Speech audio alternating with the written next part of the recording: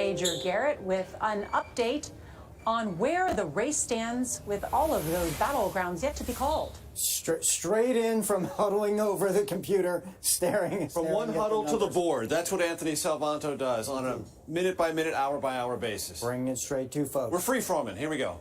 Okay, pick a state. All right, Pennsylvania. All right, Pennsylvania. I am told one of my best sources in Pennsylvania is someone pretty good at politics there, former Governor Tom Corbett. Okay. He said President Trump is overperforming what he did in 2016 in Western PA. All right.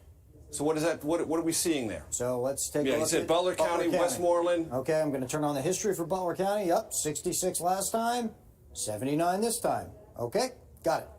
Let's do, well, Pittsburgh. Pittsburgh. Win, but let's try Beaver County, right? Right. Okay. Yep, 57, yes. 71. Okay. Anywhere around Pittsburgh. Yeah, all and around Pittsburgh. Look, this part of the state in the Westmoreland County. Okay. 69. Let's turn it on. 64, yep.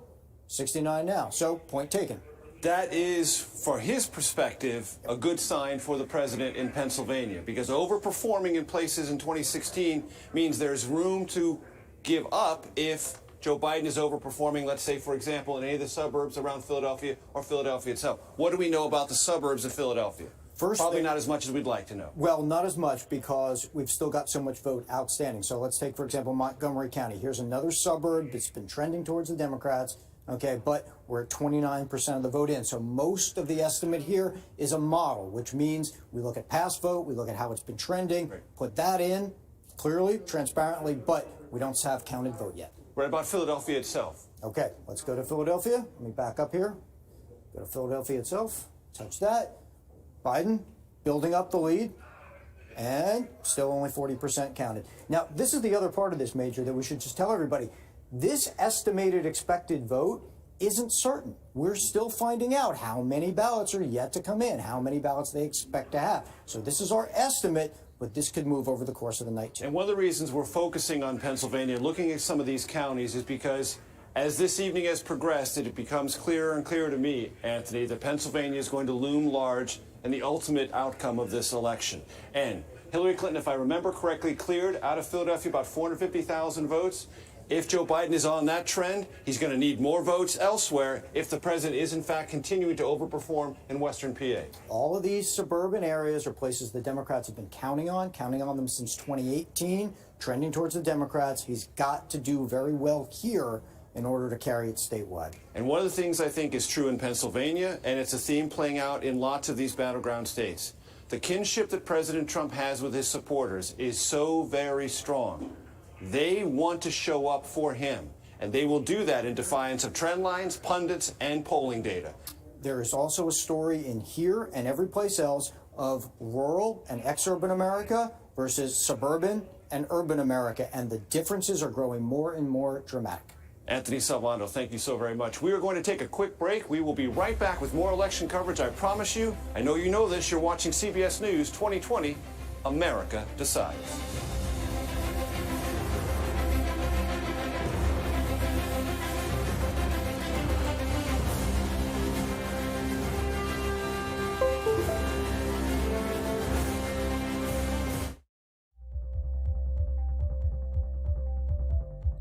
The biggest names in politics. Whoa, that's news. Do you think that the president has the authority to send in active duty troops? Face the questions you want answered. Did the CDC let the American people down? Tell me about the decision. When was it made? Who made it? What is the next area that you are concerned about? What does that mean for the risk of reinfection here in the United States? You bring up a very good point, Margaret. Margaret, that's a great question. Face the Nation with Margaret Brennan on CBS. Go to the ends of the earth. Right now. We got something crazy. Boom. And reach for the stars. Here we are. Tom. Yes, it's my comeback. Hey, this is pretty fun. But wait, there's more. Experience thought-provoking. I'm open to the idea of being a human being. Innovative. And truly original reporting. Look through a telescope and go, wow. Because there's always something new under the sun on CBS Sunday morning.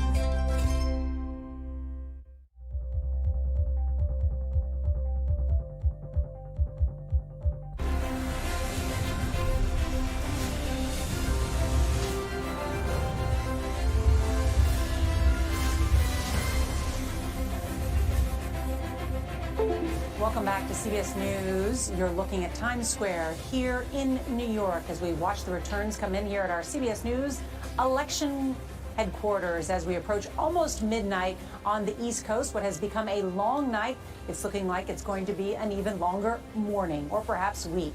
With returns coming in right now, this race is coming down to several key states in the Rust Belt, Wisconsin, Michigan, and Pennsylvania, where there are not enough votes at this hour to characterize those states. Among the battleground states at this hour, CBS News is characterizing Florida as leaning toward President Trump, along with the state of Ohio. Arizona is leaning toward Joe Biden. Pennsylvania is still a toss-up, and so is North Carolina. The vote count is taking some time. We have to emphasize that doesn't mean anything is wrong. It's just taking a while to process the crush of mail-in votes. Another poll is about to close when the clock hits 0. CBS News can characterize Hawaii, right, as likely to vote for Joe Biden. The 50th state is the 49th to close. Alaska closes next hour. In the race to 270 electoral votes, Joe Biden leads 187 to 111, but there is still a long way to go. Let's bring in Anthony Salvanto with the very latest. Anthony. Let me show you Ohio, which we are looking at. As you said, it is leaning towards Donald Trump. Do some very, very simple math for you. 89% of what we expect the vote to be has been counted. You take the trailing candidate, and you say, how much of a percent does he need to get, in this case it's Joe Biden, to catch up? I run that number, and now it's 88%. Not impossible, but not terribly likely. So this thing is definitely headed President Trump's way, at least for the moment. At least for the moment, Nora. You know, looking in Ohio at the white voters without a four-year college degree. We talked earlier about women with a college degree, but one of the things that Donald Trump did in Ohio, and I will watch to see if this happens in the rest of the Midwest, he increased the share of those voters. So they were 43% of the electorate in Ohio in 2016. They're 53% according to the exit polls tonight. And he did better. 35 points he won them by tonight. He only won them by 30 points in 2016. So that's what you want to do, is you want to grow and do better. And that's got to be part of his story in Ohio. Then the question is that going to be part of the story in Michigan and Wisconsin for him? They're different states, but not entirely different. And what I wonder is what the Biden camp thought they saw when they sent Joe Biden to Ohio at the end there. And is the same bad vision what's giving them confidence tonight in those Midwestern states? Yeah, they sent Biden to Cleveland at the request of Sherrod Brown, the senator, believing that he could show up, do one last big rally, and turn out a big margin in places like Cuyahoga County, Cleveland. Didn't offset these gains that the president made. But they remain confident that they're going to prevail ultimately in Wisconsin, Michigan, Pennsylvania, and Arizona at least. They're biting nails over North Carolina and Georgia right now. But, you know, the way they see it, it could be close, but it's nowhere near over. The president's deputy campaign manager, Rufus Gifford, just tweeting out, "We're going to win." The vice president, the former... Excuse me, thank you for... Biden's Biden, yes, former Vice President Biden's deputy campaign manager. The titles are so different, difficult, yes. Still trying to project this air of confidence in these upper Midwestern states. But I guess that's the question. Does Ohio and Trump's strength there signal something about those other upper Midwestern states? Right. And that's one of the great questions. You know, in Cuyahoga County, I was just looking here, where they sent Vice President Biden at the end there. He basically did what Hillary Clinton did in Ohio. So he didn't improve in that. That's the very strongest of Democratic strongholds in the state. If it continues this way, it doesn't seem like the endorsement from the governor, former Governor John Kasich, made a difference whatsoever, did it? No. Yeah. But more Ohioans are hospitalized with COVID-19 right now than at any point in the pandemic. So in a place where you would think that would be a massive factor, it is just interesting to see. it's not. And we should just point out that Ohio, though, we predicted Ohio that would likely go Republican. It really wasn't one of our, likely toss-ups. That Joe Biden had spent very little time there. It was a, fairly reliable Republican. It was one that So he it's won. not a surprise. Well, he won it by 9-10 points 2016. Michigan, he only won by 10,000 votes. Right. So Right. it's a different ball of wax. But and to both of your points, in the exit polls, when Ohio voters were asked which is more important, containing the coronavirus or rebuilding the economy, it was 48-47. 48 containing, 47 rebuilding. In the other states in the Midwest, there's a much more of a focus on containing the coronavirus, and that'll be one thing to watch as we look at votes in Michigan and Wisconsin. Let me say this, in all of the conversations that we have had with Biden campaign officials, in all of their scenarios to win 270, they have two states that are on all three scenarios, and they're Michigan and Wisconsin. Yeah. Those are two must-win states for the Biden team. With any other combination, they could win with that. So let's go to Anthony Salvanto to ask him about Michigan and Wisconsin. If Joe Biden can't put those in his column, it's over for him. Probably. Now let's look into Wisconsin here. Overall, this is the number I keep coming back to, Nora. How much of the vote has been counted? And I'll show you. It's now at 63% of what's expected. And again, I will emphasize that this number of expected vote is also itself a moving target. We're learning about how many votes are still to come in, but that's our estimate for the moment. Now, there's a 1.3 million ballots still outstanding. Let's find out where they are. For one thing, let's look at Milwaukee. Okay, a lot of them are in Milwaukee. That's going to be a Democratic area, so the model might estimate that Joe Biden will do well there, but we're still waiting to see votes. Okay, let's look at just south of there, Racine. Turn on the estimate. Okay, 64% of the votes are counted. Still a long way to go there. So I could go county by county, and what you're going to see is that we are still waiting on a great deal of vote to be counted in Wisconsin. Now, I'll back up 1 second, go into Michigan. Okay, Michigan, we've got overall 40% of the vote. So again, a long way to go. Headed for 5.6 million in our expected vote estimate there. And I'm going to pull you back here to a couple of key counties in Michigan and zoom in. Okay, people do talk about Macomb County at the moment, heavily for Donald Trump. Now, is that all the vote? No, it's not all the vote. It's headed for almost 500,000 votes, so only about a half of that has been counted, but still trending towards the president. Okay, Oakland County. Now, this is a little more affluent suburban county. This is the kind of place Democrats have wanted to win in Michigan. So far, Joe Biden doing okay there. But again, same story, 64% in, not all of it. So we'll get a better estimate out of that as more and more comes in. All of it adds up to a still tight race. Nora, Debbie Dingell is the congresswoman from the Detroit area, famously been quite pessimistic about her party's chances in Michigan. Just a few days ago, declared she thinks they'll be able to pull it off. Texted her a little while ago. You still feel that way? She writes back, close, but okay. So that's a signal Democrats feel they'll be able to hold on in Michigan. We'll see. All right, let's take a look now at some of the exit polls with Major Garrett. Major?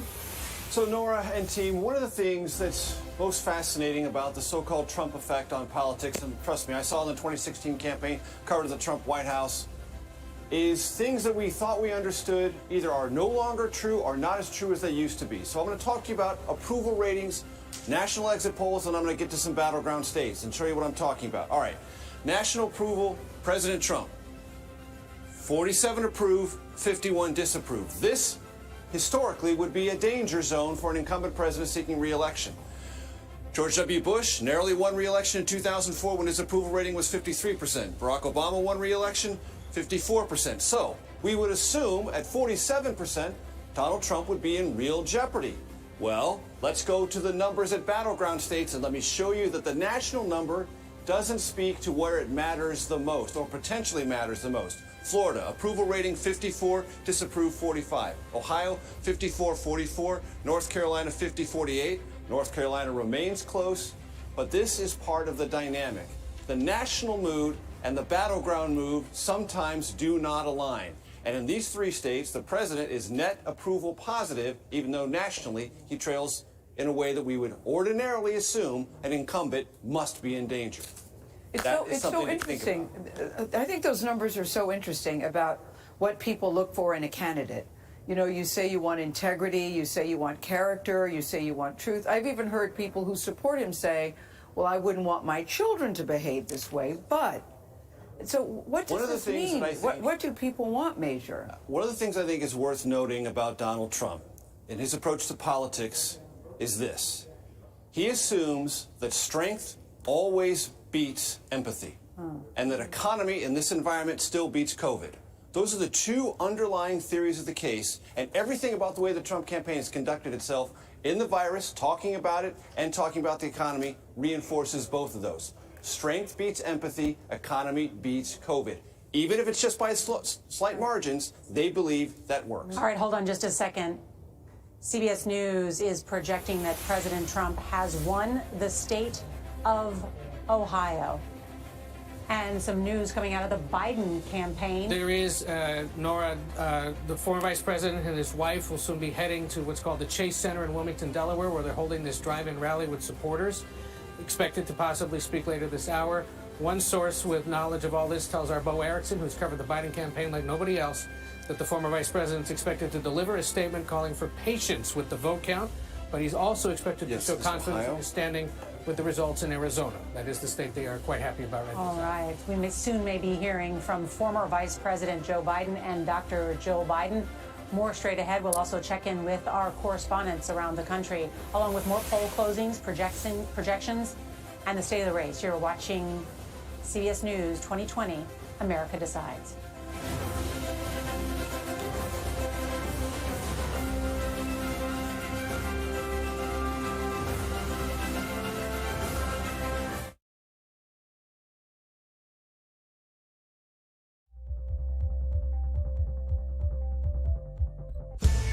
COVID has taken the lives of tens of thousands of Americans. Rural areas like this here in Navajo Nation are especially hit hard. 15 to 30% of our Navajo citizens don't have running water. In any indigenous reservation, there is a shortage of physicians. Native Americans are amongst the most vulnerable and hardest hit by COVID. Yeah, the more we lose our elders to COVID-19, the more we lose our language and our way of life. We need to bring awareness to the attention of Washington, D.C. and United States citizens that there is a need to focus on the first citizens of this country.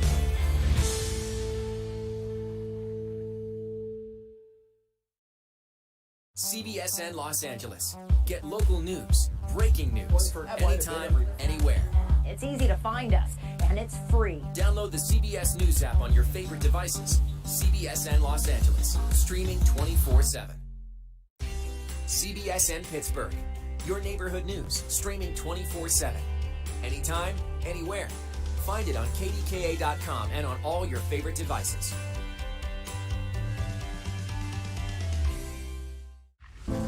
In 60 years, we went from about 100,000 factory workers to probably about 7,000. Off in the distance, you can see some factories that are still humming. Most of them are just kind of abandoned. The restaurant industry right now is one of the largest and fastest growing industries in America. And yet it continues to be the absolute lowest paying employer in the United States. Barely anybody's making enough to live. You were donating plasma to get by. It's literally a slave wage. I don't remember growing up like this. My mom didn't have to go to food banks. It's pretty sad.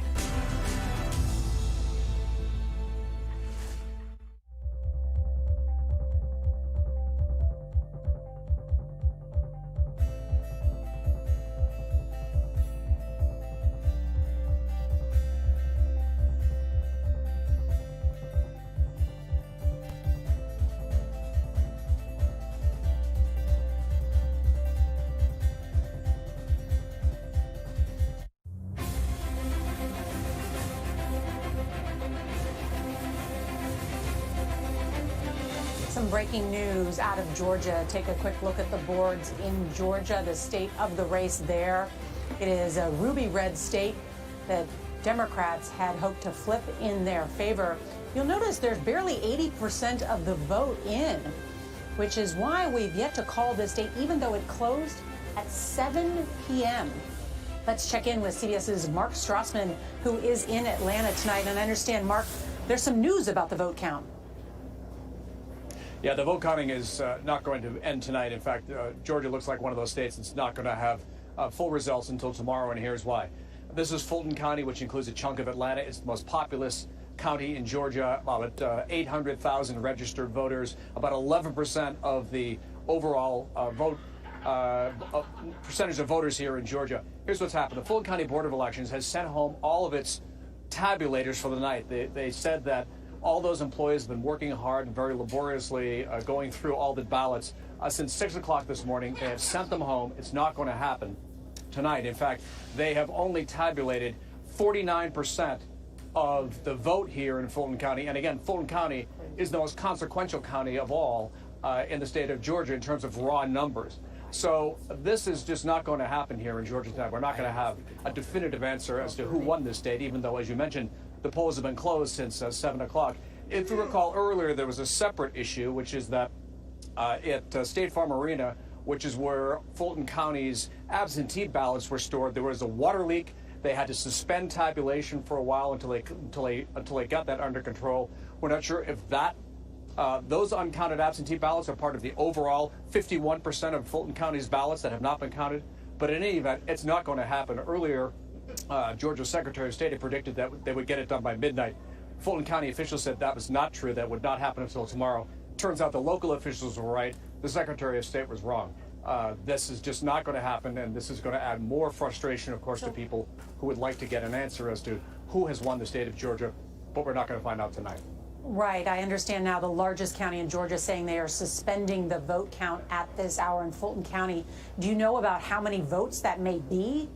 Is it 100,000? Is it 500,000? I don't know, Nora. Here's the thing. Again, 800,000 registered voters. What percentage of Fulton County turned out in the early voting and in today's turnout? Don't know. It is consequential, of course. This is a very heavily Democratic county.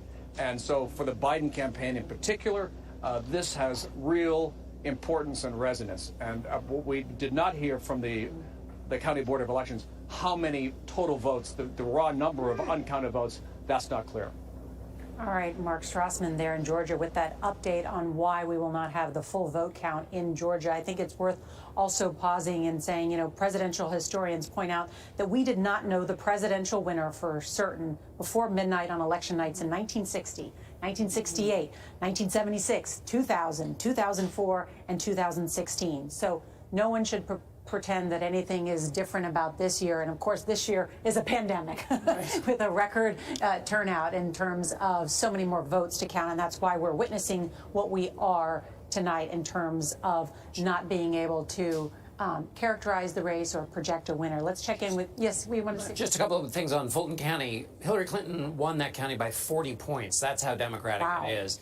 And 438,000 voters in Fulton County in 2016. The total early vote in Fulton County is 447,000. So that was just early vote in Fulton County was larger than the vote in 2016. So that doesn't even count what happened today. So there are a lot of votes in Fulton. So you're talking about hundreds of thousands of votes. It looks, yes, I think that's the case. And if you're a Joe Biden supporter, those are votes that you think are coming to your guy. You know, Nora, I'm curious to see how you said, you know, listen, don't be alarmed because we haven't had the vote 60, 62, whatever the years were that you named.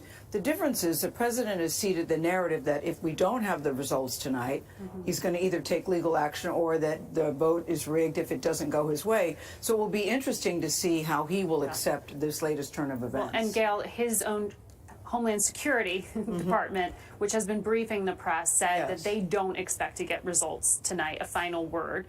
As to Georgia, they said there is no indication that the problems they're having in a number of different counties were the result of malicious activity. In fact, in Gwinnett County, they had to stop scanning ballots at Dade County. In 2 other counties, they had to switch to paper ballots because of issues there. But they're saying that this was not the result of malicious activity. This is the president's Homeland Security Department. So it is interesting to have that on the record, given what you were just pointing out. It's a supply and demand issue, basically. Didn't Georgia have a problem with the vote count recently? They did during the primary. They brand new voting systems. This is the first time they're using them in this election, which kind of stunned other election officials that they would go out in this election with new technology. But yes, they did have Yes. significant issues before that they were Yes. trying to correct. Yes. Got it. Which is So why they voting pushed for the early vote so much in that state, and it seems to have paid off. We should update everyone. We are expecting to hear soon from former Vice President Joe Biden and his wife live from Wilmington, Delaware. That's coming up, and we'll bring that to you straight ahead. We're going to take a short break.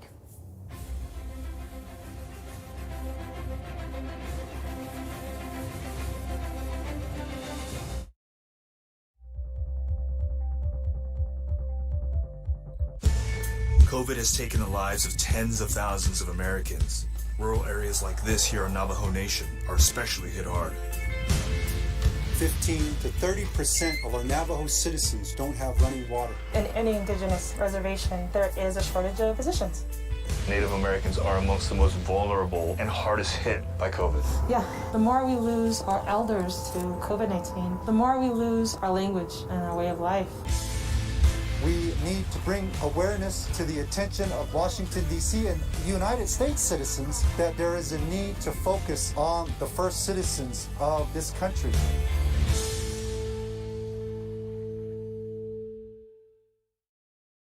CBSN Los Angeles. Get local news, breaking news, anytime, anywhere. It's easy to find us, and it's free. Download the CBS News app on your favorite devices. CBSN Los Angeles, streaming 24/7. CBSN Pittsburgh, your neighborhood news, streaming 24/7. Anytime, anywhere. Find it on KDKA.com and on all your favorite devices.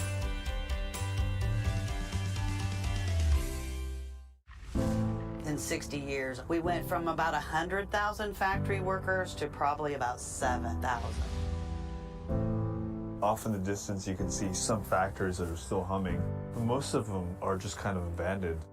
The restaurant industry right now is one of the largest and fastest growing industries in America. And yet it continues to be the absolute lowest paying employer in the United States. Barely anybody's making enough to live.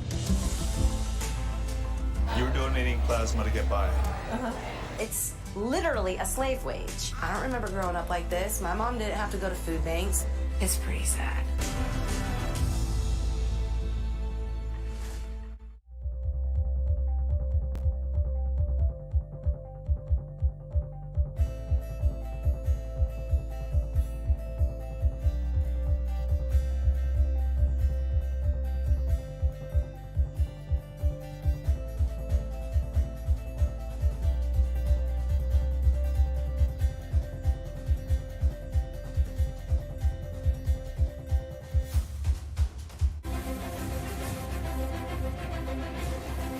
CBS News projects President Trump has won the state of Wyoming.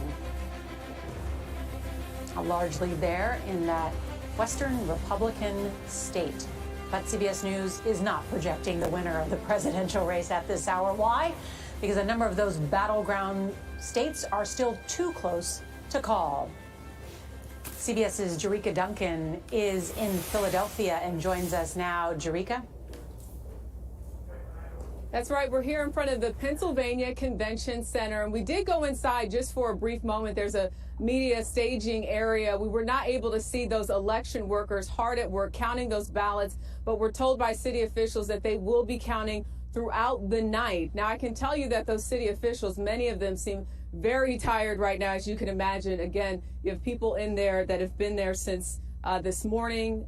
My understanding is that they are breaking up some of the shifts, but the reason for all of the ballot counting is because you have more than 2.5 million Pennsylvanians who voted by mail this year. This was the first time this was able to happen because of a law that was passed in 2019 saying you can vote by mail without an excuse. But the question really is who came out on November 3rd and how many people came out to vote. The answers to those questions will provide more answers as to who will actually win Pennsylvania. Something worth noting when we talk about Pennsylvania, obviously Philadelphia is an area that Joe Biden is expected to carry, but there are 67 counties here in Pennsylvania, many of them rural and suburban. Those are the counties to watch. Another thing to note, Governor Tom Wolf telling people that we may not have the results today, but telling people again to maintain their calmness, take a deep breath, and be patient. Jerika Duncan, thank you. And some CBS stations will be leaving us for local election returns. The rest of you, our coverage continues. You're watching CBS News 2020, America Decides.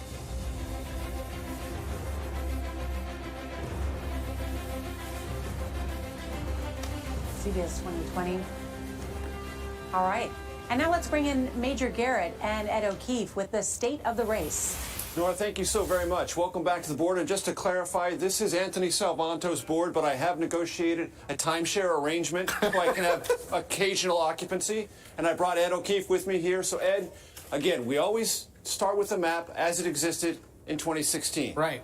Walk me through some scenarios. Yeah. I will do the punching, and we will show how the electoral vote map changes with each and every request. If you're a Biden fan tonight, you're probably shaking in your boots wondering, wait a second, this isn't going quite as we expected. Let's set Florida aside for the president, leave it red. Leave it red. But let's give Biden, hypothetically, Pennsylvania. Pennsylvania. Let's put that into the Biden campaign Okay. bill. So And give him Michigan and Wisconsin. Michigan and Wisconsin. Well, there you have it. Okay, so that's one way to do it. But Pennsylvania, we know we're not going to know tonight, so let's put that in the toss-up. Exactly. So the other way to do it, let's give former Vice President Arizona. Arizona, which we have leaning likely that way. Okay, so we almost get there. So in He essence, almost gets there. Yes, exactly. We get to somebody winning. So really, in essence, then, we're left wondering about Pennsylvania, which, as Jerika just told us, could be a few days. Could be a few days. And what is troublesome for the Biden campaign is they were hoping for some breakout here, and maybe even Ohio or maybe Iowa, and those things don't appear to be manifesting. And that weakens this set of scenarios. I don't even like to call them paths, because paths sound like we're trying to lead them somewhere. These are scenarios that the campaigns have worked out. And the scenarios now: hold Arizona, don't give up Nevada. Right. Make sure you hold on to that. The Trump campaign is still holding out some hope. If you trade Nevada and Arizona, then the map becomes more complicated for the former vice president. And then Michigan, Wisconsin, Pennsylvania loom incredibly large. And given the outstanding totals in Georgia, there's still a chance that one could go blue. Yes, I think for right now, for the purposes of this scenario and any of our conversations for the next, well, until dawn at least, because they've stopped counting in Fulton County, we've got to keep Georgia in the toss-up category. So no one is there yet, because clearly Biden hasn't won Michigan, he hasn't won Wisconsin. We have a map that looks much more like that. Yeah.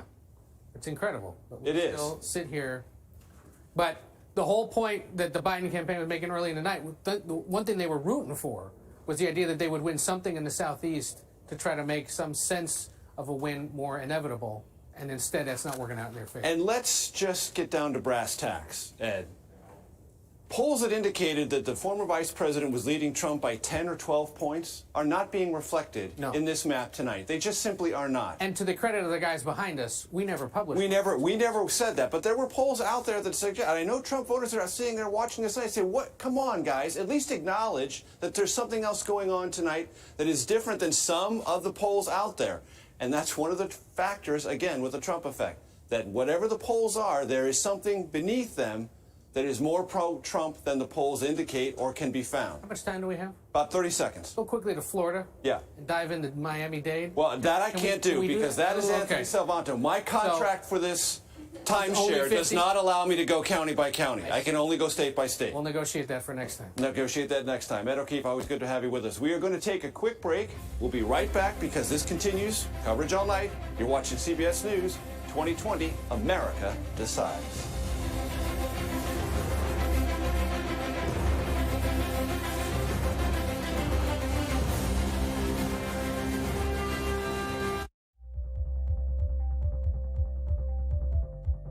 The biggest names in politics. Whoa, that's news. Do you think that the president has the authority to send in active duty troops? Face the questions you want answered. Did the CDC let the American people down? Tell me about the decision. When was it made? Who made it? What is the next area that you are concerned about? What does that mean for the risk of reinfection here in the United States? You bring up a very good point, Margaret. Margaret, it's a great question.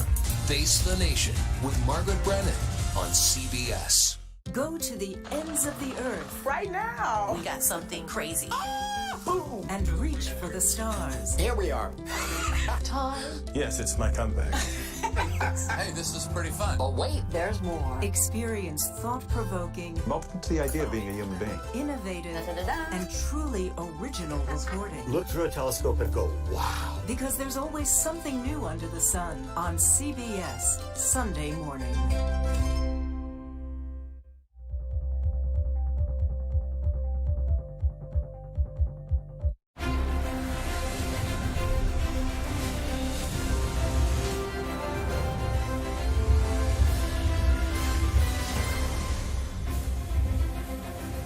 Welcome back to CBS News Election Headquarters in Times Square. It's coming up 12:30 Wednesday morning in the East, 9:30 Tuesday night in the West, and we are standing by to hear from the former Vice President Joe Biden outside of the Chase Center in Wilmington, Delaware.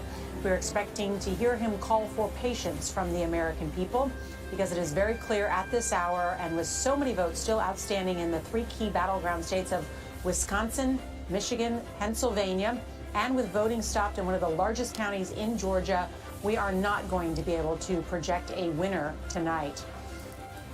And Ed, this was a scenario that the Biden campaign was hoping wouldn't happen tonight. Wouldn't happen, but totally, prepared for it, as did the Trump campaign. Yep. Like we said, they were hoping for some kind of early victory in the Southeast that would give them a signal that the president's opportunity to get back to 270 would be more difficult. But we're holding out. Who would have thought plumbing issues in Georgia, for example? We're holding up the vote there. We're waiting on one or two key counties in North Carolina. And then, of course, just the crush of absentee mailed-in ballots in Pennsylvania slowing things down there as well. So if he calls for patience and is encouraged by what he's seeing in Arizona and Georgia, there's still a chance. It just may not happen tonight. And it's not just the plumbing in Fulton County in Georgia. I mean, DeKalb is 31% of the vote is in. There are a number of stronghold Democratic counties in Georgia that are very, very slow in counting, which is which means that the Biden vote has not come in yet from the counting. But we've been saying this for a while, that no one will be surprised if we're sitting here at this particular time not knowing how this is going to turn out. Exactly. So all is going according to plan, John. Well, it seems like two things are happening. One, President Trump is doing better than a lot of the pre-election polling showed. And then you've got these hiccups like whatever's happening in Georgia, adding another flavor to why it may take a little bit longer. Which has been a staple of the Trump campaign. You cannot believe the polls. And they've been saying that since 2016, and it seems that maybe that might bear out tonight with some of the advantages that some of the gains that they've made tonight. It's worth noting that, we always expect to have an indication of the direction, but technically, you don't really have to have a certified election until well into December. Right. So gear up for some litigation here. But I hope we're not still sitting here, the five of us, in December, right? Nothing personal, but we got other things to do. Ed, I bathed. I bathed. We should, because we are expecting any moment now to hear from the Bidens. Let's go to Joe Biden headquarters. Nicole Killian standing by there in Wilmington, Delaware. And Nicole, tell me what you're hearing. Well, you have seen more supporters start to file in, and there is a mix of confidence but also nervousness here. And as you mentioned, we do expect the former vice president to urge patience tonight with the vote count. And I do want to emphasize that this is a scenario that the campaign has put out there. I talked to one top campaign official who cautioned that this could be election week, not necessarily election night. The campaign has also stressed that they know states like Michigan, Wisconsin, Pennsylvania could take longer to count, and they were prepared for that. A top Democratic official in Michigan telling me tonight they're still confident that Joe Biden can win Michigan. It may not be decisive, but they do expect him to pull out that win. It's just a matter of waiting for the vote count, according to this official. And so keep in mind that with all that being said, certainly, as you have referenced, the campaign ideally wanted to set the tone tonight. If states like North Carolina, Florida, Georgia possibly broke their way, obviously there's still some uncertainty there with some of those races. But, by and large, I also want to point out that the campaign had this strategy of 17 battleground states that they were targeting, states they wanted to protect, states they wanted to win back, and states they wanted to expand. And for that reason, that was a way that they could kind of play around and carve out a variety of different path to 270. So again, while there is still a sense of confidence here tonight, also a sense of caution. And that's really what the campaign has kind of been telling us all along. All right, Nicole Killian there in Wilmington, Delaware. And as soon as the former vice president takes the stage, we will bring that to you live. We had also heard that we might hear from the president, Donald Trump, at some point tonight, or now I guess we're in the morning. Yes. No word yet from the White House on that, but certainly we would bring you any remarks live as well. Want to check in with Major Garrett, who has some new information for us on the exit poll data? Well, not exit polls, Nora. We're going to talk about the vote count, why it will take a little bit of time, and I want to quote both campaigns, Trump and Biden. What is their attitude about voting? Every vote counts, every vote count in a verified and accurate way. Well, to do that, in a pandemic, you have to respond to a much larger percentage of votes by mail, absentee ballots, which we have a lot of. I want to show you a map of our battleground states that we've identified for this election. And then from that, I'm going to show you the, oh, okay, we're going to look back at the camera, okay. So, we have 13 battleground states, but there are 3 states we've already zeroed in on tonight, and the implications of absentee ballots there will be very large. So, Pennsylvania has 2.5 million absentee ballots that have come in. Not incidentally, 400,000 of them coming into Philadelphia. Wisconsin has 1.9 million absentee ballots, Michigan 2.8 million. All 3 of these states could not even begin to process those ballots until today. 7 counties in Pennsylvania won't even touch those absentee ballots until tomorrow. And these are all under rules established by the states, ratified by the courts. They are not in dispute. So that it takes time is in accordance with the rules. Patience is required, and nothing is awry. That doesn't mean there won't be legal challenges to come, but you can't challenge things as we know them now. The process is being followed. The absentee ballots are larger than they've ever been in these 3 states. They all loom large on the Electoral College map. We know that now. Patience is advised, and to get an accurate and verified count, patience must be recognized.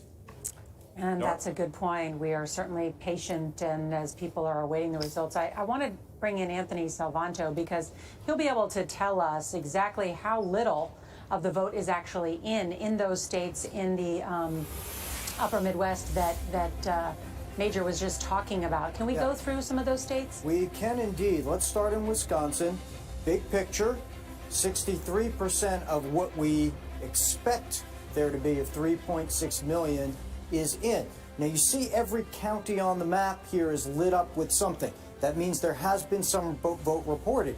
The question is, what is the mix of that vote? Is it election day, which we believe favors the president, or is it early vote and mail vote, which would favor Joe Biden? It's a little bit hard to tell at the moment. Now, let me walk you through a couple of the key counties that we'll be watching. Okay, I've talked about, well, let's go to Waukesha. Okay, not much of that is still left to count. 72,000 votes, but could be really important. Question is, what kind of vote is it? I'll go back again, look statewide. I'm going to go to Milwaukee. This is really important for Democrats.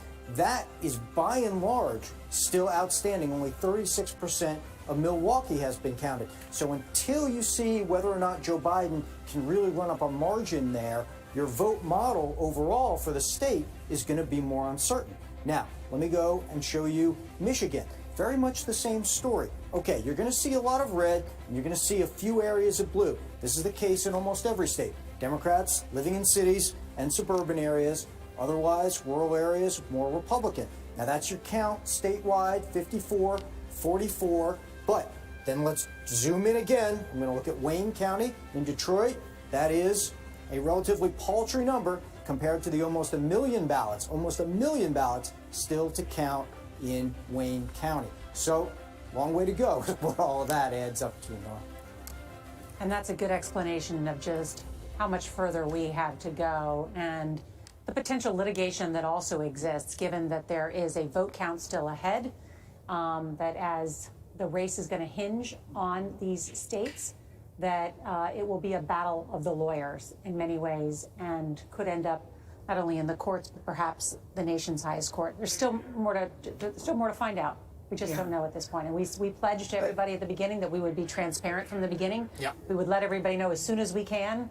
and call a race when we can, but we wouldn't rush this process. But it's safe to say lawyers are somewhere sharpening their pencils because they know they're going to get a couple of jobs coming out of this very soon, well, rather than well, later. in fact, and Ed will probably know the numbers better than I do, but I know at least on the Biden team, they had already had several hundred lawyers, thousands. They would say thousands across the country, at least on a volunteer basis, ready to file if necessary. A smaller core of hundreds, certainly, that were ready in some of the biggest states. Well, the RNC already had 40 lawsuits in different states. Right. There were something like 400 almost total with different interest groups in the state level.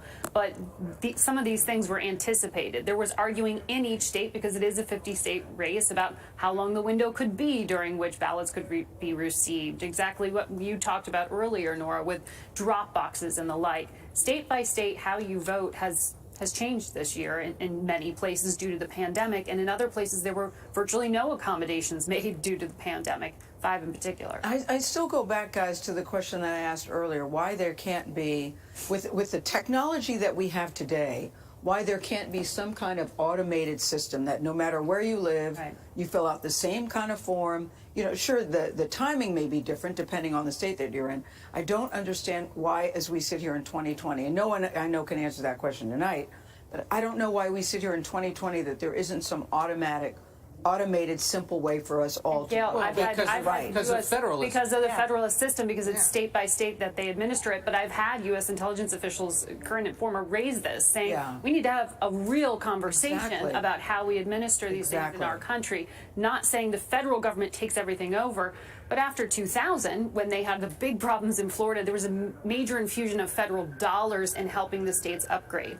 A lot of these states, as we know, are pretty cash-strapped right now. Yeah. Right. They've been having a lot of budget problems. Not everyone is prioritizing investing in their systems. There were some studies over the summer that said they needed $4 billion to help modernize these election systems to avoid some of the problems we're seeing tonight. Nobody has $4 billion right now for that kind of thing. Well, at least we don't have to worry about anybody going blind looking at Chads. But I think there's so much at stake that they would figure this out. Is the only and point it's been I'm a long time since that money Yeah. was infused. Exactly. It's a good point. And as you can see, we're taking live pictures from Wilmington, Delaware, where there is a drive-in as a standard for the Biden campaign. And Joe Biden's motorcade arrived just a short time ago. Nicole Killian is there and witnessed the reaction from the crowd. Nicole, give us a flavor for what it's like there. Well, a lot of honking horns not too long ago, and I'm sure we will hear more once the former vice president takes the stage. He is expected to be accompanied by his wife, Dr. Jill Biden, and I hear an announcement right now, so I'm going to step out of the way so you can take this. Oh, perfect timing.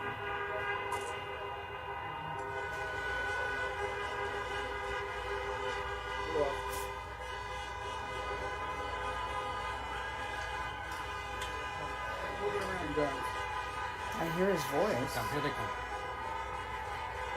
Perfect timing, Nicole.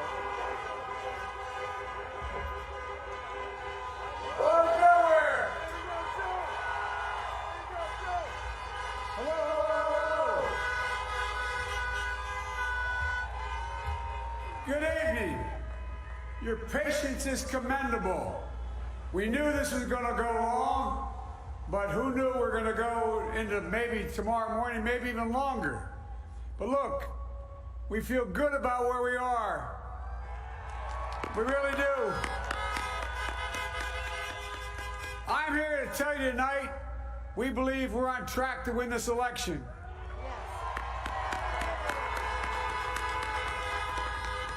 We knew because of the unprecedented early vote and the mail-in vote that it's going to take a while. We're going to have to be patient until the hard work of tallying the votes is finished. And it ain't over till every vote is counted. Every ballot is counted.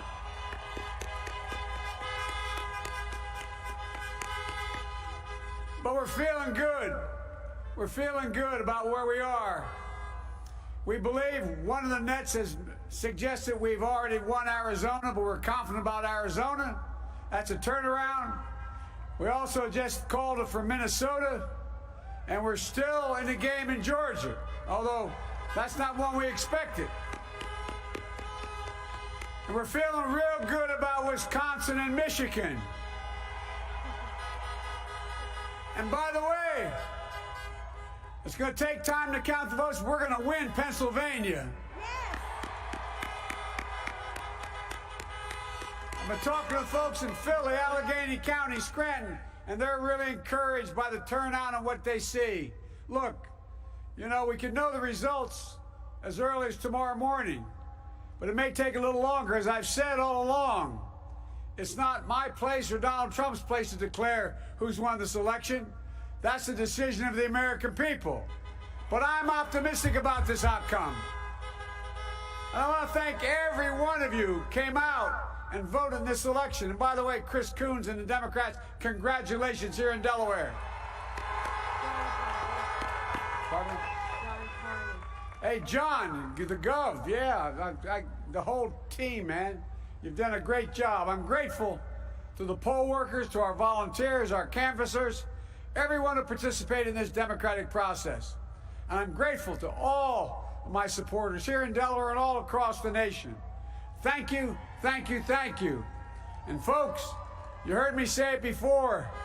Every time I walk out of my grandpa's house up in Scranton, he'd yell, "Joey, keep the faith." And my grandma, when she was alive, yelled, "No, Joey, spread it." Keep the faith, guys. We're going to win this. Thank you, thank you, thank you. Your patience is great. Let's walk over here.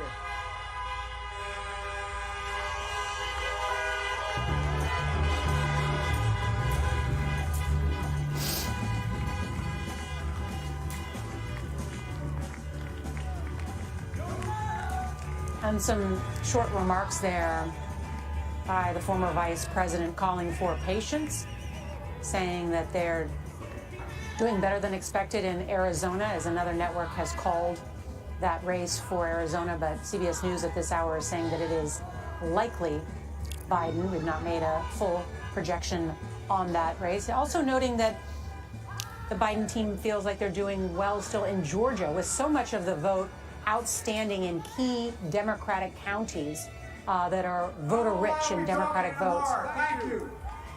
Talk to you tomorrow. He also suggested, Nora, that Minnesota has been called. That's another one that we have not, at CBS at least, called for him, although it's likely to be one of his. He said, "I believe we're on track to win this election." He called for patience. It ain't over until every ballot is counted. He added later, "We may know the results by tomorrow." If that parking lot looks familiar, it's the same one from which he accepted the Democratic nomination in Wilmington. But this seems to be designed to allow everyone to go home and clear that parking lot and come back tomorrow. I don't know. Most parking lots look all the same to me. But when I understand, no, that has a special shade of gray, though, Nora. But I will never get used to. I don't think. I know it's the pandemic. I get it. That you can't talk in front of a crowd. You're just sitting in your car honking a horn. And that now means applause. I'm really glad you bring this up, because I think this may end up being one of the either master strokes of the Biden campaign or the biggest blunder of them all. They decided to keep him off the trail. Well, let's see. They kept him off the trail for most of the summer, understandably, because of the pandemic. And what have Republicans been saying? Look at the thousands of people who show up to the president's rallies. These people all vote. Biden can't get 12 people to show up to it. And a lot of them are getting sick, too, though. They are. Look at that. They are. I mean, a lot of people who attend the Trump rallies. But the broader point they're making is, even though there's a pandemic, even though everyone's at home, voters have to be contacted, doors have to be knocked on, and the Biden campaign didn't do much. Well, but Pennsylvania was his most visited state at 4 visits? No. Is that right? No, 19 total 19. since June. Okay. Yeah. But should you be penalized for following the rules and practicing social distancing? He hasn't necessarily been yet. I'm just saying there will probably be a debate among those who run campaigns. Why was it so important for Biden to come out early before President Trump? Well, you want to give your supporters a shot in the arm. You want to suggest also that, I mean, there's both the counting competition and then there's the public shaping of the debate competition. And, preemptively get in front of the president to say this is all natural and normal before the president who has that. And it's not over. All right. We've still got lots to talk about, a lot ahead. We're going to take a short break. Be sure to download the CBS News app to track all your local races on your phone or tablet. CBS News 2020, America Decides. More information straight ahead. We'll be right back.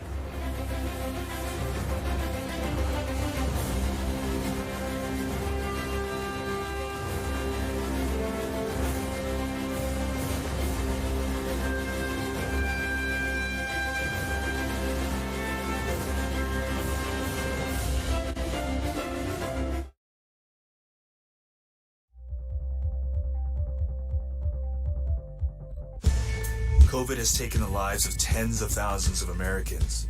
Rural areas like this here in Navajo Nation are especially hit hard. 15 to 30% of our Navajo citizens don't have running water. In any indigenous reservation, there is a shortage of physicians. Native Americans are amongst the most vulnerable and hardest hit by COVID. Yeah, the more we lose our elders to COVID-19, the more we lose our language and our way of life. We need to bring awareness to the attention of Washington, D.C. and United States citizens that there is a need to focus on the first citizens of this country.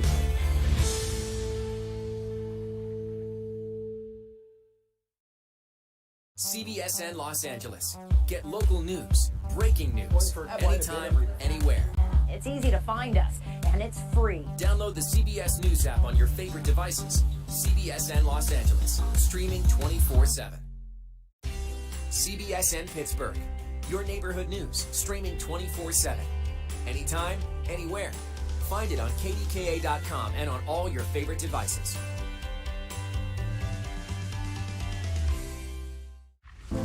In 60 years, we went from about 100,000 factory workers to probably about 7,000.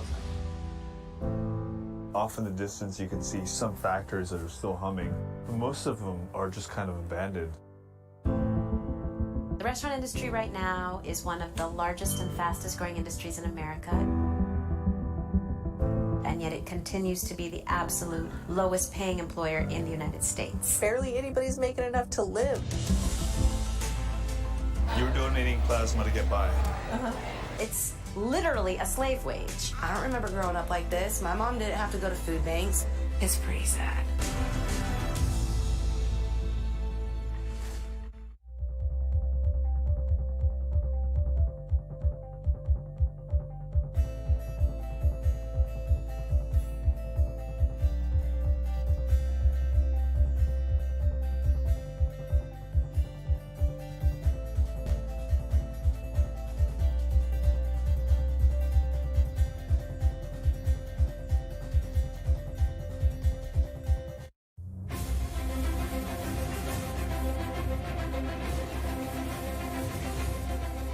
Welcome back to CBS News election headquarters, where the former Vice President Joe Biden has just addressed the nation and supporters in Wilmington, Delaware, saying, keep the faith, I am optimistic, and be patient, as there are still millions of votes to be counted across America. In some places, they have stopped the counting due to labor issues and other issues that broken pipes. Broken pipe in one particular issue.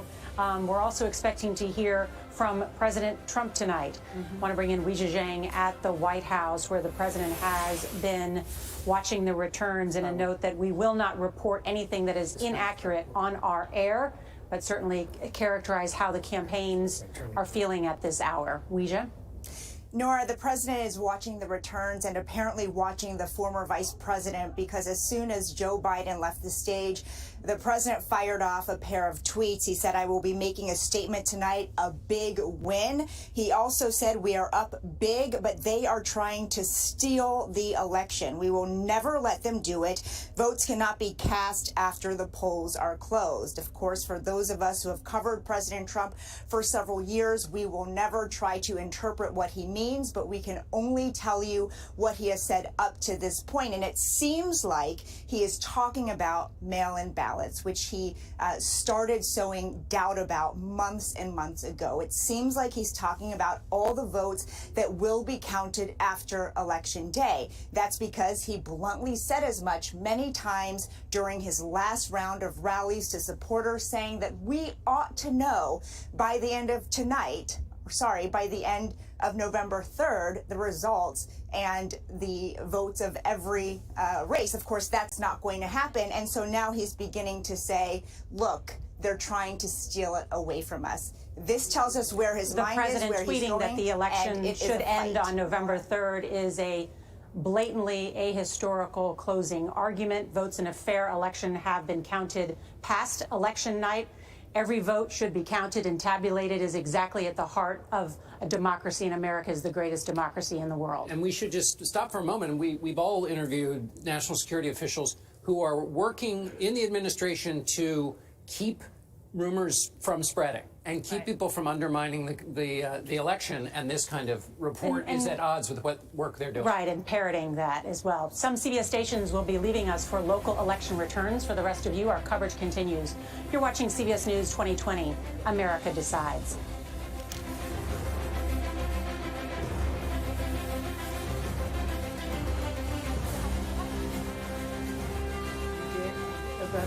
Let's bring in Anthony Salvanto at the Election Data Center and Major Garrett. Actually, Nora, we're going to bring in Ed O'Keefe and Major Garrett. Ed O'Keefe is Anthony Salvanto's better-looking twin, actually. Sure.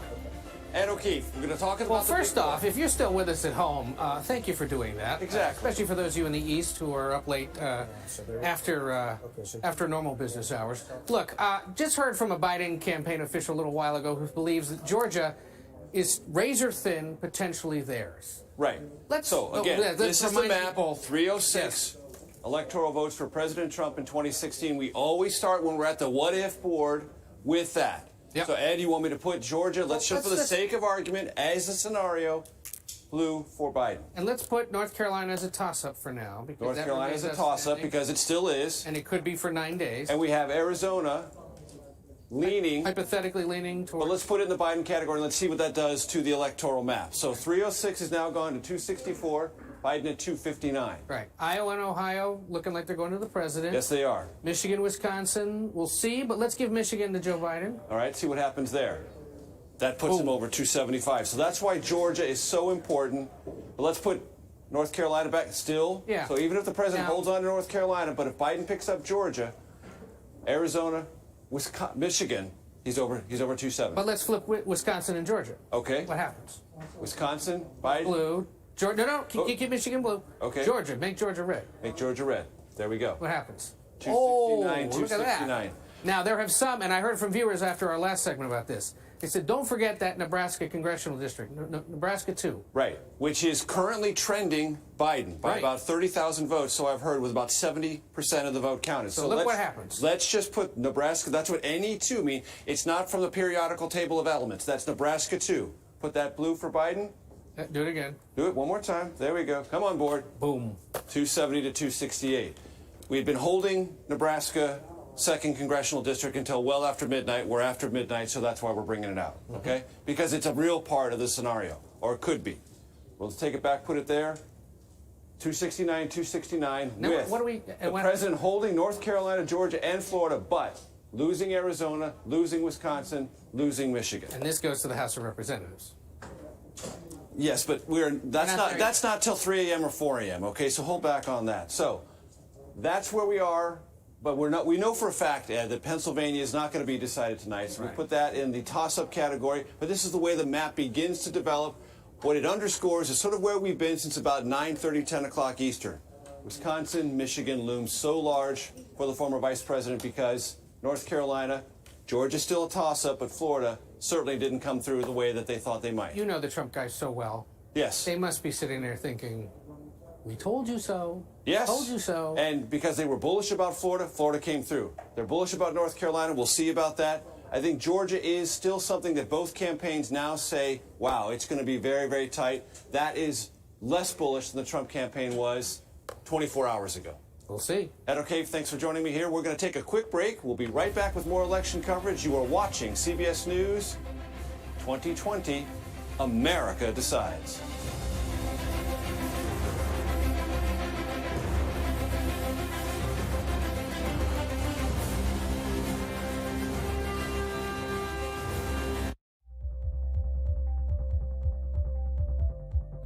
The biggest names in politics. Whoa, that's news. Do you think that the president has the authority to send in active duty troops? Face the questions you want answered. Did the CDC let the American people down? Tell me about the decision. When was it made? Who made it? What is the next area that you are concerned about? What does that mean for the risk of reinfection here in the United States? You bring up a very good point, Margaret. Margaret, that's a great question. Face the Nation with Margaret Brennan on CBS. Go to the ends of the earth. Right now. We got something crazy. Boom. And reach for the stars. Here we are. Tom. Yes, it's my comeback. Hey, this is pretty fun. But wait, there's more. Experience thought-provoking, I'm open to the idea of being a human being. innovative, and truly original reporting. Look through a telescope and go, wow. Because there's always something new under the sun on CBS Sunday morning.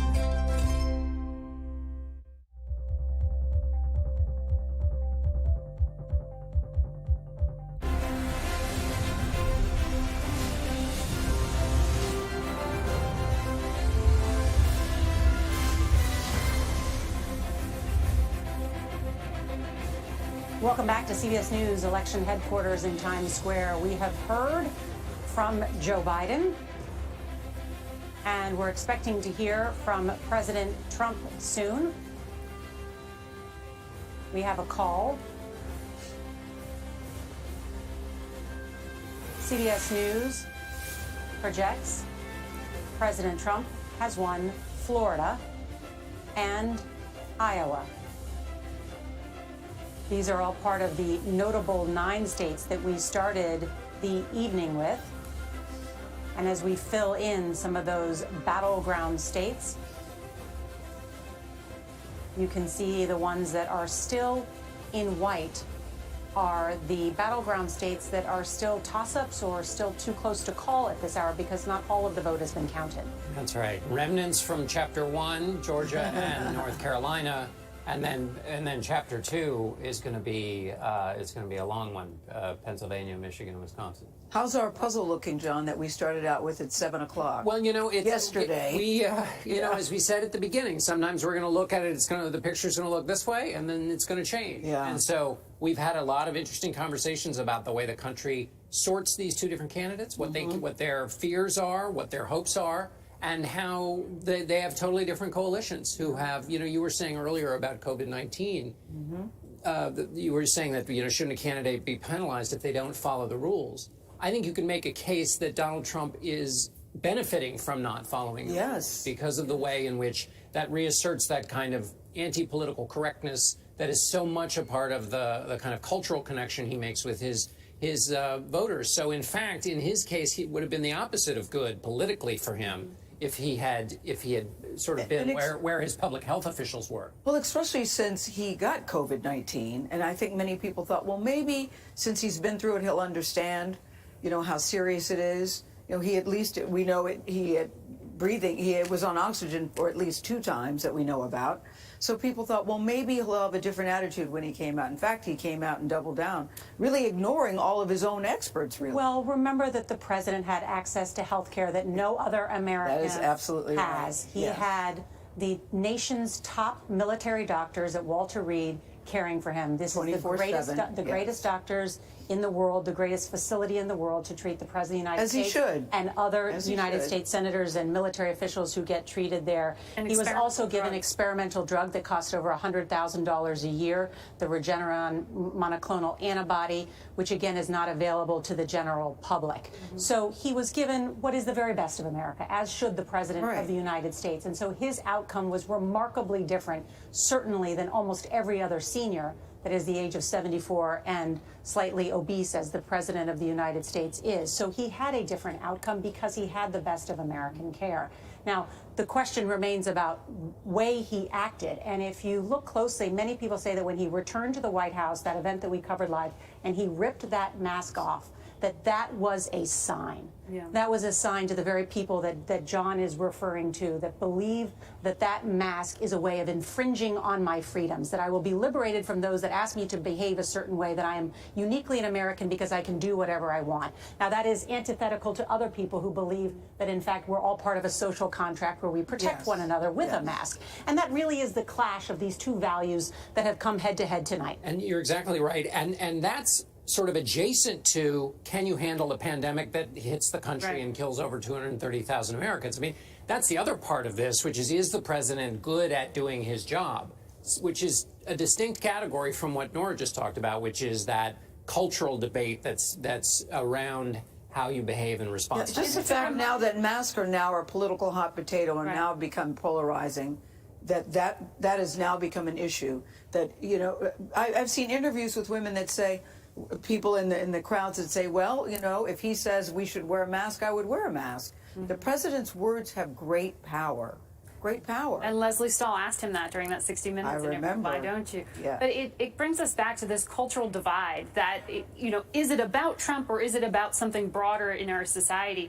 But we come back time and again to these parallel realities of America right now. I mean, Gail, you're probably thinking, as am I, of the people who are questioning whether they should have Thanksgiving dinner with family members and whether it's safe in the coming weeks. And I'm not going to because of that. But then we're talking about another part of America that's saying it's all a conspiracy. It's not that serious. And look, you can recover from it.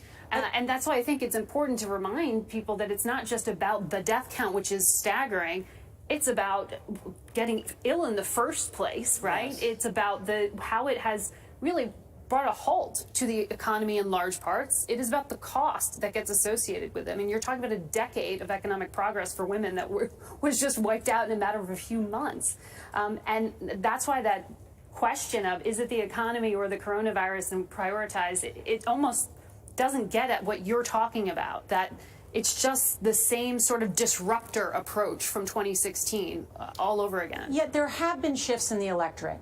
And even though this is a very close race tonight, so have most of the other recent presidential elections. Really, Barack Obama was an outlier. I mean, he was one of the only 3 presidents in the 21st century that essentially won over 52% of the vote. That was considered a blowout, what Barack Obama did, that wide of a margin. Most other of these recent elections have been very narrow in scope. Certainly in 2016, the race was decided by 77,000 votes in 3 states. We have a deeply divided country. It existed before the pandemic. It exists again tonight. And yet that's why I think, while these exit polls offer us a glimpse, not a definitive answer into what, we have seen some shifts. We've seen some shifts among independents back towards the Democratic side. We've seen college-educated women shift. We've also seen Latinos in Florida shift towards President Trump in Miami-Dade County. So those are all part of this puzzle piece that we're putting together, just what our country believes, what our country wants. All of that incredibly important, what we're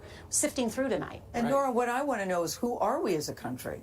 Some of the answers that I hear, what I see, are just very troubling to me. I want to know, who are we? But we're not what do we monolithic. represent? We're 50 states that are able to choose who we want to be, and that's, that's the uncomfortable part of democracy. It really is the uncomfortable part of democracy, that there may be people that you so strongly disagree with and think are completely, totally wrong, but everybody gets a vote. Exactly.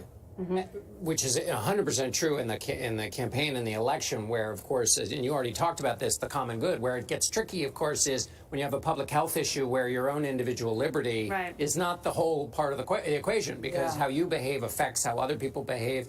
And we've seen where there have been super spreader events from people who are making an individual liberty choice, but they are not the only ones who feel the repercussions of this. Because they go to events at the White House, Yeah, and that when for somebody exercising their individual liberty, you're also getting into it, don't tread on me. You're treading on somebody else's liberty. And that's, of course, another way in which this cuts across. We can't emphasize enough at this hour, if people are waiting for different results in the states, that we are likely not going to have a projection tonight about who will be the next president of the United States. They have already paused some of the voting in Georgia, a key state there where President Trump currently, according to the current vote count, holds a lead, but there's still a large number of votes that are outstanding in key Democratic counties there. Pennsylvania has already said they're not going to be able to count much of the vote there. They'll start again tomorrow morning, and we're still waiting for more information out of Wisconsin and Michigan. And Georgia, where they had the broken pipe. Just mentioned that. Let's bring in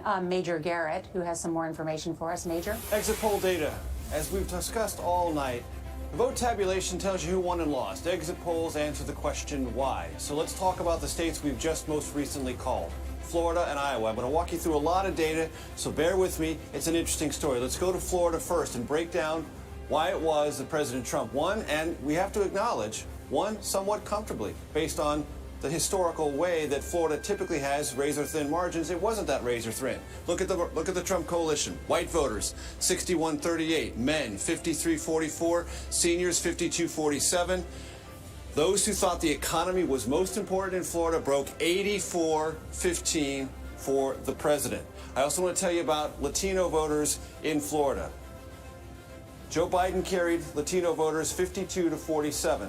Hillary Clinton carried Latino voters in Florida in 2016 by 27 percentage points. So there was an enormous shift there. I want to now take you to Iowa. Not so much about who, but some areas within Iowa. Urban voters in Iowa, Biden carries them 61-37. Suburban voters in Iowa, Biden carries them 51-47. The rural vote in Iowa, this is the tale of the tape. Donald Trump wins 60-38, and of those three regions in Iowa, the rural vote was slightly larger in percentage than the urban vote or the suburban vote. Donald Trump did not win Iowa by as much as he won in 2016. He won it by 9.5 points then. But guess what? He still won it. You still won it, yes. Win is a win. I think that Latino vote is incredibly interesting in Miami-Dade. And of course, the Latino population there is different in Miami-Dade than perhaps in Texas or in Arizona or what you may traditionally know. But this is having a huge impact on other races in that state, right, Ed? It is. In fact, I don't know that we've called it, but there were Joe Biden essentially dragged down two Democratic members of Congress, two women, two freshmen tonight in the Miami area. Donna Shalala was trailing at one point tonight, the former Health and Human Services Secretary, and Debbie Merkersell Powell losing to the city's former Republican mayor there in Miami. Just a complete, utter failure by Democrats tonight to turn out the vote in Miami-Dade. And we have to look at the Latino vote in Florida at this point. From now on, probably needs to be set aside and discussed separately from the Latino vote just about everywhere else in this country. And Republicans have done a masterful job since Jeb Bush won the governorship in that state of wooing and cultivating Hispanic support and doing and saying just enough and spending time talking to them in ways that Democrats, for whatever reason, just haven't sorted out. Isn't the Hispanic population in Miami-Dade 2/3 of the population? Roughly. Yeah. Yes. I would defer to Ed O'Keefe on that. And it is predominantly Cuban. And the president running around the country for the past 4 years talking about the dangers of socialism wasn't only designed to, use the Billy Club on the government. It was designed to win elections in Florida. Right. And President Obama's Cuba policy wasn't a favorite there either. Right. One other thing I would say about we've got so much more Yes, to of course. talk about, but we're going to get to some business here. Need to take a short break.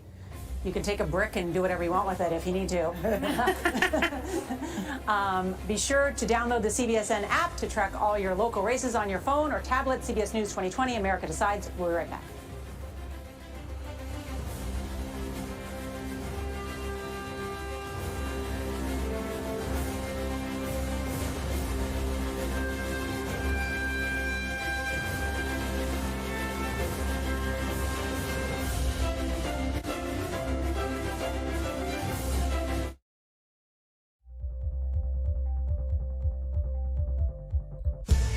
COVID has taken the lives of tens of thousands of Americans.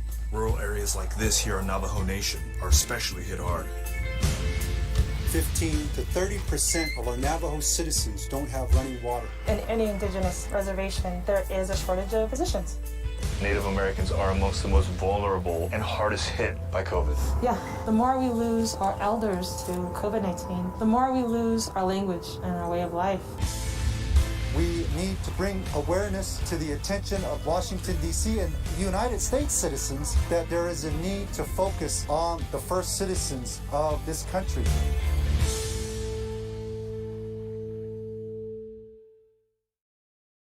CBSN Los Angeles. Get local news, breaking news, anytime, anywhere. It's easy to find us, and it's free. Download the CBS News app on your favorite devices. CBSN Los Angeles, streaming 24/7. CBSN Pittsburgh, your neighborhood news, streaming 24/7. Anytime, anywhere. Find it on KDKA.com and on all your favorite devices.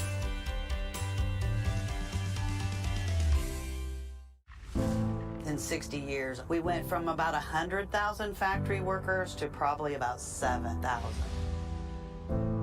Off in the distance, you can see some factories that are still humming. Most of them are just kind of abandoned.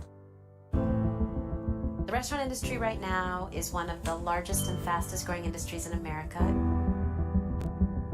And yet it continues to be the absolute lowest paying employer in the United States. Barely anybody's making enough to live. You're donating plasma to get by. It's literally a slave wage. I don't remember growing up like this. My mom didn't have to go to food banks. It's pretty sad.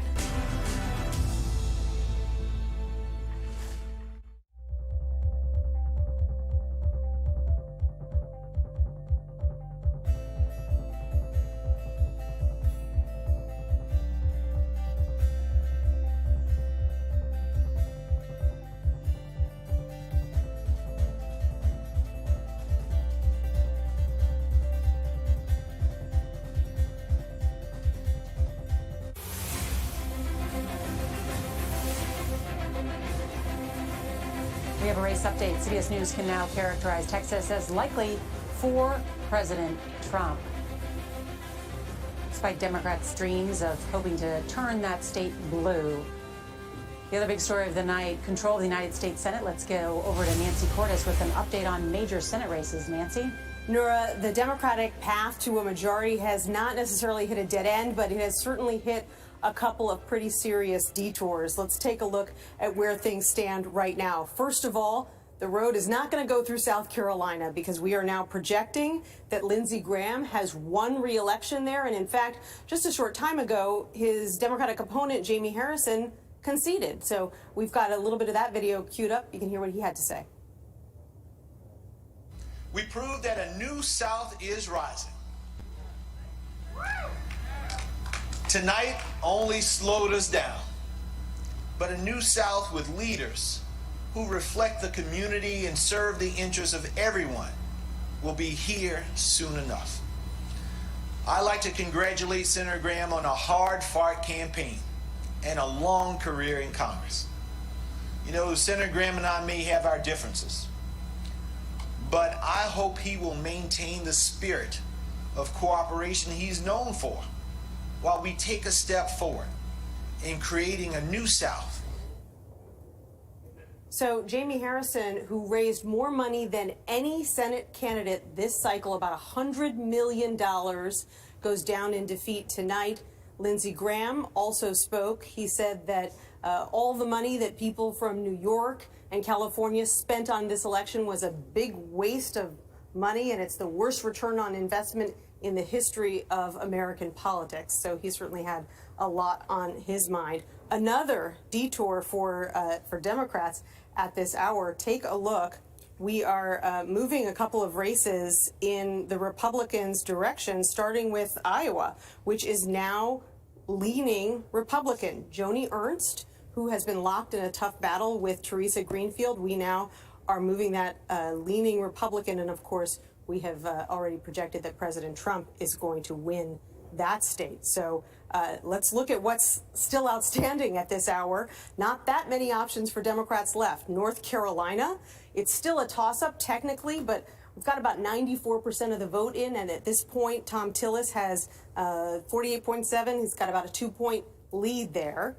So that's not looking great for Democrats. Then you go to Maine, where only about 50% of the vote is in yet. And in fact, Susan Collins' challenger, Sarah Gideon, has point blank said, we're not going to know a winner tonight. Not clear why they are voting so slowly there, but they've also got a ranked choice system. If nobody gets to 50%, then you got to go to other people's second and third choices. So it looks like we may not know the results of that race.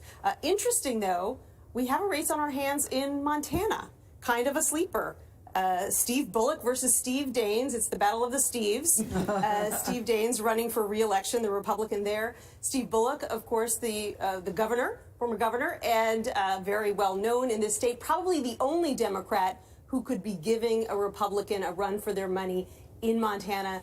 Chuck Schumer and other Democratic officials begged him to get into this race after he decided to pack it up in the presidential primary. And so that is a close race right now. The second one to do that because of Hickenlooper in Colorado. So you have two failed Democratic presidential candidates, Hickenlooper, who won in Colorado, and maybe Bullock in Montana. Who had to be dragged kicking and screaming into those Senate contests. Nancy, does it say anything that Jamie Harrison and Lindsey Graham, that Jamie came, in the end it wasn't so close, but for a while it was sort of neck and neck, where Jamie Harrison seemed to have a really good shot at it, it appeared. He did. And this is another race like North Carolina where deep-pocketed Republican groups came charging into the rescue. They poured tens of millions of dollars into the race. You had Lindsey Graham himself going on Fox News every day. Did they spend any money on a ground game, or was it just an air war? Because it seems like Democrats did very poorly at turning out their voters. Yeah. I mean, in South Carolina, it's always difficult for Democrats to get over that hump, but absolutely. All right. CBS News projects right now that President Trump has won the Lone Star State of Texas. That will slide into those 38 electoral votes will slide into Donald Trump's column in the race for 270 votes. I've got to take a short break, Take a break. but Well, John has a huge thought on his mind. Yes. I literally That's a see it tease. starting to come out. So That's you're just a going to have to tease. stay with us. I can't wait. And it's so brilliant, and I know Yes. the point he's I going to make. can't us wait. So please, we'll be right back. CBS News 2020, America Decides. Great tease.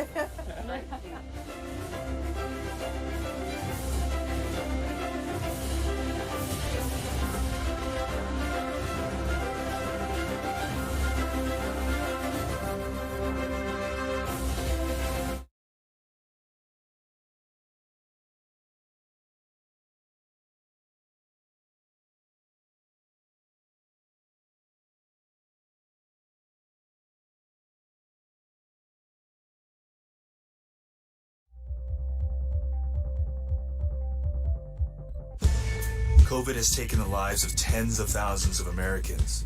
Rural areas like this here in Navajo Nation are especially hit hard.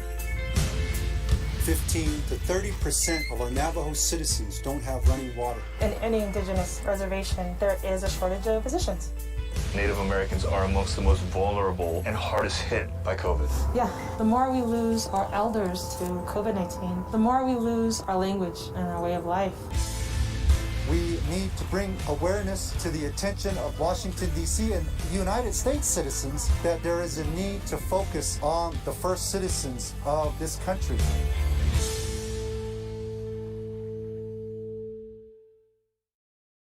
CBSN Los Angeles. Get local news, breaking news, anytime, anywhere. It's easy to find us, and it's free. Download the CBS News app on your favorite devices. CBSN Los Angeles, streaming 24/7. CBSN Pittsburgh, your neighborhood news, streaming 24/7. Anytime, anywhere. Find it on KDKA.com and on all your favorite devices.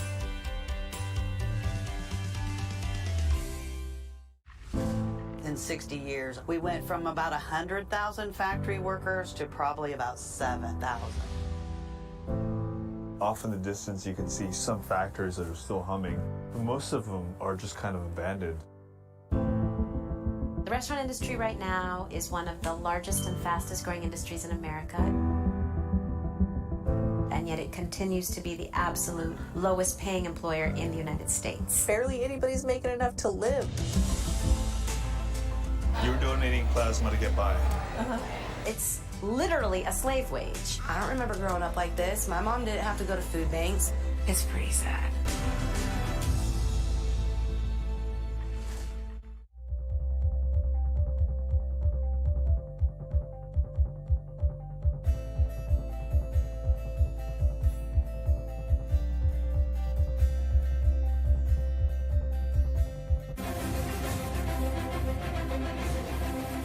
CBS News projects New Mexico, the winner there, Joe Biden, and that Joe Biden will win the state of Rhode Island. We're looking at this national race right now. Who will be the next president of the United States decided in these few battlegrounds that are left. John Dickerson. Well, you know, Nora, we'll have to see what the total votes are in Texas and Florida, but and it's changing. A little more vote is coming in for President Trump in Texas, so it's slightly modifying my point. But at one point, right before the break, basically, the difference in the vote in Texas was 360,000. In Florida, it was 377,000. In other words, Joe Biden lost Florida by more than he lost Texas. Oh, wow. Right? So Florida, the state we've always grown up knowing was super, super close. Yes. Well, now Texas looked like it was getting closer, although now there's more vote coming in, so that might not be true at the end of the night. That was a very good point, Nora, that he made. We are seeing this. It was worth waiting for. It was. Yeah. It was worth waiting for. The point that we're hearing is that not only has there been incredible turnout in the early vote and mail-in, but also at the polls today that has weighted in favor of President Trump in many of those states that we're calling tonight. Of course, we have got, if you look at that map right behind us in Times Square, as you see here, those last remaining 5 states of the notable 9 that we started the night with. That is what this presidential election will come down to. Some of them, of course, in the upper Midwest, Wisconsin, Michigan, Pennsylvania, were the path for Donald Trump in the last election. And of course, North Carolina and Georgia were states that Joe Biden was trying to flip this time around. We'll have much more straight ahead. We'll be right back.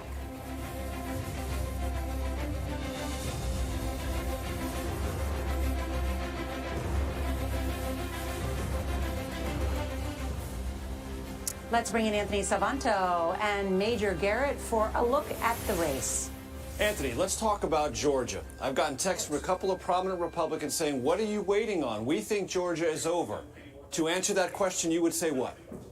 Just look at Atlanta, okay? Let's go to DeKalb County. A lot of vote, but let's look at how much of it has been counted, 39% of what we expect. That is a big Democratic county. Now, the models would have the Democrat doing well there, right? But we're going to need to see some vote, okay? We're going to need to see more vote than that. Now, this is statewide. So what's left to be counted? Statewide, almost, well, 7,000 votes. Right. Out of the 5.1 million that we expect. Even this number, though, is sort of a floating estimate. We may learn more as big counties like DeKalb count. And what does our model suggest based on the embedded data? If you put DeKalb where you would expect it to be, how would that change the statewide vote? At least one model can get this Biden up ahead. I see. Okay, so and that's filling in, and we should explain what we mean by that, which is you take traditional Democratic areas and Republican areas and you push them to what their normal tendencies are. That's a model, and that's where it ends up. Excellent. I want to ask you about Nevada. Are you seeing anything that's interesting in Nevada? Because some Republicans have told me in the last couple of days, keep your eye on Nevada. That might be one we could pull across and turn to a Trump state, which would give us a little padding if we lose Arizona. Anything going on there? My current best estimate is 51-44. It's hardly over. Not projecting the race yet. Nevada, by and large, is Clark County, Las Vegas, where, again, I have an estimate that has Joe Biden doing okay. So that remains okay for Biden at this point. Can you show the audience what the vote is in Nevada and what is yet to be counted? Do we know what that is? Well, let's see. Well, the Nevada numbers are a little bit slower to come in right now. So that's what I'm seeing at a Nevada raw vote. And that's not a lot. And what's outstanding? Almost all of it. Almost all of it. Okay, 1.3. But the modeling still suggests this is not really a danger zone for Biden at this hour. It's not. In fact, look, coast to coast, a lot of what we're seeing was the Democratic wish list. Biden's wish list of Texas, he falls just short. Ohio, we can reasonably have called as part of his wish list. He falls short there. But these states that are still outstanding are the ones that we've talked about for a couple of weeks now. What might happen if everything comes down to this handful of states? And lo and behold, here we are. I think there's one other thing to talk about, which is the assumption, and I think David Becker referred to this earlier in the broadcast, that high turnout, well, Reince did, high turnout automatically benefits Democrats. Not necessarily true. Higher turnout can benefit Republicans as well. And certainly day of has been an enormous part of this evening's story. Yep. This is a little bit of that Republican surge scenario that we talked about. But it still remains. It still remains, at least for now anyway, that Joe Biden's hopes of pulling off one of these southern states is still out there. And then I think it's going to be a while before we know anything about Pennsylvania and Michigan. It is certainly going to be a while for Wisconsin, Michigan, and Pennsylvania, certainly into tomorrow. And North Carolina and Georgia might be a morning, midday tomorrow resolution for those two states. Indeed. And we will still be still be here. Exactly. I may have a different coat on, but we'll all be here. Indeed. So that's it with Anthony Savanto, at least for this time. We're going to take a quick break. We will be right back. You know there's going to be more election coverage because you know what you're doing. You're watching CBS News 2020. America Decides.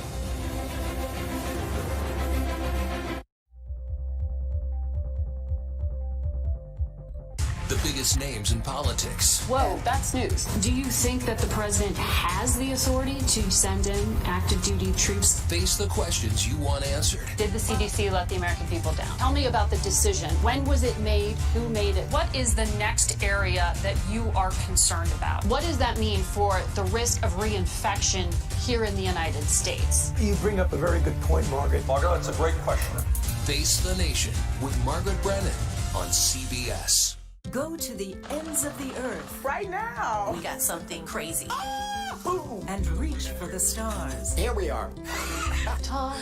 Yes, it's my comeback. Hey, this is pretty fun. But wait, there's more. Experience thought-provoking, I'm open to the idea of being a human being. innovative, and truly original reporting. Look through a telescope and go, wow. Because there's always something new under the sun on CBS Sunday morning.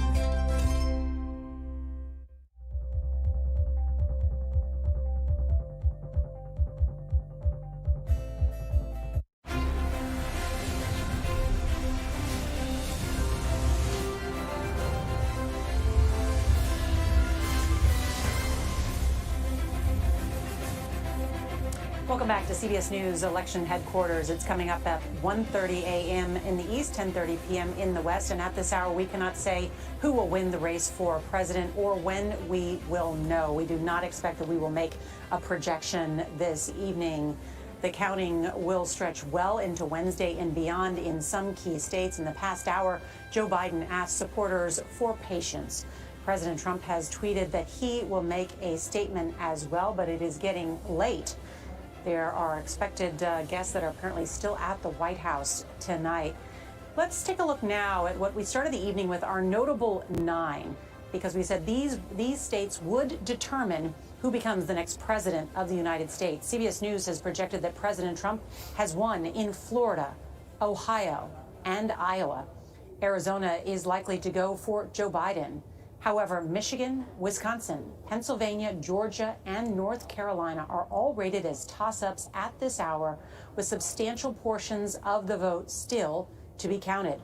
At this moment, President Trump leads in the electoral vote count 209 to 196 as both candidates inch closer to 270. Remarkable to think just where we are at this hour.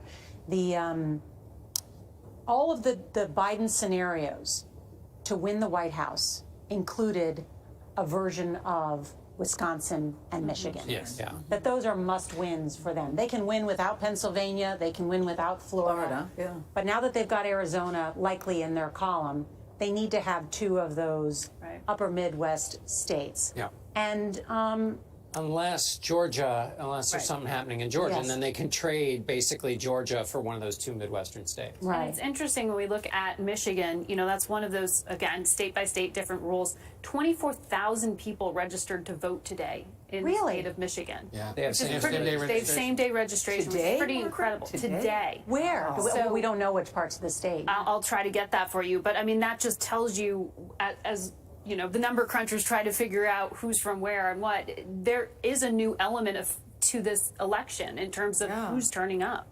Yeah, and may raise a lot of questions for the army of lawyers on both sides of this that are ready to litigate each part of this final vote tally as it comes down to counting in these next several days, perhaps weeks, as they sift through the votes still left to be counted. And the question that people keep asking, where are the absentee ballots? It really is conceivable that you got an absentee ballot and never turned it in. Yeah. I know someone that found it above the what do you call it, the visor of the car. Right. They had stuck it up there, forgot all about it, that it was there.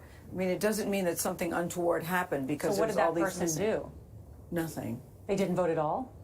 Well, they went in person. They went in person. My wife, she took her ballot in with her and said, I want to vote in person. They said, they just did it in person. Got it. The answer to your question, Nora, the top cities in Michigan where that registration happened: Detroit, Ann Arbor, Grand Rapids, and Kalamazoo.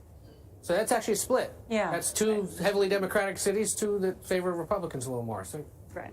What a day. What a day indeed. Yeah.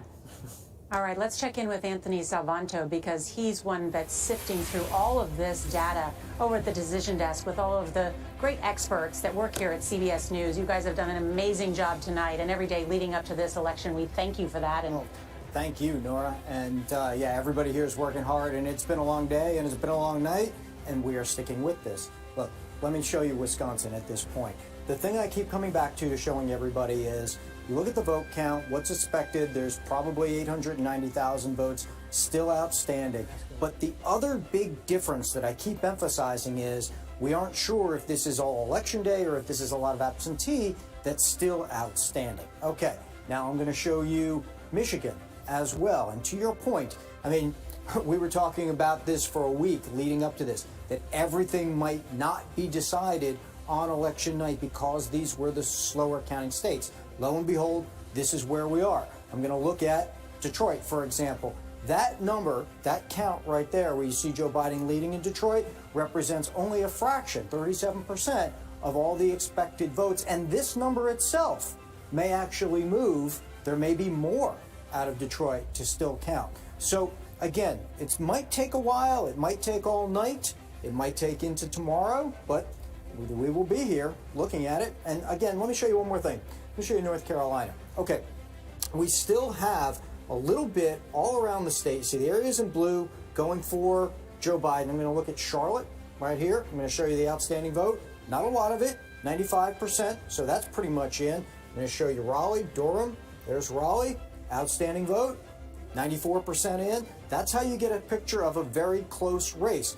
Any differences, small differences, can shift this race, even though almost all the votes in some of these big counties have been processed. Hey, Anthony? Yeah. We promised we wouldn't do this till late in the night, but it's time to do it. The 2nd Congressional District of Nebraska. To be totally transparent, some other places have called it for Joe Biden. Okay. Why have we not yet, or are we ready to do that? We're getting closer on that, but we're waiting for a couple of other counties to come in, Ed. We're just... and this is why this is important? Taking it one step at a time, Ed. Okay, because the Biden campaign now says, if they've won that one electoral vote, because the Cornhusker state doles them out depending on congressional district, right, they can afford to lose Pennsylvania, hold Michigan, Wisconsin, and Arizona, and get to 270. Yeah. So we have hit the point now where we're playing with Nebraska and Maine in ways that we haven't had to play with them before. Right. But they're doing the math that way now. And we should explain to everybody who may be just tuning in or, coming home late saying what's going on. Just coming home. There's a couple of states that divide up their electoral code. Nebraska and Maine. Nebraska and Maine, which divided up by congressional districts. And if we do get down to that point, then everybody gets a giant civics lesson out of the crazy way that American And it's the Omaha area.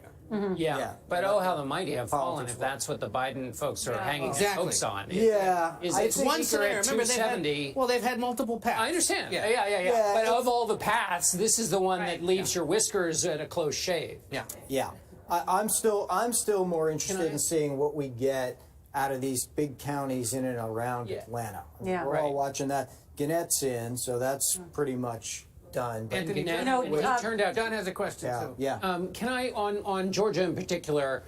Fulton County, there's still a fair amount of that left out. Does your model incorporate what you've learned today about the day of vote from the Trump voters? In other words, as you try to anticipate what the final votes left to be counted are, do you have a new way of thinking about those based on what you've learned in the turnout today from the Trump voters? Yes. The difference is, and the uncertainty comes in, is we don't know how many of each are left. So if you model it and you say, okay, we think he's doing this way, and, in case 60, 70% on the absentee, but how many are there? And that's where the uncertainty in the model comes in. Yes. If, in fact, there are a lot of them still left, then Joe Biden can still win the state. And to remind, so when you say the absentee, are you talking about the absentee that can come in till the 12th? Well, that's another uncertainty. This is full of uncertainties here. But yes, because there's an expected vote. We know roughly from the voter files how many people requested them. Yes. And we know how many have returned, but there may be a gap in there between the two. And that we may have to wait and see as well. An important point there, as you point out about North Carolina, the ballot deadline, November 3rd, postmark received by November 12th, and that has been upheld by the Supreme Court of the United States. Just a quick update, too. We've been talking about how long we would have to wait for certain votes. We did hear tonight that the Michigan Secretary of State moved the timing goal. She told reporters tonight that they expect to have a clear picture, if not a final picture, within the next 24 hours. That is significant since the Biden team is hanging their hopes on a win in Michigan. And just next door in Wisconsin, an update from Adam Brewster, our producer who covers that state, saying now it looks like we'll get an update between 3 a.m. and 5 a.m. from Wisconsin. Why, he writes? Because poll workers can't stop counting once they've started. So we very well may get a response from the Badger State tonight. So an update or a clear picture of the final tally? Probably more likely an update. Because remember, we're waiting for outstanding ballots to be received. Got it. And of course, in Pennsylvania, the state reported nearly 4 million votes cast by 12:30 a.m. That is still far short of the 7 million votes that are estimated are the total number cast in the state of Pennsylvania. So that's why there is still some time, as every vote should be counted and tabulated and added to the tally so that it is a fair election that all can agree on. And in Philadelphia, I'm looking at a note from one of our embeds here saying that the city commissioner says that there is a reporting issue. And so they are unable to give us an update. They're not able to actually tabulate some of the mail-in ballots until they clear out the in-person ballots. And Margaret, you and I have both done some reporting on this, but for those who are concerned about the integrity of the vote, we have had many things put in place to secure the integrity of the vote, not only just ways to protect it, the way it's transferred digitally, but also there are now paper ballots. That's right. For more than 90% of the ballots cast in this country. Right, and as we heard with Georgia, they actually had to go to that backup system because the new fangled computers didn't work so well in certain counties. That was important, and that was something that was actually emphasized in that sort of post-mortem autopsy of what happened in 2016 when the Senate did this investigation of the foreign interference that was carried out by Russia. They recommended that more states have backup systems. 7 of them are kind of on the old system still, so it's a problem. But it is remarkable that given the level of concern, Homeland Security is saying it looks pretty good from here. Cyber Command also had said something in the days preceding this that they felt. I think it's good that there's been no conversation about foreign interference in this election tonight. I think that's a good thing. But considering the period around it, this period of uncertainty we're entering right now is the timing that they feel is the most dangerous. Right. What we should say, though, what we did report tonight is part of the reason there was not foreign interference tonight is we believe and have been reporting that our assets have actually carried out some counterattacks in order to do that. Is that correct? Right. That's right. Cyber Command, that the military, that arm of the military that carries these operations out, had said they would be willing to do something. We believe that they have actually been carrying out some operations. All right, now as we take a look, one more look at the national map, again, still too close to call. Wisconsin, Michigan, Pennsylvania, North Carolina, and Georgia. Texas was a state that was one of the toss-ups earlier tonight, but we have called that now for President Trump. Want to go inside those numbers with Major Garrett. Major? So, Nora, let's talk about Texas. Here's one of the fascinating things about Texas. I talked to lots of Republicans about the week out of this election. They said, yes, it's a battleground state, and because it's a battleground state, you're going to see more Republicans, more Trump voters come out. Texas will still be Texas, even though Democrats thought it was a possible pickup for Biden. And I want to show you the exit poll numbers that illustrate exactly what Republicans were talking about. First of all, let's look at the Texas coalition for President Trump. Man, he carries them 56-42. Look at the white evangelical number. Massive win there. Also, once a strong leader. Massive number. All right, let's go to some of the composition of this electorate in Texas. Democrat, 31%. Look at Republican, 40%. Independents, 29%. All right, it gets even more interesting now. Under 30 vote, 15% in 2016, 15% in 2020. In Texas, at least, the young vote did not mobilize in any appreciably larger way in 2020 compared to 2016. Also, another fascinating aspect of the Texas story. Share of the electorate, non-white voters. In 2016 in Texas, it was 43%. In 2020, it was 41%. So the percentage of the vote actually shrank. Now, ladies, just forgive me for a second, because I got to put a question to Ed and John. When do we take our sport coats off? I was going to wait till never in the Oval Office. All right. I just want to put the time check. It's 1:45 in the morning. I'm just wondering. I'm going to I'm not until you guys do. I'll take it off. All right, well, it's getting hot in here. CBS News is going to project that Joe Biden has won the state of Minnesota. That is a state that was in the Democratic column in 2016. A large portion of that state votes by mail. It is a state that Donald Trump had wanted to pick off, spent a lot of time in the state of Minnesota. And he said needlessly, because there was nothing that suggested he would be able to win it, but because he lost it by less than 2 points 4 years ago, he was obsessed with trying to get it. But we are now calling that, and so those electoral votes of Minnesota, which is 10 electoral votes, now slide into Joe Biden's column at this hour. And you know what that means? We still have those 5 states. Yes. We're still there. We're still there with those. Forward, 1 step back. But there's more pathways to stay. Yes. So just to continue. So what chapter are we on? We've been through chapter 1, chapter 2. Where are we now? Well, John?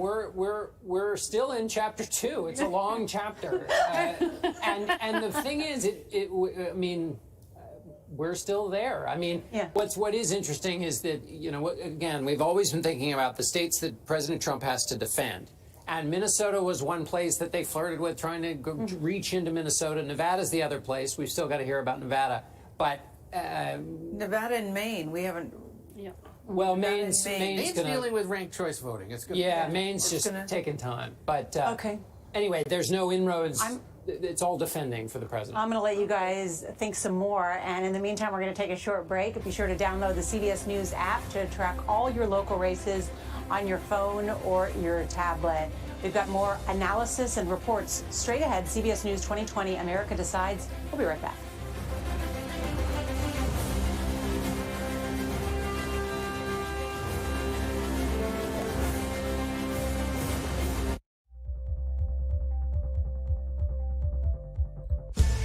COVID has taken the lives of tens of thousands of Americans. Rural areas like this here on Navajo Nation are especially hit hard. 15 to 30% of our Navajo citizens don't have running water. In any indigenous reservation, there is a shortage of physicians.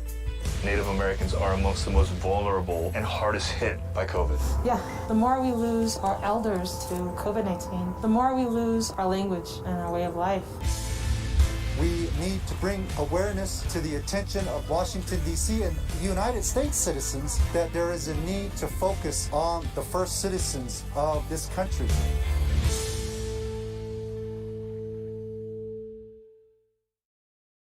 CBSN Los Angeles. Get local news, breaking news, anytime, anywhere. It's easy to find us, and it's free. Download the CBS News app on your favorite devices. CBSN Los Angeles, streaming 24/7. CBSN Pittsburgh, your neighborhood news, streaming 24/7. Anytime, anywhere. Find it on KDKA.com and on all your favorite devices.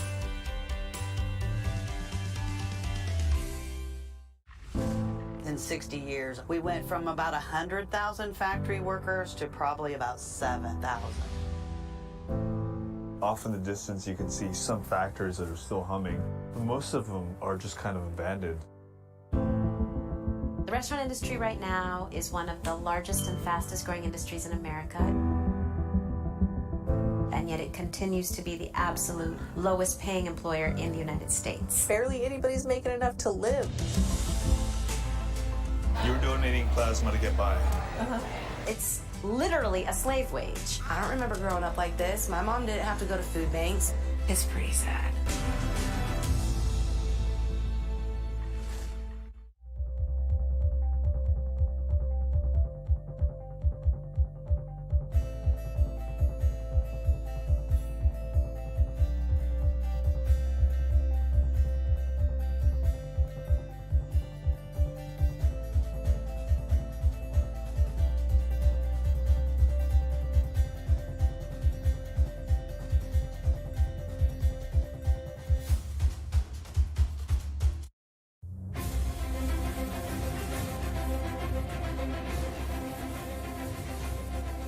Now, just 1:47 a.m. here on the East Coast. East Coast, questions about whether the President of the United States is still awake watching returns. Let's turn to Weijia Zhang at the White House. What are you hearing, Weijia? A senior campaign official tells us that President Trump still plans to make remarks. We don't know exactly when, but he expects the president will be positive, touting all the accomplishments that he views were made tonight, including support from Hispanics and workers who really believe that he will do the best to turn this economy around amid a pandemic. And we also expect that he will continue to spread the false claims that he already did on social media. Twitter and Facebook both flagged a tweet from the president that claimed they are trying to steal the election. He also said that there was a big win tonight. Of course, we know that is not true since there is no winner, and it could be days or weeks. But the president is gearing up to fight and to present a case that he's already talked about at length for several weeks now about what he claims the other side is trying to do, which is just not true. So we do expect he will say something about that tonight, and again try to focus on all the wins that came tonight, because they still believe that he will ultimately have another 4 years here at the White House. Nora? Weijia Zhang, thank you. As we return to that map of those 5 states that are still too close to call, or we just don't have enough votes because the voting the counting has stopped or is still outstanding in some of these states. We want to tick through each of them so that you know the very latest in each state. And we thought we would bring in our CBS News election law expert, David Becker, to do just that. And David, thank you so much, since you're an expert in all of these states. I guess we can start. Should we start in the upper Midwest? Wisconsin, I understand that they are planning to count through the night and have an update in the middle of the night. What do you know about Wisconsin? Yeah, I think that's right. Just like a lot of these states, they saw an unprecedented number of mail ballots, and they are validating each one of these ballots. All of the ballots that they're counting right now were in on time today. They're working through the process that they're supposed to, but this process takes time because they validate each one of these mail ballots, and we will likely see Wisconsin, as well as Michigan and Pennsylvania, quite frankly, and likely Georgia as well, going well into tomorrow, just because it's going to take some time to get through the hundreds of thousands of ballots that are still outstanding. Okay, Wisconsin expecting an update between 3:30 and 5 a.m. is the latest we got.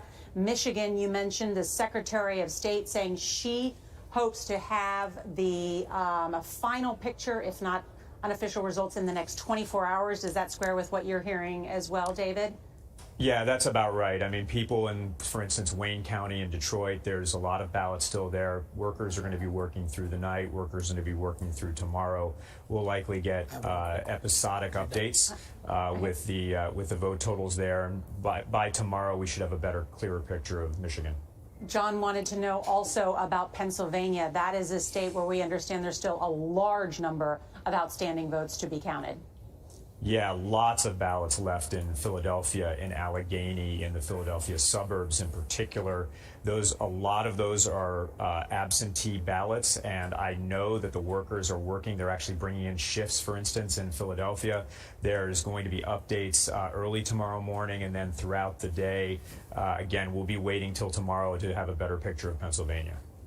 Got it. Can we just look at that? Because if we look at the vote board in Pennsylvania, it looks like there that Donald Trump has a wide lead with only 68% of the vote count in. Is that because it's largely recording the election day vote and not those absentees that you say are outstanding?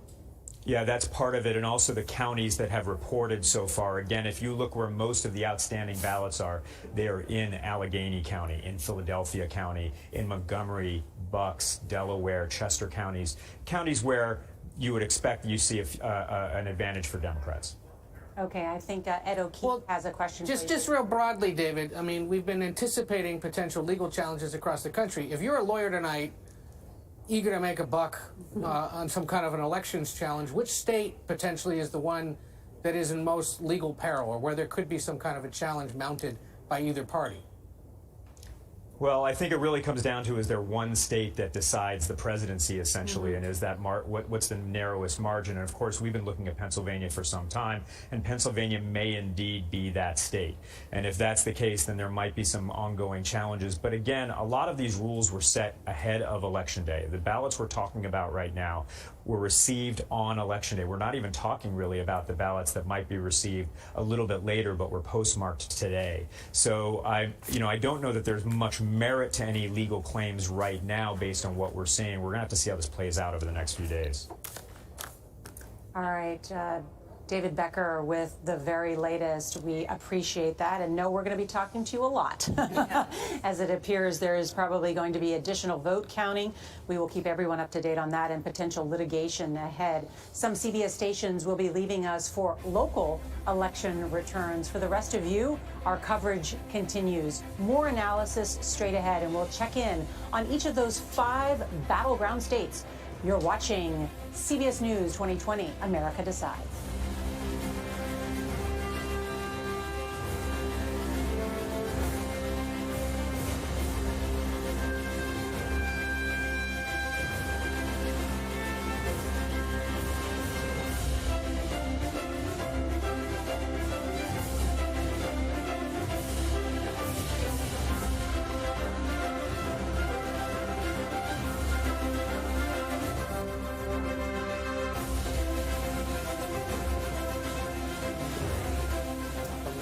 All right, the analysis and results continue here. Let's bring in Anthony Salvanto at the Election Data Center and Major Garrett. Nora, thank you so very much. Anthony, before we get to the big board, a couple of things I think we should probably emphasize at this hour. One, we have a new definition of essential workers. Those people who are processing and counting ballots that arrive via absentee in Michigan, Wisconsin, and Pennsylvania, who are literally working, in the case of Wisconsin and parts of Michigan, overnight to do this work. Talk about essential workers. And also, there is a difference, a fundamental difference, not just in terminology, not just what you would find in the dictionary, but for the purposes of this election. A cast ballot and a counted ballot. When the president says you can't cast a ballot after Election Day, that's not what we're talking about. We're talking about ballots legally cast but not yet counted. That's an important distinction. First of all, I want to talk, let's go to the big board, the whole country. And tell us what the popular vote margin is right now, if there's anything about it that you find even slightly surprising. Well, one of the things we want to point out, okay, at 64 million to 62 million, is that Joe Biden might be on track to actually carry the popular vote, because you see some of the larger states, like let's take California for instance, and I show you how much is counted. There's still 5 million ballots out in a state that Joe Biden is, it's a Democratic-leaning state. So that could pad his totals. But of course, the presidency is not decided by the popular vote. Not at all. Decided state by state. But it is interesting in the sense that I was talking to people about a week ago saying, Joe Biden could win the popular vote by 6 or 7 million. I don't think I'm quite seeing that in this data so far. Okay, so let's wonk out for a second. Yeah, please. That is what the pollsters and pundits will call a uniform swing model, which says that if the national popular vote gets to a certain point, it must carry with it certain states, like a rising tide lifts all boats, okay? Right. That is not really the case, because what happens is that some of these states are not only so close, but are so different from the other states that it's more you really have to go state by state. So Michigan may not be anything like California, may not be anything like Georgia. And what we are seeing here in this story is still the same thing we thought going in, which is there's a couple of southern states, North Carolina, Georgia, which, whichever way they tilt, have clearly shifted a little bit more Democratic from last time, and Wisconsin, Michigan, Pennsylvania, all of which have a higher number of white working class voters that support the president. They are still very clearly in play, or at least they are as of the initial set of ballots. And would you characterize North Carolina and Georgia as on the razor's edge right now in terms of what vote is in and what vote is remaining to be counted, and who the likely winner might be? Oh, yeah. Well, we don't know the likely winner, and so that's why we still rate them as toss-ups. But I want to show you this, too. Even if we say 95% of the expected vote in, 5.7 million, let me go back to your original point. There may be ballots in the mail. There may be ballots that have been dropped off. Postmark not there yet. Right. These estimates that we give you are based on what turnout looked like heading in, and yet this could go higher if, in fact, more ballots are in the mail. More ballots are in the mail. And in North Carolina, as we talked about earlier, if postmarked by Election Day, they can be legally counted for 9 days after Election Day. That's going to be important in North Carolina. If you're curious about Pennsylvania, it's 3 days. Vote differences like that by state are vital to the outcome of this election. Anthony Salvanto, always great to wonk out with you. We are going to take a quick break. We'll be right back with more election coverage. You are watching CBS News 2020, America Decides.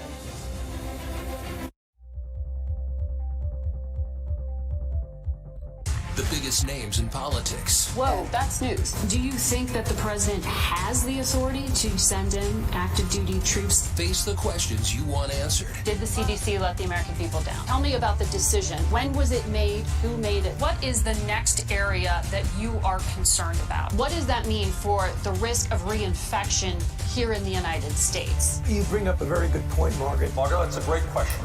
Face the Nation with Margaret Brennan on CBS. Go to the ends of the earth. Right now. We got something crazy. Boom. And reach for the stars. Here we are. Tom.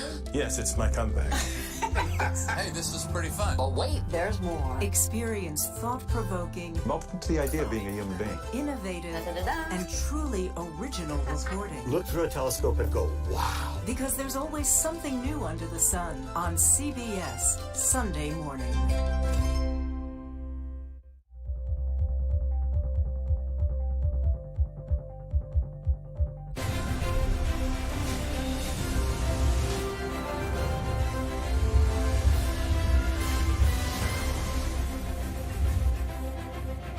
Welcome back to CBS News Election Headquarters. It is 2 o'clock in the morning here in the East. It's 11 o'clock in the West. And at this hour, vote counting continues in many states, including in 6 of the most important battleground states. We are expecting to hear from President Trump at the White House shortly after tweeting he would address the nation. Earlier, we heard from Joe Biden, who talked to his supporters in Wilmington, Delaware, saying he believes he is on track to win the election. To be clear, we are not close to making a projection. Here's where we stand. In our notable 9 states, CBS News projects President Trump has won Florida, Ohio, and Iowa.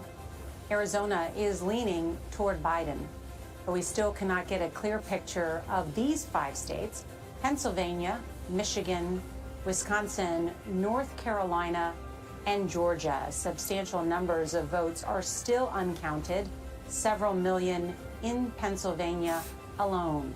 Right now in the race to 270 electoral votes, President Trump leads narrowly, 213 to 207. In each of these states, we should thank those volunteers, those poll workers who worked in the midst of a pandemic.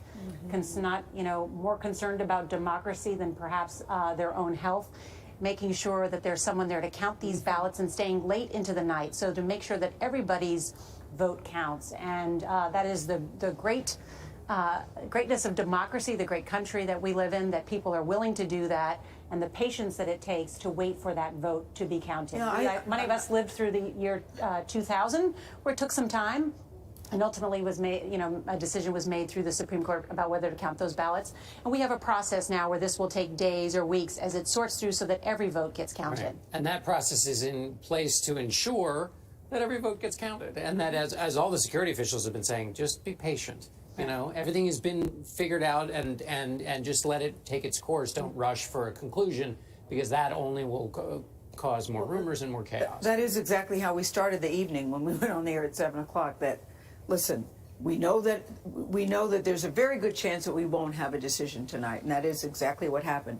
I think Major summed it up really well when he said it's another definition of frontline workers. Because you're so right. I think sometimes people forget that we're in the middle of a pandemic. I really do. Because so many people are going on about their real lives, despite all of us wearing masks when we're not on the air here. We're still in the middle of a crisis, and they are sitting, counting the votes to making sure that we get the information that we need. It's very brave and very heroic, actually. It is. Can I pivot to a different point that just strikes me as we look at this map and all of Joe Biden's chips essentially being in the Midwest, although Georgia still is tantalizing for Democrats, and within reason, because counties are out. When he won his nomination in the Democratic Party, the argument was he'll be the kind of candidate who can win in the Midwest. So that's now being put to the test here in the final counting here. We are being told that the president is planning to address supporters in the East Room of the White House in just a moment. And again, to set the stage, millions of votes in Pennsylvania, Wisconsin, and Michigan, including early in-person and absentee ballots, are still outstanding, including military ballots from overseas. And we are going into the night. We went into the night knowing that many of them would not be counted, certainly in the state of Pennsylvania. Hundreds of thousands of votes in large counties in Georgia that typically lean Democratic have not all been counted either, and election boards have stopped there for the night. So we will not see more votes added to that total and that state until the morning. In other states, either by state law or by court order, ballots will be accepted after the election if they were postmarked by Election Day. And that means that there are at least 62 electoral votes that we can say right now will not be awarded early this morning. So neither President Trump nor Joe Biden are going to reach that threshold of 270 needed to become president. So CBS News is not going to project a winner at this hour because there is not a winner right now. Again, to be clear, because there are millions of votes outstanding, CBS News is not projecting a winner, nor are any other news organizations across America projecting a winner at this hour. It is important that every vote is counted. any suggestion otherwise is patently false about the results of this election. It just takes time. We're in the midst of a pandemic. And by the way, is rude to the voters whose voice we're all waiting to hear from. So it'll be interesting to see what he says when he comes out. I think it's interesting looking at the shot at the White House where he invited 300 to 400 guests to join him for a viewing party of the results. It looks like this will be the first time that they've seen him. So can you imagine if you've been at the White House all evening waiting for the results, and now finally this will be the first time that you see the president? Well, we don't know. They could have been all in a reception with him. You know, we don't know exactly whether the president. They were saying earlier it was reported that he had not joined his guests. The Attorney General, one of the guests of note, who was supposed to be with the president this evening, along with some of his top economic advisors. It was reported that he hadn't joined them yet. So and remember, they're at the White House because they couldn't exceed the crowd restrictions at the Trump Hotel down the street because of the District of Columbia crowd restrictions. So they came to federal property instead and are having a few hundred guests stay up late with them tonight. You know, Nora, we started the evening also talking about those white college-educated women. And in looking at Georgia, I was just digging into that. You aren't seeing that shift necessarily in Joe Biden's favor as much. Still, for the percentage of votes already tabulated, about 90%, 91% in, showing up for the president. I'm wondering if we have Weijia Zhang with us, who covers the White House and is covering the White House tonight as we await President Trump's remarks. Weijia, I understand that can you explain the press situation within the East Room? Sure. So our colleagues, the travel pool that is assigned to cover the president, it revolves every day. It's a very small group, has been called to the East Room in anticipation of the president coming out. Now, usually a big group of us would be inside wherever the campaign, wherever the president was waiting results, and that's pretty critical on election night to offer you some color and some understanding of how they're feeling. And that's been tricky tonight because we're relying on calling and texting with our sources, and that's very different from being in the room. So we are now relying on our colleagues who are in the room to help us put this story together. And as you can see there, we aren't seeing the guests. There's not a cutaway shot of the guests. And Weijia, yeah, that's exactly what I was going to ask you about. Is in a where there's a free press, there is usually what is called the head-on camera and then the cuts camera. The cuts camera allowing people to see who is in the audience, and that is not being provided as the White House and the President Trump controls the access to seeing who's in the audience. And why would they not allow a cuts camera? You know, that's a great question because typically they do, and this is unusual. But last night you asked me a question that I did not have an answer to yet, and that was whether the guests in this room would be required to wear masks. This is inside. We're talking about hundreds of guests. And the answer now we know is no. The White House tells us that everybody who's in that room was tested, and therefore they don't have to cover their faces. Of course, we know that flies in the face of what some medical experts have said, because you may test negative, but in fact be carrying the virus. So, you know, that might be one reason. We can't speculate, but what we do know is that it makes a big difference for a night like this. We cannot read the faces. Weijia, do you have any indication from the pool about who are the guests there at the White House tonight? We do not. We have learned through reporting that there are some members of the president's cabinet there. We know that the vice president is not there, actually, which is interesting because we talked to some of his top campaign advisors who said that he is not there tonight. We know that these are invited guests of the president, donors, people who are close to him, and obviously officials from both the campaign and the White House. But we do not have a guest list. We don't even know exactly how many people are inside this room either. And so what we do know is that the president has not been there yet. Do we know whether, and I'm sorry to drill down on this, but it's highly unusual. I'm just wondering if the guests, which are there at a political event, essentially being fed drinks and food by the White House staff that's paid for by taxpayers? Do we know? Has there been a Well, we know reception? they're eating. We know they're eating, but the campaign insists that they are picking up the tab for this event. But they certainly are eating, they are drinking, they are celebrating just like they would at any other campaign party. And of course, there have been a lot of conversations about the Hatch Act and whether this is a potential violation. But again, the campaign insists that even though this is at the White House, which is taxpayer funded to operate, that they are paying for everything. And so, the Office of Inspector General will have to take a look at this, but there are criticisms and questions about this very event. And so, Thank you. Sure. Thank you, Weijia Zhang, at the White House. And as we await the president just moments away from his address, Ed, were there concerns from the Biden campaign about how this evening, or I should say this morning, would play out in these types of remarks from each side? There was, which is part of why we saw Biden come out more than an hour ago at this point in Wilmington to plead for patience and point out that they're leading in Arizona, that they believe, at the time he believed they would win Minnesota, which they have, at least by our measure, and that they were waiting for results from Georgia, Pennsylvania, Michigan, and Wisconsin. So he set the table sort of saying, I'm going home. We're going to be patient about this. We'll wait for tomorrow.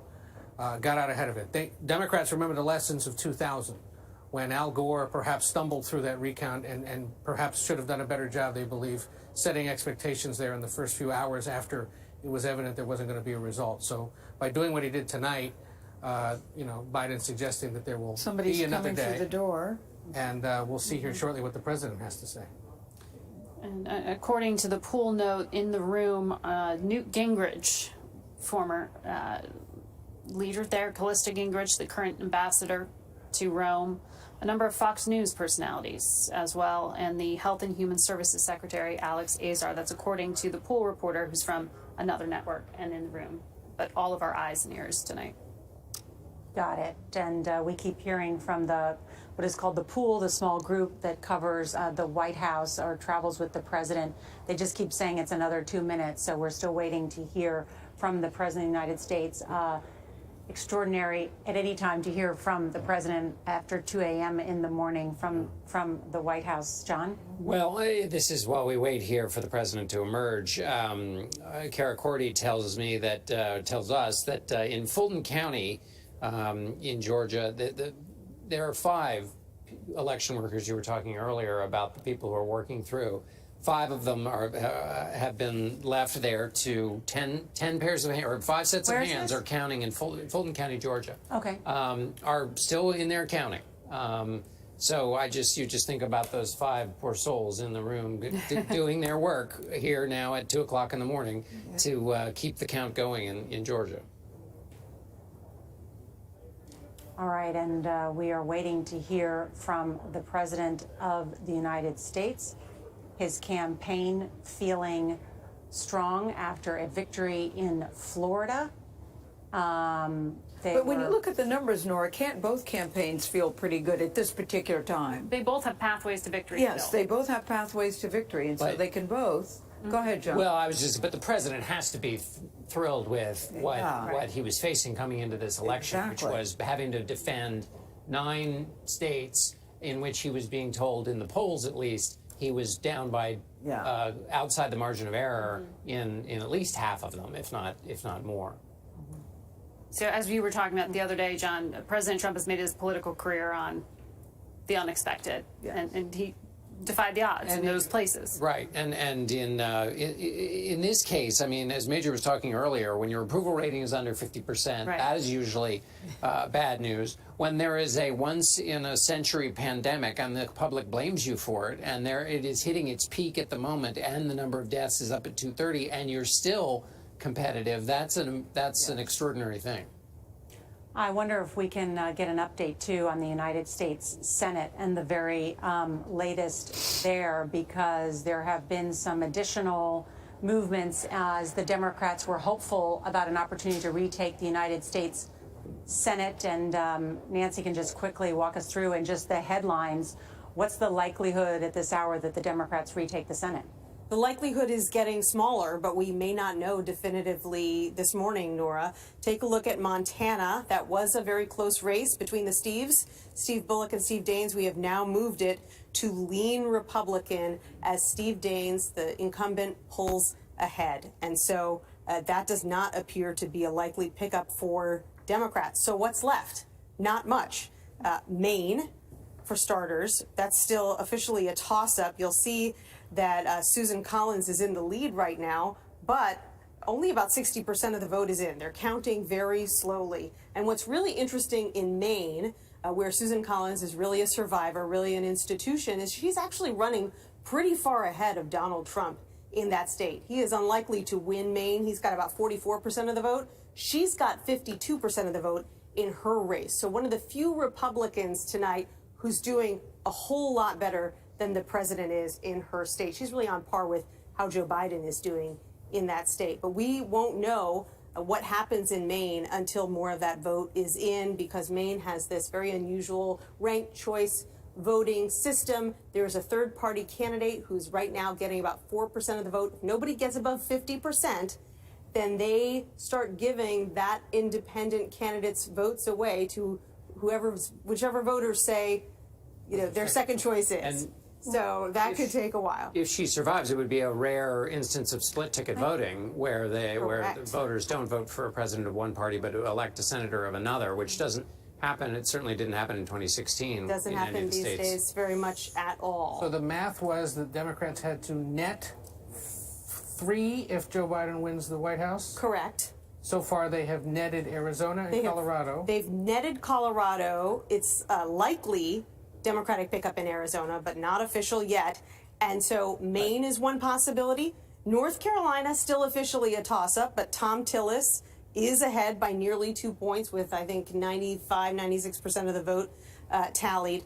And then all you've got left are those 2 Georgia Senate races. Now, we already know that one of those races, the special election, is going to a runoff in January in Georgia.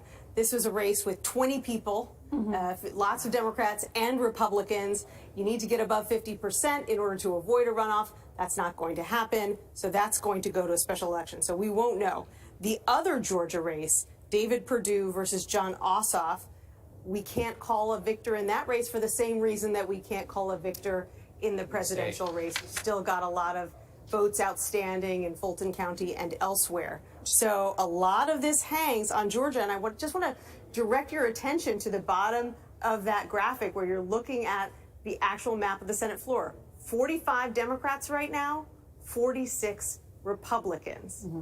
So we're very, very close when it comes to the battle for control of the Senate. We haven't called this out. This is actually the seating chart, figuratively, of the Senate. Right? That's right. This is exactly where all 100 U.S. senators sit when they are in the chamber. You'll notice that Kentucky seat right up at the front. That's because Mitch McConnell is the leader of the Senate. And he will still be sitting in that seat. That's correct. Can we go back to Susan Collins for a second? She knew going in that she was in big trouble. But what happened to Susan Collins? Well, it used to be that as a moderate, you had a lot of power. Yeah. You were a deal broker. You crossed the aisle and you worked with the other side to cut deals. Well, we haven't seen a lot of deals cut over the last 4 years. And frankly, this is President Trump's party right now. Think about it. There wasn't even a platform that was drafted for the party this year. It was just all about President Trump, and that makes things a lot more difficult for a moderate from Maine. Nancy Cordes, and as we take a live look at the East Room, where we are expecting to hear from President Trump, a reminder there are millions of votes in Pennsylvania, Wisconsin, and Michigan, including early in-person and absentee ballots that are still outstanding. We are still waiting on hundreds of thousands of votes in large counties in Georgia that have yet to be counted. Some are being counted at this hour in the middle of the night. Poll workers and others working to fulfill the role and, of course, in service of our great democracy. And, of course, also note that in other states, either by state law or by court order, ballots will be accepted after the election if they were postmarked on Election Day, including military ballots, hundreds of thousands from overseas that are protected by law, that those can also be counted as part of that process. And Nora, I understand Nevada has moved from lean Democrat to likely Democrat at some point. I don't know if we noted that, but they are taking their time tonight. It sounds like election workers are going through the night to tally up. But if they're wondering why the West Coast hasn't reported. And Margaret, thank you for noting that as well. I wonder, as we await the president, we could bring in the president's former chief of staff, Reince Priebus. And Reince, what do you expect is going on right now? Well, I think they're crunching the numbers and trying to figure out maybe what the exact tone ought to be. I mean, if you think about where the Trump campaign's coming from, they feel that they look pretty good in all of the states that they had to win to be in the game, and they're currently ahead in all 3 of the Midwest states that they need to win 2 out of the 3 in if they don't win Arizona. If they win Nevada, then they need, maybe they can win it with Michigan. That gets you to 20. So I think that's, or excuse me, that gets you to 22. So I think that's what they're trying to figure out. And they don't want to go too far. They don't want to sound defeated, but they want to sound victorious, probably without going too far. All right, Reince, thank you. We just saw the president's family, his children enter the room along with their spouses and significant others. Ladies and gentlemen, the President of the United States, Donald J. Trump.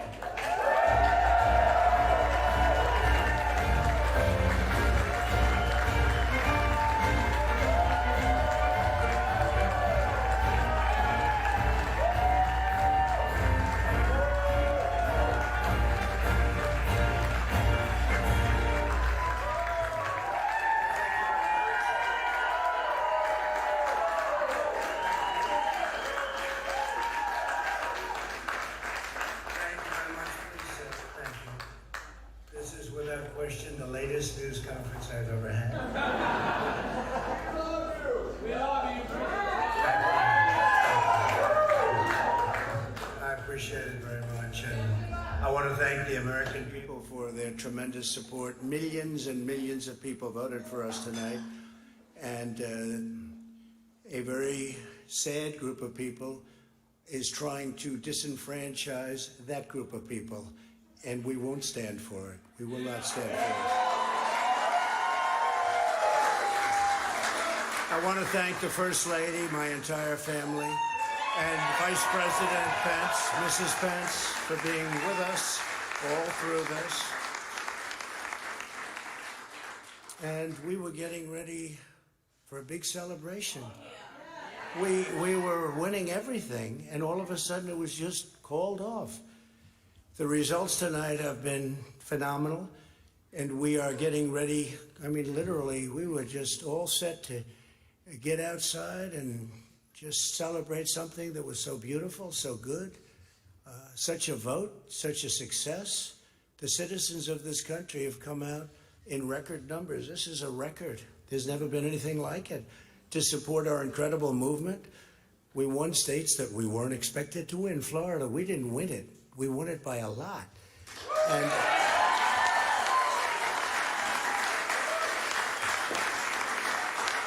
we won the great state of Ohio. We won Texas. We won Texas. We won Texas by 700,000 votes, and they don't even include it in the tabulations. It's also clear that we have won Georgia. We're up by 2.5% or 117,000 votes with only 7% left. They're never going to catch us. They can't catch us. Likewise, we've clearly won North Carolina, where we're up 1.4%. or 77,000 votes with only approximately 5% left. They can't catch us.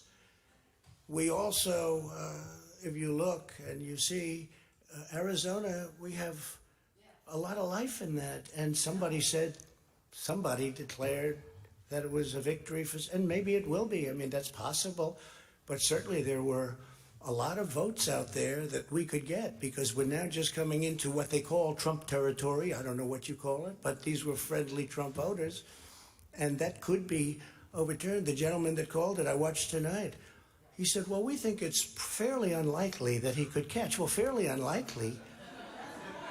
And we don't even need it. We don't need that. That was just a state that if we would have gotten it, it would have been nice, Arizona. But there's a possibility, maybe even a good possibility. In fact, since I saw that originally, it's been changed and the numbers have substantially come down just in a small amount of votes. So we want that obviously to stay in play.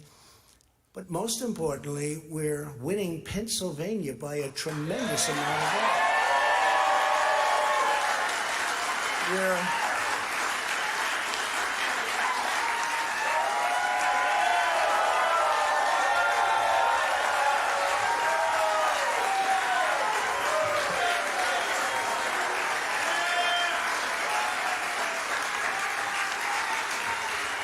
We're up 600. Think of this. Think of this. Think of this.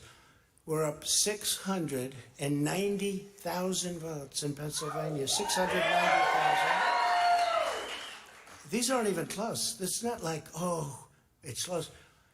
With 64% of the vote in, it's going to be almost impossible to catch. And we're coming into good Pennsylvania areas where they happen to like your president. I mean, it's like very good. So we'll probably expand that. We're winning Michigan, but I'll tell you, I looked at the numbers. I said, whoa. I said, wow, that's a lot. By almost 300,000 votes, and 65% of the vote is in. And we're winning Wisconsin, so we're winning. We don't need all of them. We need, because when you add Texas in, which wasn't added, I spoke with the really wonderful governor of Texas just a little while ago, and Greg Abbott, he said, congratulations. He called me to congratulate me on winning Texas. I mean, we won Texas. I don't think they finished quite the tabulation, but there's no way. And it was almost complete, but he congratulated me. Then he said, by the way, what's going on? I've never seen anything like this. Can I tell you what? Nobody has. So we won by 107,000 votes with 81% of the vote. That's Michigan. So when you take those three states in particular, and you take all of the others, I mean, we have so many, we had such a big night. You just take a look at all of these states that we've won tonight, and then you take a look at the kind of margins that we've won them by. And all of a sudden, it's not like we're up 12 votes and we have 60% left. We won states, and all of a sudden, I said, what happened to the election? It's off. And we have all these announcers saying, what happened? And then they said, oh, because you know what happened? They knew they couldn't win. So they said, let's go to court. And did I predict this, Newt? Did I say this? I've been saying this from the day I heard they were going to send out tens of millions of ballots. I said exactly, because either they were going to win, or if they didn't win, they'll take us to court. So Florida was a tremendous victory, 377,000. Texas, as we said. Ohio, think of this. Ohio, a tremendous state, a big state. I love Ohio. We won by 8.1%, 461. Think of it. Almost 500,000 votes. North Carolina, big victory with North Carolina. And so we won there. We lead by 76,000 votes with almost nothing left. And all of a sudden, everything just stopped.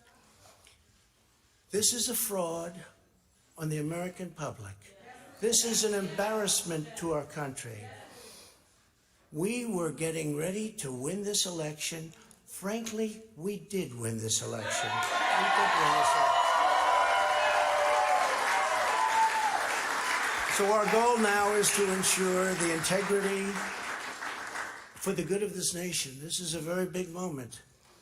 This is a major fraud in our nation. We want the law to be used in a proper manner. So we'll be going to the U.S. Supreme Court. We want all voting to stop. We don't want them to find any ballots at 4 o'clock in the morning and add them to the list, okay? It's a very sad moment. To me, this is a very sad moment, and we will win this, and as far as I'm concerned, we already have won it. So I just want to thank you, and I want to thank all of our support. I want to thank all of the people that worked with us, and Mr. Vice President, say a few words, please. Please.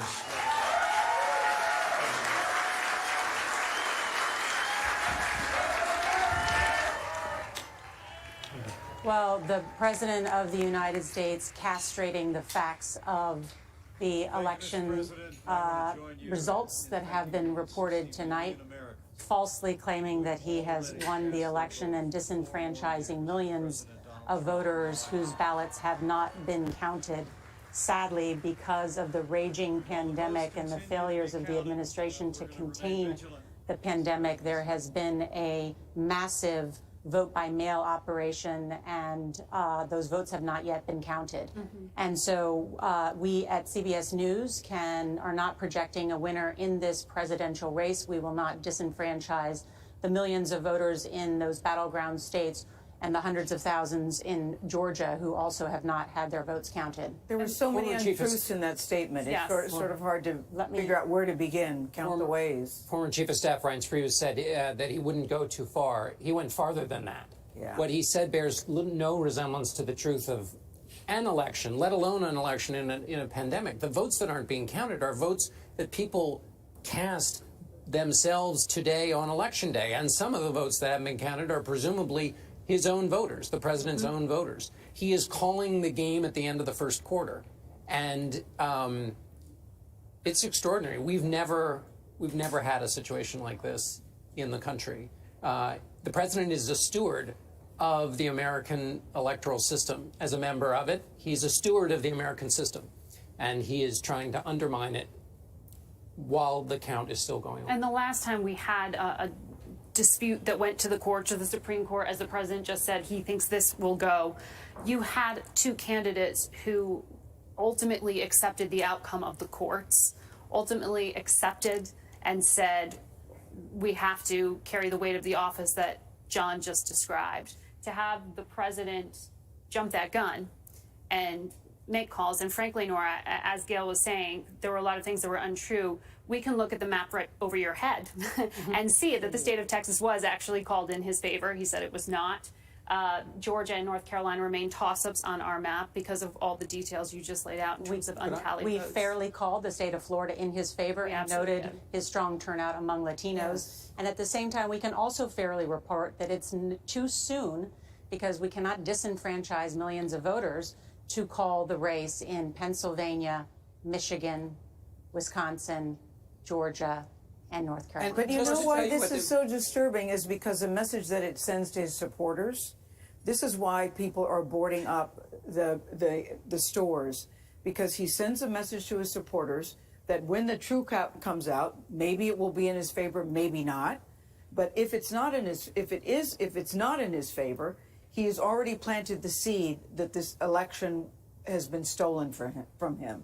And that's why this is such a dangerous thing that he's just done. Well, he's trying to set expectations. And when we finally got out of that, he said, you know, let's hope they don't find more votes around 4 a.m. Well, that's exactly what's going to continue happening. Voting is continuing through the night in Wisconsin, in Georgia, and other places. And yes, it's possible that by the time people wake up later today, it's either closer or he's perhaps lost his advantage. I'm curious why the president feels fearful that he has to declare early. Is he not confident that once the ballots are counted, that they will go in his favor? Why why try and say this early? Is there a sense of fear within the Republican Party that ultimately... Wouldn't this be a good question for Reince, who said that he didn't think that the president would go far? Well, interestingly, and remember Reince, to Ed's point, when Ed asked that question about the outstanding ballots in Arizona, Reince did want those called. He did want those counted. In a state where they think those ballots may be in the president's favor, he does encourage the continued counting of ballots in the other states that we're talking about where they may be in his favor or not. Yeah. That's where they're raising the concern. I mean, this is that red mirage that we heard people talk about, the idea that certain states, and we're seeing this in Michigan and Wisconsin right now, for example, the day of vote would be counted first. All the other ballots that were cast early are being counted now. And so it looks right now like he has a lead. And he may maintain that lead, but he might not once all those other ballots are counted. And so that's what he's trying to do here, is he's stepping out and saying, look, I'm winning, which in our parlance would be he has an edge. But at the end of the day, once all those votes are counted, it may be that all those mail-in ballots gave it to Joe Biden. And he has put out a false narrative now that many people will now believe. Yes. That's what's troubling about it. And he was furthered by that, by people giving him a mouthpiece to do that. Let's bring in David Becker, who is our election law expert. And David, under what legal grounds could the president proceed as he says he wants to?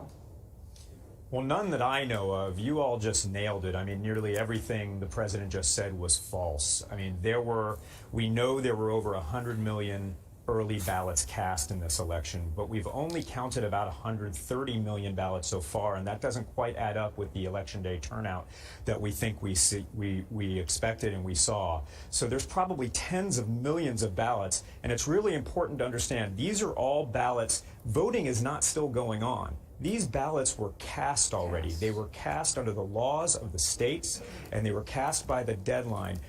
Some mail ballots might be coming in later that were postmarked. A lot of mail ballots came in today, but this process is still ongoing. And as was pointed out, and this was a really great point, on the one hand, President Trump is arguing to stop the count of validly cast ballots in states like Michigan and Wisconsin and Pennsylvania and Georgia. But on the other hand, arguing for continuing to count ballots in Arizona because he thinks it will benefit him. Consistently, what we've always done is we count all of the ballots that were cast on Election Day, and that's what we're doing right now. And there are likely still tens of millions of ballots out there, including millions of ballots in the states that we're looking at that we haven't called yet. Is it unusual for there to be a vote count after Election Day? It's not unusual at all for there to be a vote count after Election Day. In fact, there is always some votes being counted after Election Day. What's a little bit unusual about this election is such a large percentage of ballots are still being counted well into the night and tomorrow and perhaps Thursday and Friday because we've got these mail ballots that came in, and especially in Michigan and Wisconsin and Pennsylvania, they couldn't start processing them until today in most cases. So that is a little bit unusual, but the process of counting all of those ballots is what we did in 2016 when President Trump won, and what we've done in every election in our history. Can I ask you, does the president face any repercussions for what he just said? He just out and out lied to the American people. Well, I mean, this is something we've dealt with for quite some time with this president, and especially when it comes to the elections process. We've seen a lot of false statements, whether it's about distrust of the mail voting system, whether it's about the existence of alleged fraud that we know doesn't exist on any kind of scale. There hasn't seemed to be any repercussions yet, unfortunately. Hopefully, the votes will be counted. We'll know who won. It might be President Trump. It might be Vice President Biden. We still have tens of millions of ballots left to count. But this is truly throwing a match on a big puddle of fuel, because this is the scenario that we were hoping didn't exist, where those boarded up windows and that anticipation of people feeling somehow disenfranchised rather than excited that in the midst of this national crisis an election was carried out. Now you have doubt being raised very directly, not just doubt, but actual accusations of somehow the president being wrong. It's a very flammable situation that we are in and we are going into right now, this having been said. You know, it's so interesting. He's been asked leading up to this, will you accept the results? And he would always say, well, no, I don't know. The truth of the matter is we don't have results yet for you to accept one way or the other. And he's already not accepting what we do have so far. You know, the democratic process gives the president his power. Yes. And he's trying to turn the democratic process into something sinister. The democratic process also gives every member of his party who was elected tonight or re-elected tonight their power. And he is, they have an obligation, it seems to me, to speak up when the president of the United States tries to make the democratic process into something sinister. And who would that be, John, who would speak Well, up? any of them who have a duty to their country. Yeah, you can imagine. That gives you a lot of options. Many of them will say they were already asleep and they didn't see it. You can imagine that a scenario with which this gets litigated in the courts. The president said he would take it to the Supreme Court. You can also imagine where you might hear from past presidents who feel the need to speak out in the coming days, both Republicans and Democrats, to protect the integrity of the process. And just to be clear, and David, you can help underscore this with me, because having covered now, I think this is my 7th presidential election, every vote is counted and tabulated as best as they can. And there has never been a situation where a state has reported the final results on election night. No state is legally expected to do so. What the networks do is we project winners in these particular states based on a lot of the vote count that comes in, but the states don't report the final results until much later, correct? That's absolutely right. Election night results are always partial and unofficial, and it's only because the margin of victory is large enough that we can often project the outcomes. But we're obviously headed to some really narrow margins in some key states overall, and that means we need to let this process play out. Every single state has an official certification deadline where they certify the final official results, and in most cases that's days or even weeks after the election, and we're going to see that in most states where they're going to go through this process and make sure they got it right. It's much more important to get it right than to get it fast, and that's what the states are doing. Both Republican and Democratic election officials have been standing up for that process throughout this entire election season, and we're still going to see that throughout the aftermath of tonight's election night. David, Got it. what I is want the to bring danger? in. I have one more question for him. What is the danger of the president doing something like this? You know, before this election, we were told, we kept hearing democracy is at stake, America's at stake, truth is at stake. What is the danger of the president doing something like this? Well, Gail, you are exactly right, and you pointed it out earlier. There are many, many millions of people who listen to what the president says and look to him for leadership and guidance. And unfortunately, he's steering them wrong right now. And it may very well be that he comes out on top on election night, or after election night, after we've counted all the ballots. But we need to let that process play out. And if he were truly confident, you would expect he would let that process play out, because he would ultimately be declared the winner in a process that was upheld by both Democratic and Republican election officials. But he doesn't seem as if that's the direction he's going right now, and he's steering his own supporters wrong and probably leading to some more division that we're seeing in this country. And David, if we take something he said literally, he said we're going to go all the way we're going to go to the Supreme Court and ask it to stop counting the ballots. He, as president, cannot go directly to the U.S. Supreme Court and ask those 9 justices to stop counting ballots, correct? That's correct. He's going to have to go through the lower courts. It might be the state courts. It might be the federal courts. It depends on what legal claims he wants to bring. However, a lot of these rules, we saw a lot of pre-election litigation, and that was a little bit disconcerting because it was so much of it. But on the other hand, it established But a lot of in English, these rules David, that in means pre-election litigation means this is already settled, that at this point it can't be revisited because the rules are in place. Courts have already made rulings on various elements of the rules or the laws in various states. That's right. I mean, you So never these legal know what options courts are will, quite narrow at this point on where exactly. you never know how what exactly courts you will can do. Yeah, that's right. I mean, courts could do, you know, especially the Supreme Court might do something new. We have now a 9th justice on the Supreme Court that didn't hear any of these cases, but a lot of these rules were set. And, you know, there are Democrats who don't like some of the rules about election day receipt of mail ballots, or they don't like the Electoral College, and there are Republicans who don't like rules about postmark of ballots and receipt a few days later, or early voting. But those rules are set, and those are the rules we're playing under, and both campaigns knew them. And we should let those rules play out under the laws of the states in which they're happening. I just want to make sure that we get in, and thank you so much, David Becker, for your legal expertise and your experience. Thank you so much. I just want to do some further correcting of the record out there, because CBS News has projected that President Trump has won the states of Texas and Florida. The president incorrectly stated that we had not called that. We have called those states for the President of the United States. We are still awaiting votes to be counted in Georgia and North Carolina. And I might just bring in our elections director, Anthony Salvanto, to explain quickly what we're waiting for in Georgia and North Carolina. For more votes to be counted. And it is really not unusual for close races to wait for projections until more votes are counted. Georgia, North Carolina, Pennsylvania, Michigan, Wisconsin, all to be included on that list. Many votes still to come. I would show you what our expected vote is versus many hundreds of thousands of still outstanding in just the case, in this case, of Wisconsin. So we are still awaiting many ballots to be counted. And I can tell you, Nora, as someone who has sat at the decision desk for many an election, it is not unusual at all to wait for a large number of ballots to be counted. All right, Anthony Salvanto, thank you. We've got a lot still ahead. We're going to take a short break. Be sure to download the CBS News app to track all your local races on your phone or tablet. Much more ahead. CBS News 2020 America Decides, and we'll be right back.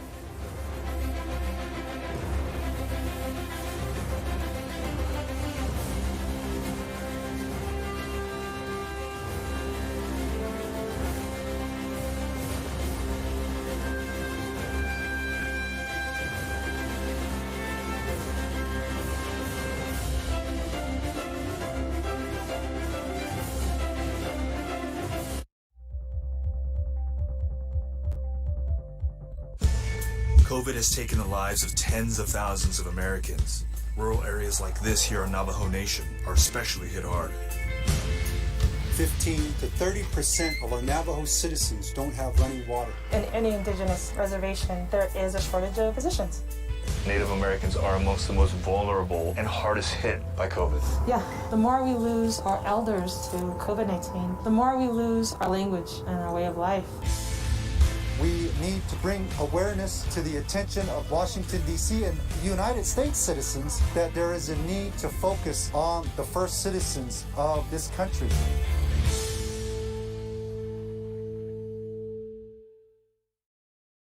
CBSN Los Angeles. Get local news, breaking news, anytime, anywhere. It's easy to find us, and it's free. Download the CBS News app on your favorite devices. CBSN Los Angeles, streaming 24/7. CBSN Pittsburgh, your neighborhood news, streaming 24/7. Anytime, anywhere. Find it on KDKA.com and on all your favorite devices.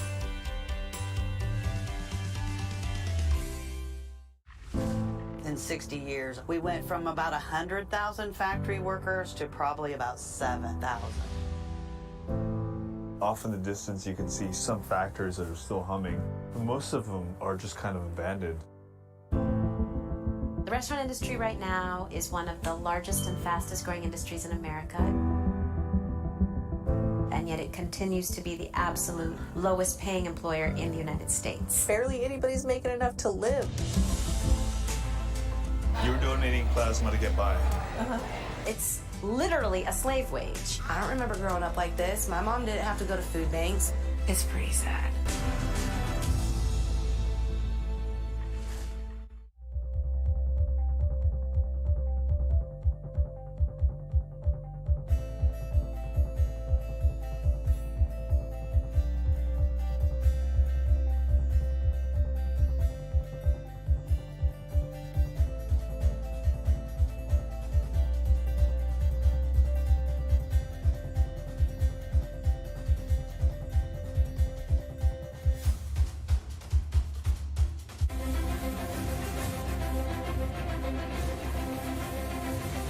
CBS News projects Joe Biden has won the state of Virginia. And the tally there in that state, this was normally a battleground state that we'd been, in our notable 9, but not this year. But interestingly, it was the events that occurred in Virginia that propelled Joe Biden to say was the reason that he decided to enter the race for President of the United States. Yeah, in Charlottesville, when they said that there were good people on both sides, a woman was killed in that protest, that riot at the time, and it was then that he made the decision, and he said the soul of the country is at stake. I'll never forget his comments because I think that touched a lot of people. Black people in particular also felt the soul of the country is at stake. Soul of the nation. Soul of the nation. Soul of the nation is at stake here. And as we sit here today, there are still those issues that are still happening in 2020. I want to bring in Reince Priebus and Valerie Jarrett because both of them have worked in the White House and understand the awesome powers of the presidency. And Valerie, your thoughts at this hour? Well, I think the soul of the nation is at stake. And while I was listening to the president speak, I was thinking about all of those millions of people who sacrificed in the middle of a pandemic, stood in line, many of them for far too long hours, waiting to exercise this most fundamental responsibility of citizenship. And for him to just basically try to discard their participation in our democracy and say that their voices don't matter, in violation of past practices, in violation of the law, which allows everyone who has voted to have their vote count. We have processes in place. And I think part of what was so profoundly disappointing is I think he knows that. He has smart lawyers who work for him. They have briefed him on what the law is. And so for him to go out and distort the truth the way he did and mislead his supporters was incendiary. And I think what we really need is somebody who will be patient and calm and let every vote count and be confident enough to think that doing it on the up and up, you can still win.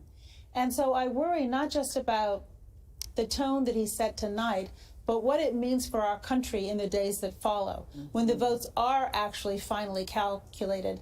And if he is not the winner, he has already telecast to us what he's going to do, which is to question the integrity of the election. And that sends us into a real crisis, which is so deeply unfair to the American people. We deserve better than that. Reince Priebus, did the president take it one step too far? Well, I think he tried to do a couple things. I think I got a sense on what and how he thinks about these things from working for him. Number one, I think he wanted to make it very clear that he was going to put this conclusion of these final states in the hands of the courts to justify using lawyers to review the ballots that are coming in, that are being reviewed in these states. And then number two, I think he wanted to preempt the Democrats from moving into the court system to seek extensions for states in receiving these absentee ballots. So in other words, there are states right now that have said, if we receive an absentee ballot by X date, then we will count it and we will go through the process. And I think what the Trump campaign may be trying to do is preempt the Democrats or the Biden campaign from seeking a further extension of that deadline, similar to how they extend the polling closing times. So I think that's really what the president is probably trying to do. I don't know exactly. I'm here. I'm not there in the room listening to this strategy. But again, you also have a president who's very frustrated by the issue raised by U.S. intelligence in terms of what our foreign adversaries are trying to do is not necessarily to pick a winner. It's to sow distrust of our entire democratic system.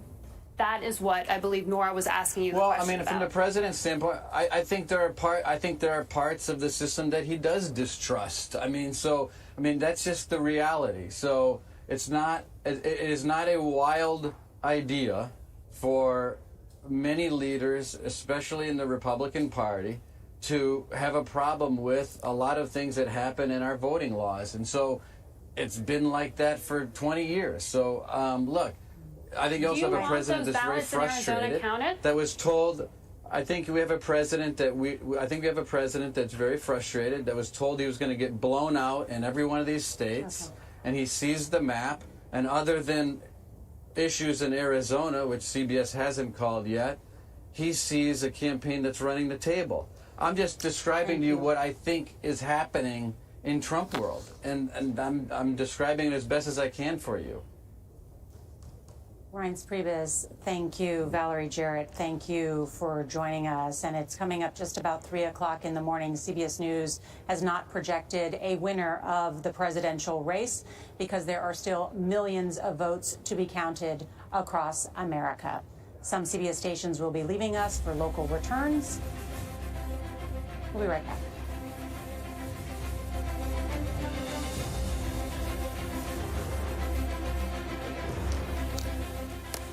And let's go now to Anthony Salvanto and Major Garrett at the Election Data Center. Nora, thank you so much. Anthony, we do not want this to be a platform to validate falsehoods.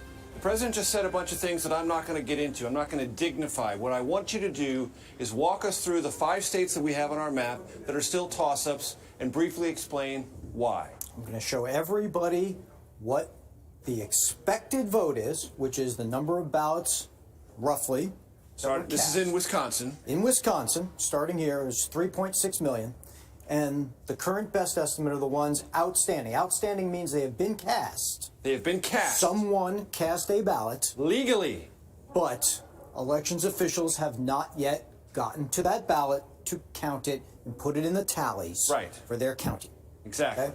Now, so this is nearly 700,000 in Wisconsin. And again, rough estimate there. Okay? Now I'm going to go back, take that off, and go to Michigan, okay, and do the same thing.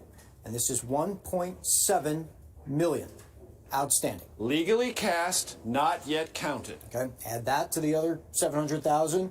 Rough math here, now we're at 2.4. 2.4 million. I'll keep track of that. Okay? There'll be a quiz after. Yes, indeed. Okay, now here we are. Carry the 2.4. Got it? Add to it 1.8. Quick. All right, that's 4.2. Nice. 4.2. Okay, so we're at 4.2. Now 4.2 million legally cast, not yet now I'm going to counted go to North votes. Carolina. There won't be quite as many here, but there's another 300,000. So 4.5. More or less. 4.5. 4.5. I'll go to Georgia. There's going to be plenty here. Okay. There's another 500,000. That's right. Now we're at 5 million. Ballparking 5 million ballots, and that is just in the 5 toss-up states we went through. I haven't gone through Arizona, haven't gone through Nevada. Our brains will start to. That's right. explode. That's right. We get it. But let's just pause and hold that information for a second. Based on our estimates, which we have a lot of faith and confidence in, 5 million legally cast ballots that have yet to be counted. When the president used the word disenfranchise, when he says he's already won, that is precisely what he's attempting to do with those 5 million votes. I can tell you, as someone who has sat at many a decision desk on many a late night, that it is hardly unusual for us to wait for elections officials to count votes. Sometimes we wait until the wee hours of the morning, sometimes we wait days, sometimes weeks. Right. And I think it's also important to remember what happened in 2016. The president won 3 states quite narrowly. Why? Because all the votes were counted and everyone accepted narrow ranges of victory in 3 battleground states. The president and his presidency is living proof that close election results can be adjudicated, can be fairly counted, can be verified, and can establish a president, even though you do it with 77,000 votes spread across 3 battleground states. I'm going to have the last word on this, Anthony. It's great to be with you. We're going to take a quick break. We'll be back with more election coverage. You are, as you well know, watching CBS News 2020, America Decides.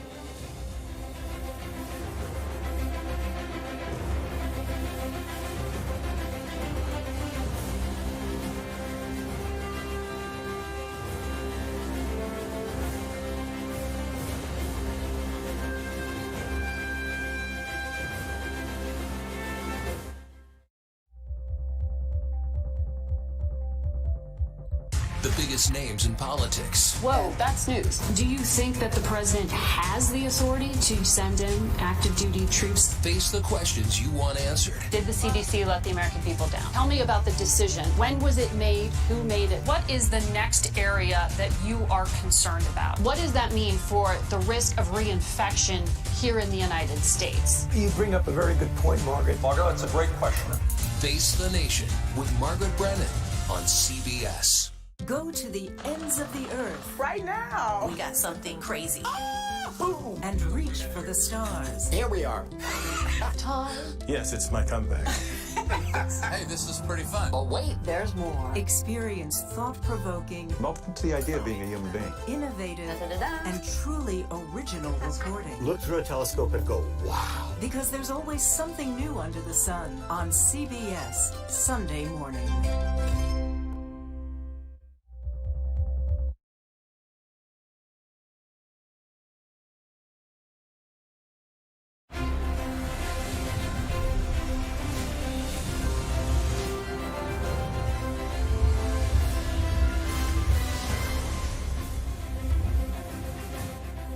Good early morning here from the CBS News election headquarters in Times Square. Nora and Gail and John Dickerson and Margaret Brennan have been relieved for the evening to get a little bit of sleep after 7-8 hours on the air. They're going to have a long day tomorrow. We all are, because right now the race between President Trump and Joe Biden is too close to call. The president spoke just moments ago, prematurely declaring victory, even though ballots are still being counted in several key states. We've been following them all night. I am fortunate to be joined here on set by Ed O'Keefe, who has the gift of gab, and we shall need it to get through the rest of this evening. Votes are still being counted. They're not coming in anymore unless you count the mail-in ones, which could come in certain states for days, we're talking about. What's the state of the race from where you're sitting as I move from couch to chair here? Sure. Well, welcome aboard. It's good to have some relief. Those of us continuing on, I know Major and Anthony and others will be part of this the rest of the night. Look, currently, former Vice President Biden has a lead, 220 electoral votes to 213. We're waiting for big states, though, that are still in the process of counting ballots. Pennsylvania, Michigan, Wisconsin, North Carolina, and Georgia. They're still counting ballots out in the West as well, Nevada and California among them. So at this point, the race is not over. You see here in Pennsylvania, the president has a lead with about 3/4 of the vote in, but Democrats believe there is still much of the vote outstanding. Many of the millions of ballots that were cast early are among those that they believe are still out there. Much the same in Wisconsin and Michigan as well. So we are rounding 3 a.m. in the East, midnight in the West. And if you're just tuning in, I don't know what you've been doing all night, but you're probably wondering, what is the state of the race so far, and what are we still waiting to get in? And to get more on that, we have just the experts for you. We've got Anthony Salvanto. He is our Director of Election Surveys here at CBS News, runs the Battleground Tracker polls, has been following the race all night. Also, Major Garrett, I see, still in coat and tie. Was wondering if you're going to take that off. Salvanto's already gone down to the shirt sleeves, and the tie is loosened a little bit. A good evening, good morning to the two of you. Where are we at this hour?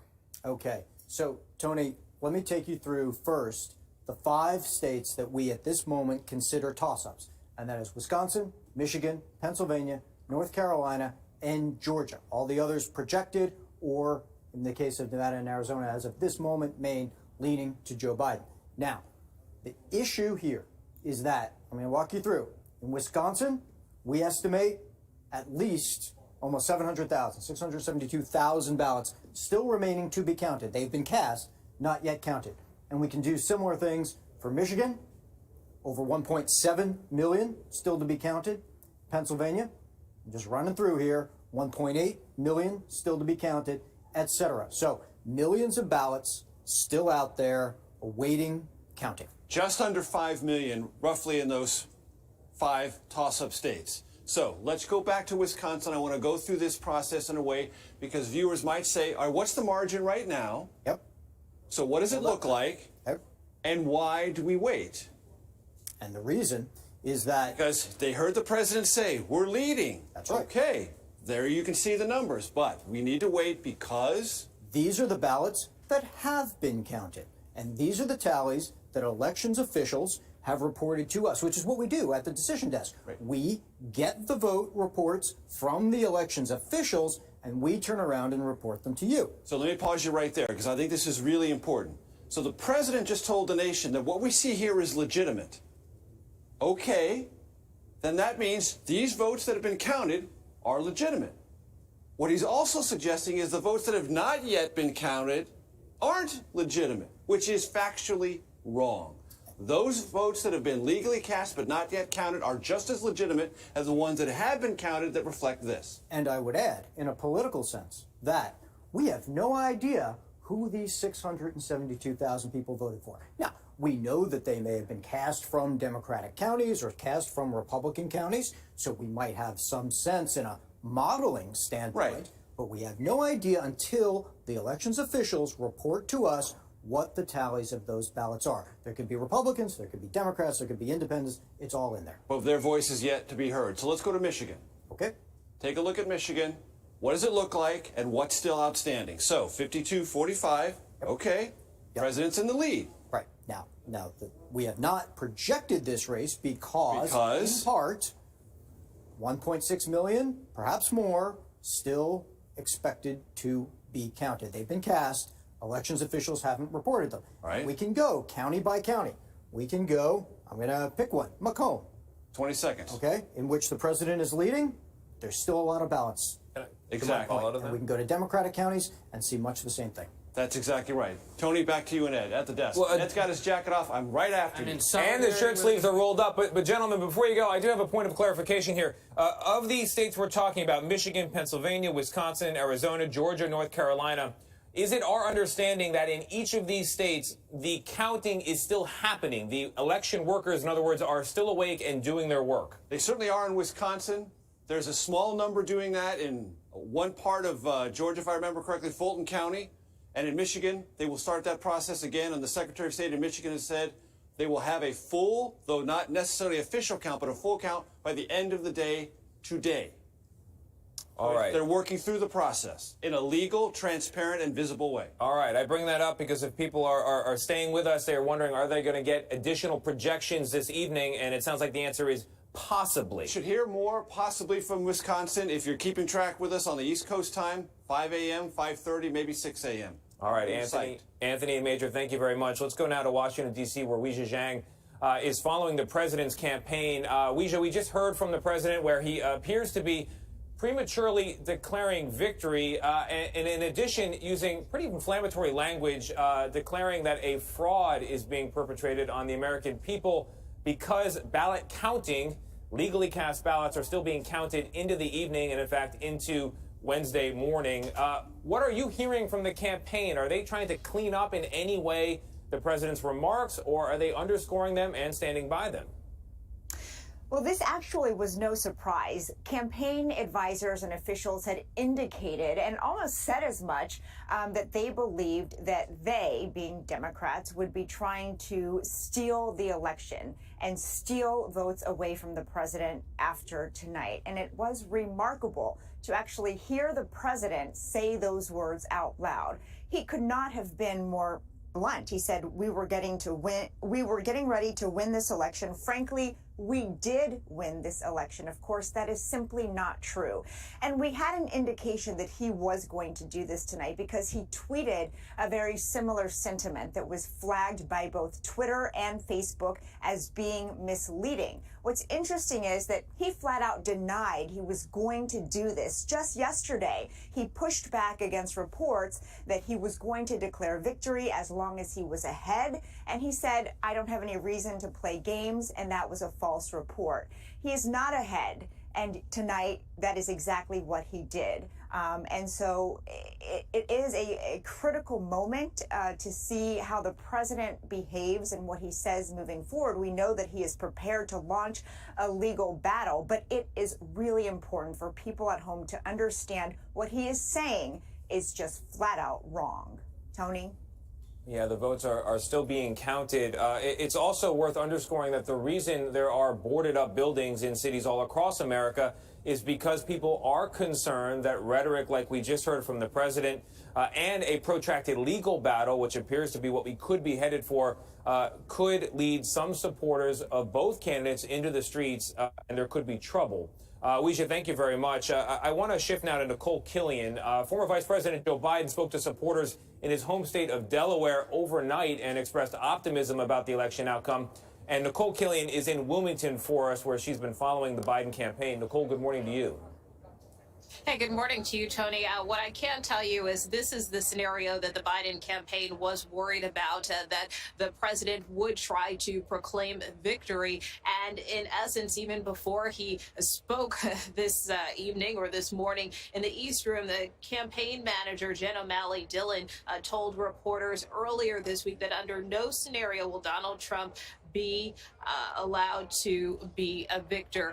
And really her point there, and I'm kind of paraphrasing her comments, but the point that she made was that they knew that there would be outstanding ballots and votes to count. And that is in essence the message that we heard from the former vice president earlier this morning, where he told his supporters that it ain't over until every ballot is counted. And so that's why he is urging patience. That's why he told his supporters here tonight to keep the faith. Many of them doing just that. I spoke to a number of them who said they are optimistic. They realize this is going to take time, but they are hopeful in the outcome. Tony? All right, Nicole, thank you very much. Ahead, we're going to hear from CBS News political contributor Jamal Simmons and CBS News political analyst Leslie Sanchez for their take on what President Trump said a short while ago about the election results. But for now, we're going to tuck in a quick break. You're watching our CBS News 2020 America Decides.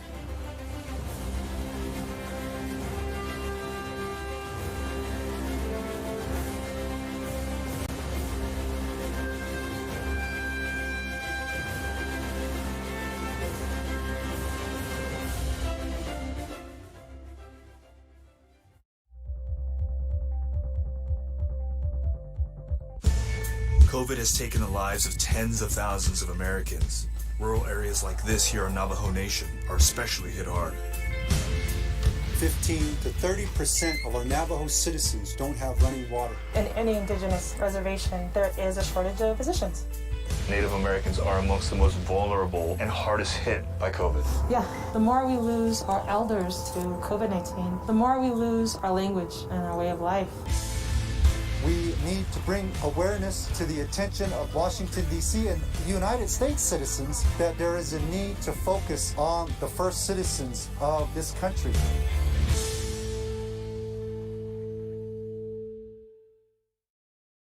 CBSN Los Angeles. Get local news, breaking news, anytime, anywhere.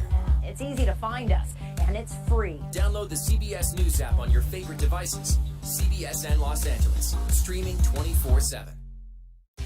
CBSN Pittsburgh, your neighborhood news, streaming 24/7. Anytime, anywhere. Find it on KDKA.com and on all your favorite devices.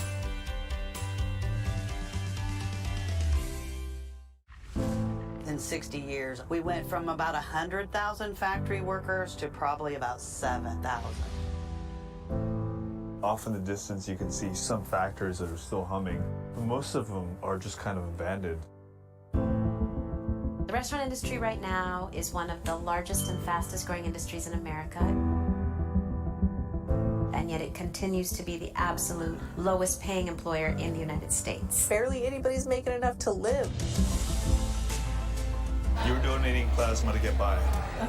It's literally a slave wage. I don't remember growing up like this. My mom didn't have to go to food banks. It's pretty sad.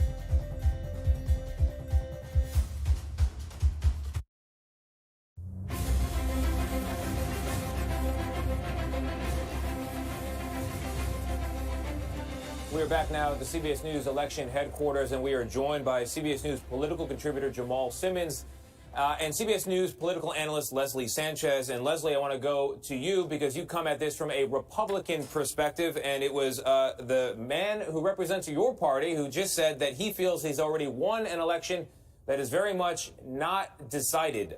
It is still an outstanding matter who will be the next president of the United States. What did you make of his remarks from the White House a short time ago? I think it's a tremendous amount of puffery. To be realistic about it, it's about keeping people excited that the potential is there. I will tell you from some conversations I've had, the internal numbers for many of these swing states continue to look good for the president. So he's feeling optimistic. It's the way he talks about it, whether it creates a bit suspicion if he's going to cast down on the election results. But I think what he's really trying to say is that he's excited about where the numbers are going to turn out in the swing states. Jamal, I know you, as I recall, are a native son of Michigan, correct? Or is it your father who is? I am. It No, seems I like am. much. Born and It seems raised. like much of this will rest on the Wolverine state. Based on what you're seeing, do you believe Biden will be able to prevail? I think he will. I've been looking at some numbers, and I had a conversation earlier with an elected official in the state who tells me that they think that the numbers in Wayne County, particularly in Detroit, will come in tomorrow, and over the next couple days, we'll count those ballots, and then we'll be able to see that Michigan is going to go into Vice President Biden's column. I think the same thing is probably going to happen in Wisconsin. But here's the thing that we all have to be, very cautious of and worried about. The president very well could win one of these states. I mean, something could happen that we don't predict. And what he's doing now is calling into jeopardy the entire integrity of our elections. And so I think millions of Americans, tens of millions of Americans, 100 million Americans plus, spoke up and said something about what they want, the direction they want for the country, including many of his supporters. And we've got to respect the voice that they exercise during this process. Leslie, I want to go back to you and get you to respond to something that Jamal just said. The integrity of our democracy being called into question, the way you put it was, it's just puffery. He's trying to keep people interested. Help me close the gap between those two points of view. There's a lot of concern and certainly hand-wringing on both sides of the aisle, Tony. There's no doubt about that. The integrity of the election, above all, it's the most important aspect. The president tends to walk that line, right? He pushes it even further. We've got lawyers. That's the first call I'm going to make. There is no doubt that if it does become a series of too close to call elections in each of those swing states, that it is going to be investigated further to ensure that every vote that should be counted is counted. And so I do think it's part of his bravado of the way he talks, but the bottom line is ensuring that every vote that should be counted will be counted, and the president's going to have to fundamentally live with those results. All right, Jamal Simmons and Leslie Sanchez, thank you both very much. We'll come back to you this evening, so don't go far. For you at home, we have much more news ahead, including the latest from the states that will be critical to deciding who is the victor in this election, Georgia and Pennsylvania. You're watching our CBS News 2020 America Decides.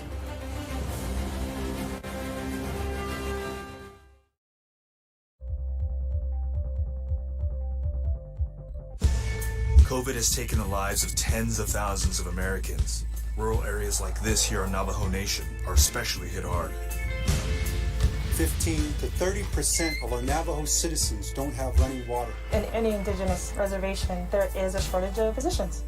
Native Americans are amongst the most vulnerable and hardest hit by COVID. Yeah, the more we lose our elders to COVID-19, the more we lose our language and our way of life. We need to bring awareness to the attention of Washington, D.C. and United States citizens that there is a need to focus on the first citizens of this country.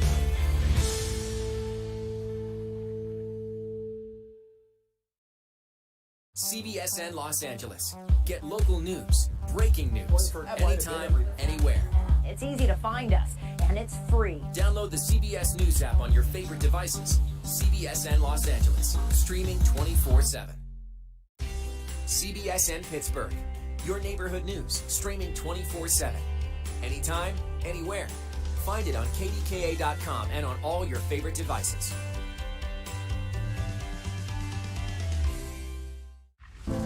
In 60 years, we went from about 100,000 factory workers to probably about 7,000. Off in the distance, you can see some factories that are still humming. Most of them are just kind of abandoned. The restaurant industry right now is one of the largest and fastest growing industries in America. And yet it continues to be the absolute lowest paying employer in the United States. Barely anybody's making enough to live. You're donating plasma to get by. It's literally a slave wage. I don't remember growing up like this. My mom didn't have to go to food banks. It's pretty sad.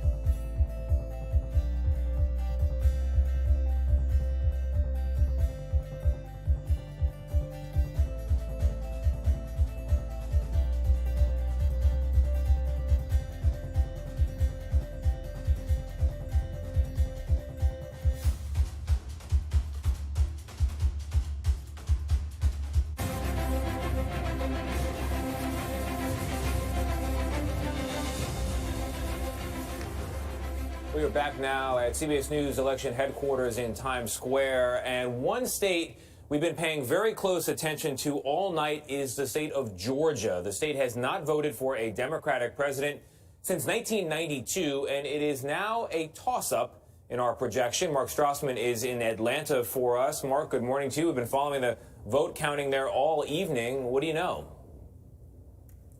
Good morning, Tony. Well, with more than 90% of the vote counted here, President Trump is leading slightly, but the race is still considered too close to call. Democrats really had such high hopes of turning Georgia blue in 2020, but that is something that has simply not happened, as you mentioned, not happened here in Georgia since Bill Clinton carried the state nearly 3 decades ago. It could be a few days before, well, actually, let me start with this. 91% of the expected vote is in. President Trump leading Biden by a narrow 2.5%. 16 electoral votes are up for grabs here. It could be a couple of days before all the mailed votes are counted here in Georgia. The demographics have been changing in the state in recent years. The suburbs have become younger, more diverse, less conservative. Our early exit polling indicates Biden is overwhelmingly capturing the black vote here, but Trump is overwhelmingly taking the white vote, around 70%, also leading here the president with voters who are not college educated. There are also 2 crucial U.S. Senate seats on the ballot here. Both held by Republicans. One is heading for a runoff. The other is considered too close to call, although Republican incumbent David Perdue is leading. Georgia's Secretary of State has said he expects the winners of most races to be announced later this morning. Tony? Mark, it's Ed O'Keefe. I'll take this one. One of the things that complicated the count in Georgia, I guess last night, is there was a plumbing issue, right? Yeah, at State Farm Arena, which is where the Atlanta Hawks play, that was a processing and tabulation center for absentee ballots. There was a water leak. Pipe leaked this morning. None of the ballots were damaged, but that stopped the counting. And with about 50,000 uncounted ballots, they sent most of the workers home. A few workers have been working overnight, but the sense is that they're probably not going to finish it up again until sometime this morning. It was just one more little thing that went wrong here. Generally speaking, the day at the polls yesterday worked out great. That is, with so much early voting, Ed. As you know, Georgia set records. Nearly 4 million folks cast early ballots. The polling itself, the day at the polls went very, very smoothly. Wait times were like 10 or 15 minutes, very reasonable. But then they ran into issues with the tabulation, and here we are, you know, almost 10 hours after the polls have closed. And we still don't have a winner. And, of course, very, very frustrating for Republicans and Democrats alike. Tony, if you had leaky pipes holding up the 2020 ballot count on your 2020 bingo board, you're doing pretty well tonight. The bingo board for 2020 is large. It's like, it folds out many times. It is larger than any game board in your house. Mark Strassman, thank you very much. You bring up, you open the door to an interesting conversation here. Georgia, I want to underscore for people, it is a state where it appears that President Trump has an edge, but we have projections that suggest that the trends continue, and I heard Anthony Salvanto talking about this earlier in the broadcast. If the trends continue, Biden still has a path there, yes, which is why it hasn't been called. Because it runs through these suburban, fast-growing counties in and around Atlanta.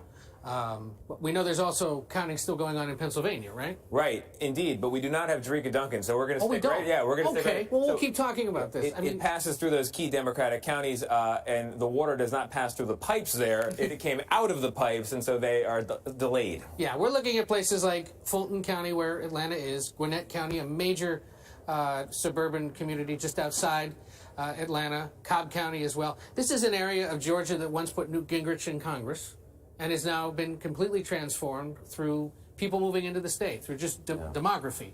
And you've seen some of the most competitive congressional races in recent years held in that part of the country. So there's a belief among the Biden campaign and Democrats in the state that if it could happen 2 years ago, if Democrats could get elected to Congress, why couldn't a Democratic presidential candidate play well? Not only congressional races, but the Stacey Abrams gubernatorial race was very close. Right. In fact, she still maintains that she may have won that race. There were some irregularities. And she did a tremendous job for the Democratic Party, pulling out new voters and pumping things up in that area around Atlanta. If Joe Biden holds on or finds a way to a victory there in Georgia, it'll be in large part because of what Stacey Abrams did. All right. Ahead, we are going to be talking to our voting and election law expert, David Becker. Important conversation there. Stay with us. Get some coffee.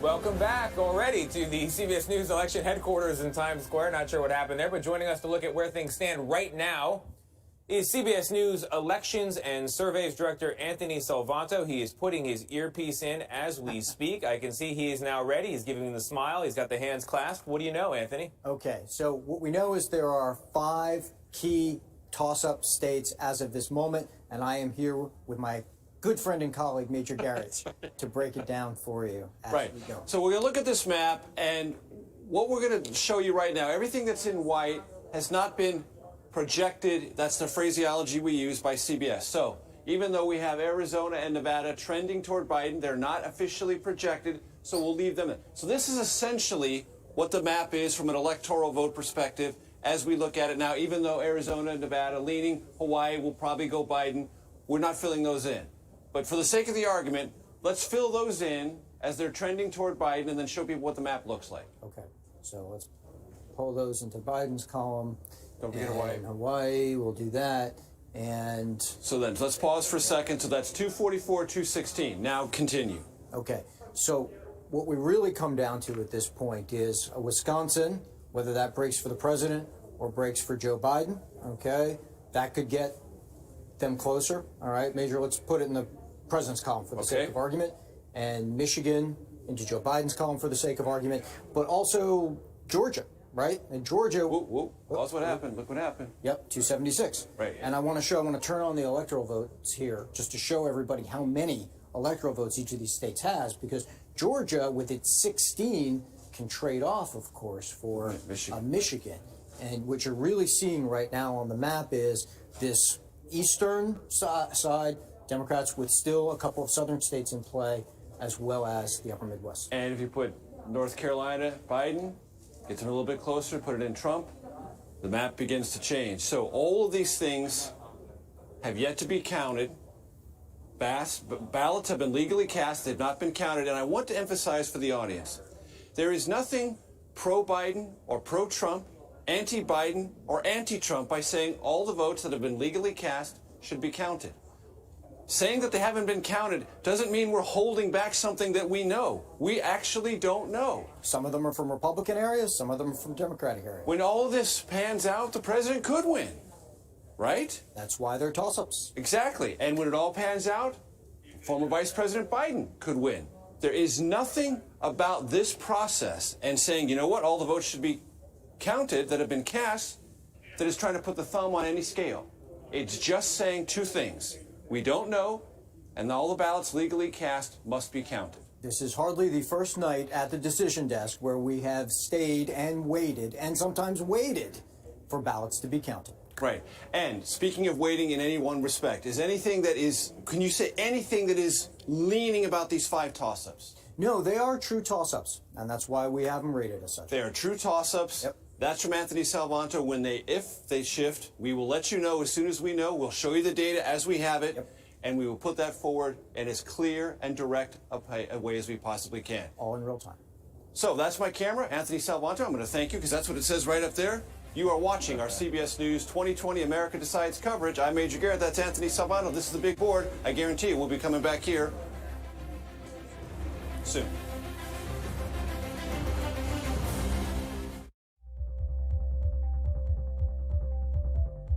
So, I've got a question for you. What if you could watch all the CCO news you want and see all your favorite CCOers anytime, anywhere? Well, you can. Go ahead and grab your phone. Come on, I know it's close by. And go to WCCO.com or get the app and poof, there we are, right next to all those other networks you stream. Bonus time, it's free.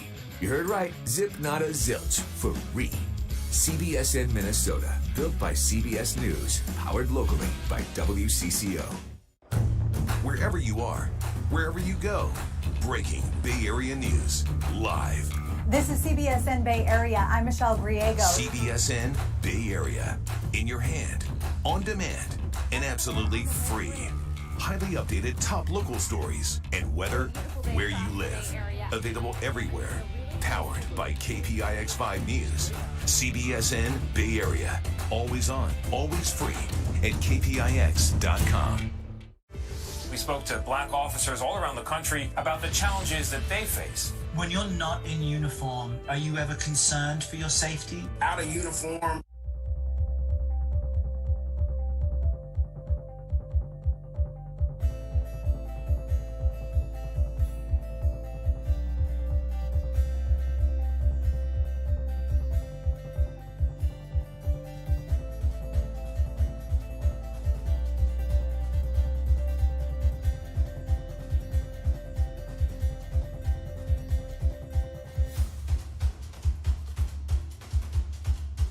The reinforcements here, and I'm already going to toss it to a correspondent in Michigan. Michigan, of course, one of the 5 battleground states where a sizable share of ballots are still being counted at this hour, and it is too soon to make a projection. And that correspondent is Janet Shamley, and she is in the crucial area of Detroit. Janet, good morning to you. What can you tell us? Good morning. The Michigan vote would appear to favor the president, but Joe Biden says he is confident that it's going to go his way. And if that's the case, it's a flip from 2016, and he would increasingly need that happen to win. President Trump has roughly an 8-point lead in Michigan with just more than 70% of the vote counted. The Secretary of State tells us results likely won't be known until tonight, and the race is expected to tighten once absentee ballots are counted. Wayne County, which encompasses Detroit, has counted less than 40% of the vote. It's traditionally a Democratic county that went for Hillary Clinton in 2016. Joe Biden knew he would likely need to win here, and based on exit polls, he's counting on female and minority votes to bring him over the top. This is likely to be one of the closest races in the country, as it was in 2016, when President Trump won by fewer than 11,000 votes. If the president does win Michigan again, his path to the White House is increasingly likely. The Secretary of State told us a few hours ago that we would probably know tonight, but certainly well before the end of the week. Tony. Yeah, key point there. Less than 40% of the vote in Wayne County, which encompasses Detroit, has been counted. There is a large outstanding number of ballots in that area. I agree. I think Michigan is going to be very tight again. It would appear, we heard from the Secretary of State, we'll get results within 24 hours. That was a revision from what she had said earlier. And the 24-hour period, though, could be any moment now, could be deep into tomorrow if you count, depends on when you count your dawn, I guess. Could already be tomorrow. Janet, thank you very much. The presidential race has been very close in Wisconsin as well. That is another state we are tracking, one of those undecided battleground states. And it's where we find our Adriana Diaz, who is in Milwaukee. Adriana, good morning to you. Under normal circumstances, with no pandemic and no election, it would just be about closing time in the bars in Milwaukee. Don't ask me how I know, but I imagine now it is pretty quiet and pretty cold there where you are. Tony, how do you know that? Well, there's certainly none of that going on here tonight. It is quiet here, but they are working upstairs, counting those ballots. So far, more than 80% of the vote is in here in Wisconsin. And right now, Trump is leading by a few percentage points, but there are still votes to be counted. Many of those votes are absentee ballots. And we know from CBS News' Battleground Tracker poll that absentee voters are likely to be Biden voters. So that means Biden could get a bump later on as all these votes come in. But the question is, will it make a difference? Here's what we do know. Based just on the 3 most populous states here in Wisconsin, Dane County, where Wisconsin is, that went to Biden by a landslide. We expected that. But in Waukesha County, which is a suburb of Milwaukee, Trump won there as expected, but Biden outperformed. And the reason why this is important is this is a key metric that Democrats here were looking at to see how Biden might do statewide. We spoke to the chair of the Democratic Party here today, and he said if Biden gets anywhere from the mid-30s to the high 30s in Waukesha County, that means he could take the whole state. Biden got 38% of the vote in Waukesha County, but of course, the state is still too close to call. And the reason is because people are still voting, people are still counting the votes in the building behind me here in Milwaukee. They counted 150,000 votes today alone. They could only start at 7 a.m. The count continues. They have about 20,000 left here, and county officials say don't expect any word until at least 5 a.m. Tony? All right, someone will be up. Wait, we got Ed O'Keefe here. Central, so 6 a.m. Eastern for those of you keeping track. We will definitely. I am keeping track, Ed. Thank you. We will definitely be up. We will be. CBS This Morning will be getting around that hour. And if you're a frequent viewer of CBS This Morning, you're probably wondering who this guy is because you don't get up that early if you're up at this hour. I'm Tony DeCopel. I was the relief team. I came in at 3 a.m. And we are still following the unfolding and yet to be decided presidential election. And we are joined right now by CBS News contributor David Becker, who is an election law expert and the founder of the Center for Election Innovation and Research. David, good morning to you. Exactly the kind of expertise we need right now because we have a president claiming a fraud is being perpetrated, and yet simultaneously we have what seems to be a normal process unfolding in several key states. Talk to us about the gap between what the president is saying and what we're seeing unfolding at this hour. Well, here's what we know. We know that there are about 20 million ballots still left to be counted nationwide. We know that in the 5 toss-up states, there are about 5 million ballots left to be counted. And we know in states like Georgia and Wisconsin, the margin right now is only about 100,000 votes. And a lot of the counties that have the majority of ballots left to count are in, for instance, Milwaukee and Wisconsin, around the Atlanta and its suburbs in Georgia, and Savannah in Georgia. And in Michigan, the margin's only about 300,000 votes. So we've got a lot of ballots left to count. And I've been speaking with election officials, both Republicans and Democrats, who are working to count the ballots that were validly cast. That's the most important thing. And they're all committed to this. It doesn't matter what party they belong to. They know the rules were established beforehand. The campaigns knew those rules, and the election officials are now following those rules to count every validly cast ballot. And for instance, I talked to the Republican city commissioner in Philadelphia, who's been doing just an amazing job, Al Schmidt, along with his colleagues, and they still have a lot of votes still left to count in Philadelphia and in a lot of those Philadelphia suburbs. So what we need to do is we need to ignore the noise that's coming from the White House. They're trying to establish kind of a fraudulent fait accompli where we don't count the ballots that are cast. And we're going to do that. The election officials are going to make sure that's done. And we might be in for a long haul here because the margins are so narrow, and that's just what happens when we have margins this narrow. David, when you talk to those people counting the ballots early this morning and you tell them what the president said, what do they say? Well, what's amazing is I didn't have to tell them what the president said. A lot of them have actually gone on social media already and been very clear. Again, the Republican City Commissioner Al Schmidt in Philadelphia tweeted, "We are going to count all the votes."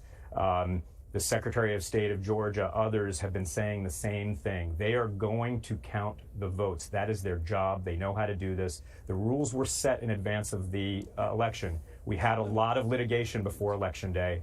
That set the rules, and now we're following those rules. David, Major Garrett, talking about the rules having been set, you and I have had this conversation, but I think the audience would appreciate hearing it directly from you. Because there was so much litigation and because the rules have been established, if the jurisdictions follow the rules, there isn't legal standing, is there? There really isn't. I mean, there might be some frivolous claims brought here or there, and you can never say with absolute certainty that courts won't do something unusual. But I think the rules have been pretty clearly set here, and there's been reliance by voters upon those rules, and that reliance is very, very important. Once the voters understand certain rules and they rely upon them, courts give that great deference, and they've established those rules about when ballots have to be in by, whether they have to be postmarked, those kinds of things. And right now, the jurisdictions are doing a remarkably good job of following those rules. It's just taking some time to get through this amazing volume of early and mail votes. Ed, did you have another question? Well, all sorts of questions. Thank goodness we have David on salary, not on retainer, because we're encouraging him a lot to stick around late into the night. David, I guess, look, I want to reiterate something the president had said earlier, and it's important that we repeat this because people are going to hear it in news coverage later today. The president said he's going to go to the Supreme Court and tell them to order states to stop voting. He cannot do that. Stop counting. Stop counting. To stop counting. Sorry, to stop. I keep messing this up. It's the hour. Stop counting. To stop counting. He cannot do that, right? That's right. I mean, he has to go through the lower court process first. That it could either be through a federal or state court process, and you can go up on appeal from either a state Supreme Court or from a federal court, from the lower district courts to the circuit courts up to the Supreme Court. That could take some time. But again, his claims need to be found to have some merit. And right now, there is just no question what the election officials all around the country are doing, even in the states that aren't toss-ups, is they're still counting ballots that were cast today, that were in time today, and that they're going through the process they need to make sure they're validating every vote and that every vote will be counted. And so when those margins are really narrow, it makes us a little uneasy, but it's a normal process because we have to wait till all those ballots are counted till we'll know who won. All right. Well, I am relieved to hear you are not paging through election law books looking for answers. You already know the settled law, and we are in new territory politically, but legally, things are well established. David Becker, thank you very much. We'll be checking with you later on in the evening. No matter who wins the next 4 years in the White House, they will need Congress if they want an agenda to be pushed through and for change to happen. So ahead, we are going to have Nancy Cordes, who's been kind enough to stick around, talk to us about the Senate races that have been decided and the contests that are still too close to call. You're watching CBS News 2020, America Decides.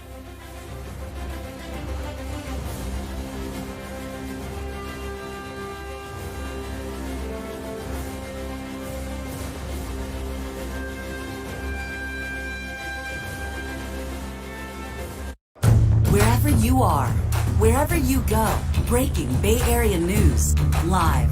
This is CBS in Bay Area. I'm Michelle Griego. CBS in Bay Area. In your hand, on demand, and absolutely free. Highly updated, top local stories, and weather where you live. Available everywhere. Powered by KPIX 5 News. CBS in Bay Area. Always on, always free at kpix.com.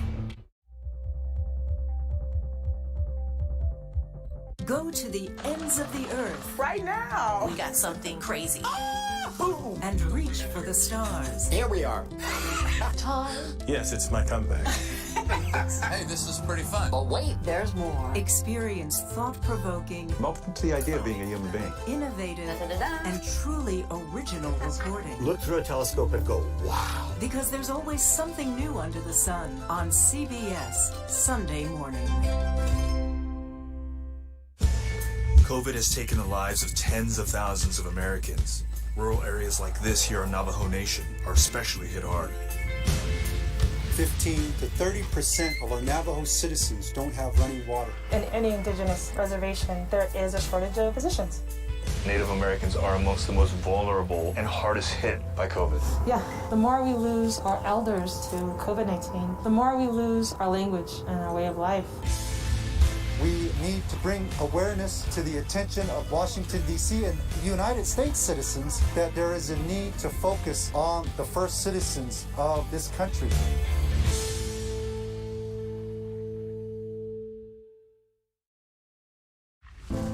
within 60 years. We went from about 100,000 factory workers to probably about 7,000.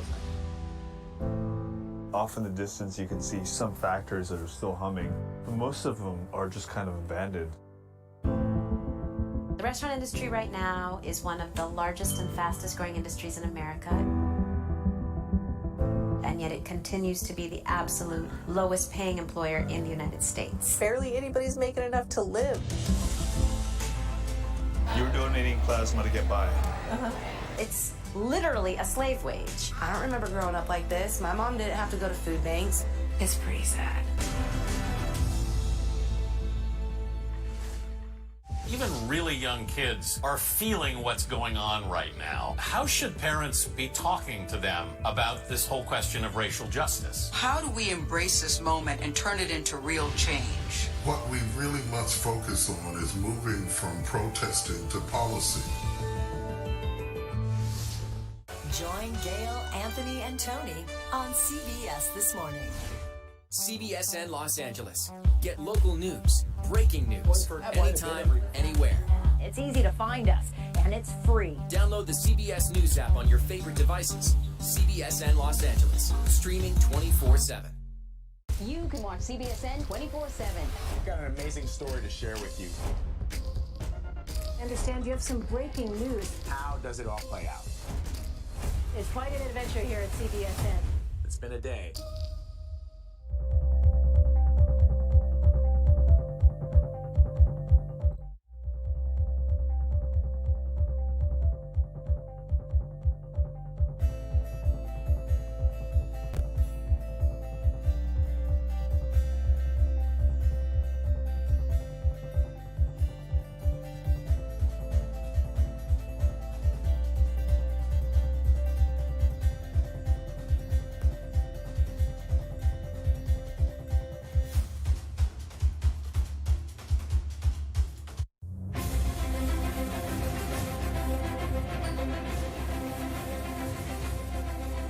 We're back now at our CBS News election headquarters in Times Square, and we were talking about control of the U.S. Senate. More than a third of the 100 U.S. Senate seats were on the ballot, and this morning we are beginning to get a clearer picture about which party might control the Senate in the next term. Nancy Cordes is still awake with us, and she joins us now, Chief Congressional Correspondent. What do you know? Tony, two things we can say definitively at this hour. The Democratic path to the majority, which seemed so promising earlier in the night, has narrowed. It has not vanished, but it has narrowed. And we don't expect that we'll be able to declare which party is going to control the Senate anytime in the next few hours. Take a look at what's remaining to be called at this hour. I love that. Bring the Senate chamber up out of the floor. Take a look at the right-hand side of your screen. These are all the Republican Senate seats that were up for re-election tonight. You see a couple of blue squares there. One is the Democratic pickup in Colorado, where Cory Gardner, the Republican incumbent, has been defeated.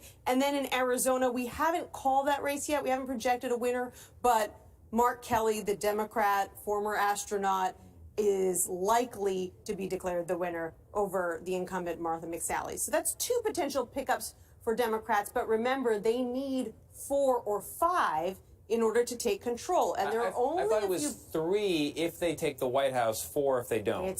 You're right. However, if you go over to the left-hand side of your screen, the Democratic side, you'll see one red square there. That is because Doug Jones has lost, we project, his race, and that seat will go to a Republican. So now Democrats need one more seat. And there are 4 races that we are still watching on the Republican side. So if they win 2 or 3 of those races, then they'll be in good shape.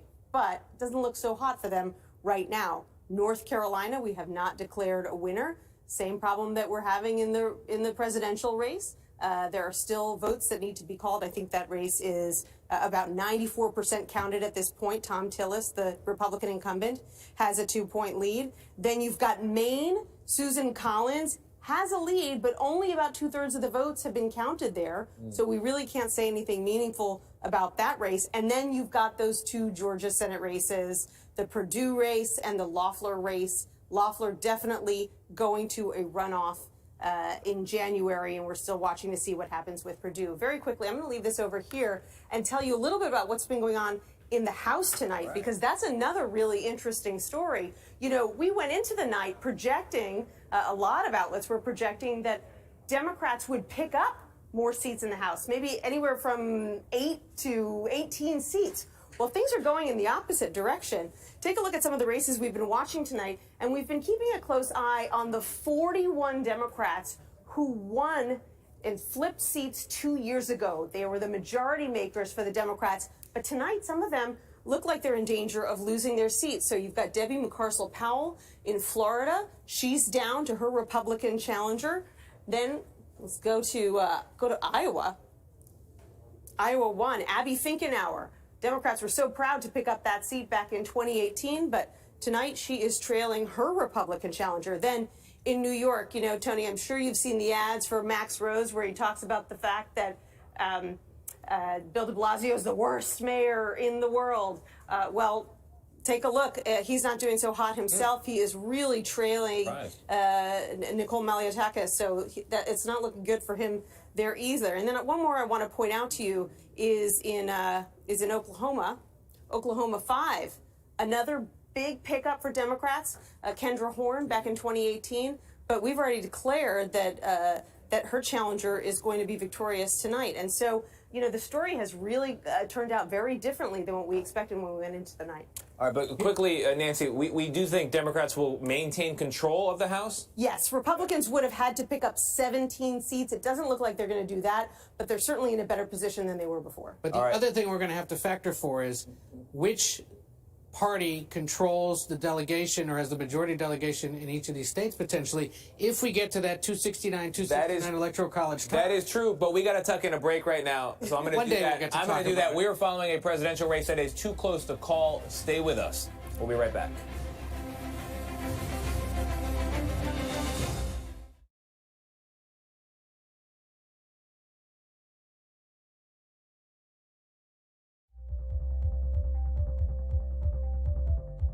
Go to the ends of the earth. Right now. We got something crazy. And reach for the stars. Here we are. Tom. Yes, it's my comeback. Hey, this is pretty fun. But wait, there's more. Experience thought-provoking, I'm open to the idea of being a human being. innovative, and truly original reporting. Look through a telescope and go, wow. Because there's always something new under the sun on CBS Sunday morning. COVID has taken the lives of tens of thousands of Americans. Rural areas like this here on Navajo Nation are especially hit hard. 15 to 30% of our Navajo citizens don't have running water. In any indigenous reservation, there is a shortage of physicians. Native Americans are amongst the most vulnerable and hardest hit by COVID. Yeah, the more we lose our elders to COVID-19, the more we lose our language and our way of life. We need to bring awareness to the attention of Washington, D.C. and United States citizens that there is a need to focus on the first citizens of this country.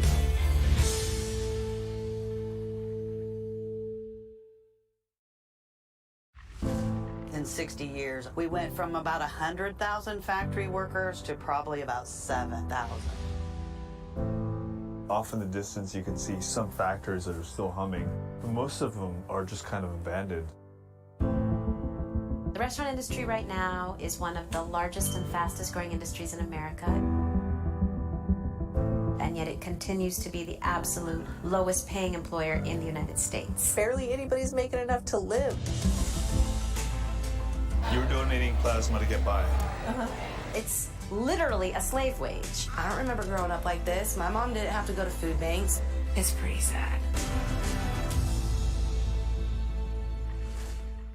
Even really young kids are feeling what's going on right now. How should parents be talking to them about this whole question of racial justice? How do we embrace this moment and turn it into real change? What we really must focus on is moving from protesting to policy. Join Gail, Anthony, and Tony on CBS This Morning. CBSN Los Angeles. Get local news, breaking news, anytime, anywhere. It's easy to find us, and it's free. Download the CBS News app on your favorite devices. CBSN Los Angeles, streaming 24/7. You can watch CBSN 24/7. We've got an amazing story to share with you.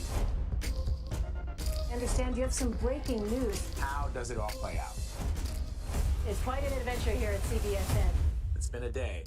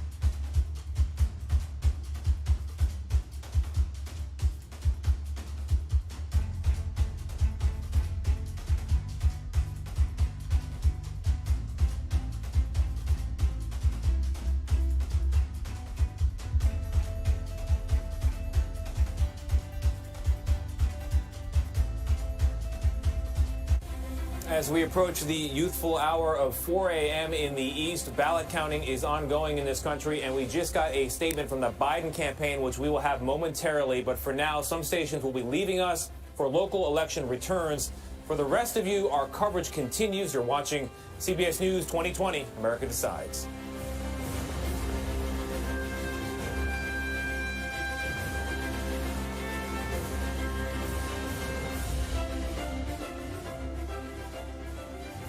Welcome back to our special election coverage. Joining us once again to look at where things stand. In fact, wait, before we get to where things stand, as we let Anthony Salvanto find his position, I do want to get to Ed O'Keefe here, who has a statement from the Biden campaign responding to President Trump's remarks a short while ago. Yeah, Jen O'Malley Dillon is the campaign manager for Biden for president and issued a statement just through email a little while ago. She says, quote, "The president's statement tonight about trying to shut down the counting of duly cast ballots was outrageous, unprecedented, and incorrect. It was outrageous because it is a naked effort to take away the democratic rights of American citizens. It was unprecedented because never before in our history has a president of the United States sought to strip Americans of their voice in a national election. Having encouraged Republican efforts in multiple states to prevent the legal counting of these ballots before Election Day, now Donald Trump is saying these ballots can't be counted after Election Day either."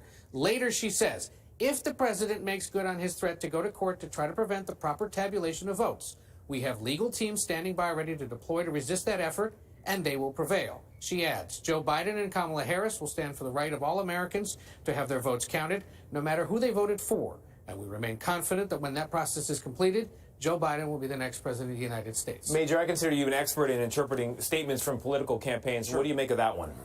That the Biden-Harris campaign is not prematurely declaring victory, which the president did. They are saying we will count all ballots, and we are confident that once that is counted, America will know what happened. Right. Not, we already know what happened. That strikes me as internally more confident than a president saying, I know what's going to happen before the votes have been counted. He's trying to put his own thumb on the scale of public perception. The Biden-Harris campaign is not. And one other thing I would point out, Adam Kinzinger, Republican member of the House from Illinois, says the president is wrong to say what he said. Rick Santorum, former member of the Senate from Pennsylvania, said what the president said was wrong.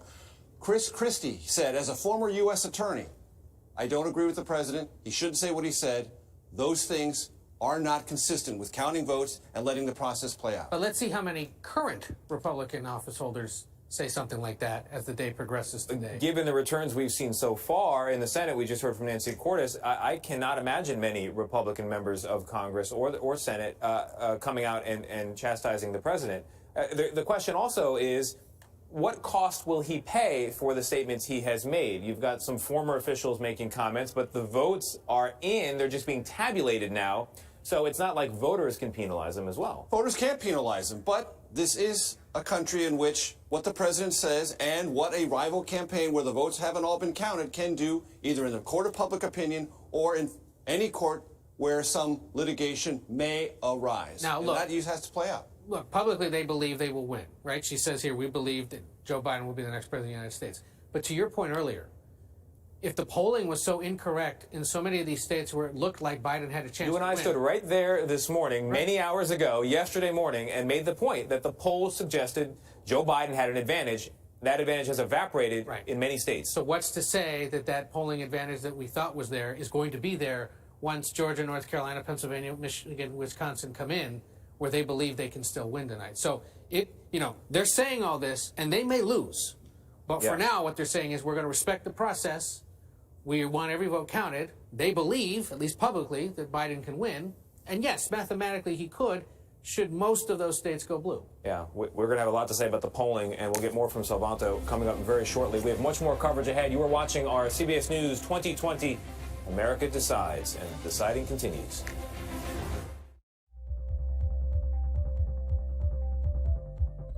The biggest names in politics. Whoa, that's news. Do you think that the president has the authority to send in active duty troops? Face the questions you want answered. Did the CDC let the American people down? Tell me about the decision. When was it made? Who made it? What is the next area that you are concerned about? What does that mean for the risk of reinfection here in the United States? You bring up a very good point, Margaret. Margaret, that's a great question.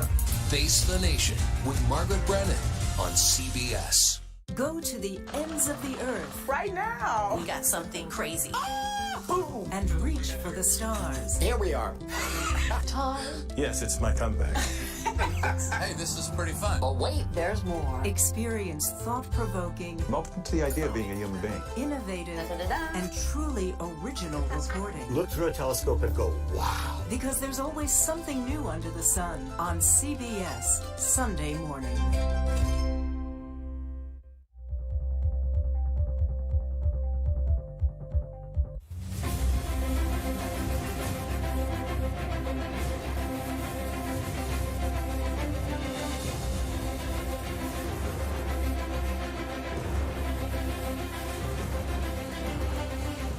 Welcome back to our special election coverage here in Times Square. We promised you another dose of the big board, and let's give it to you now. Anthony Salvanto is there, looking a little bit beleaguered, but the numbers are before him. How you doing, buddy, and what do you know? It has been a long, long night, but we are watching still 5 toss-up races. Just to refresh this for everybody, Wisconsin, Michigan, Pennsylvania, North Carolina, and Georgia.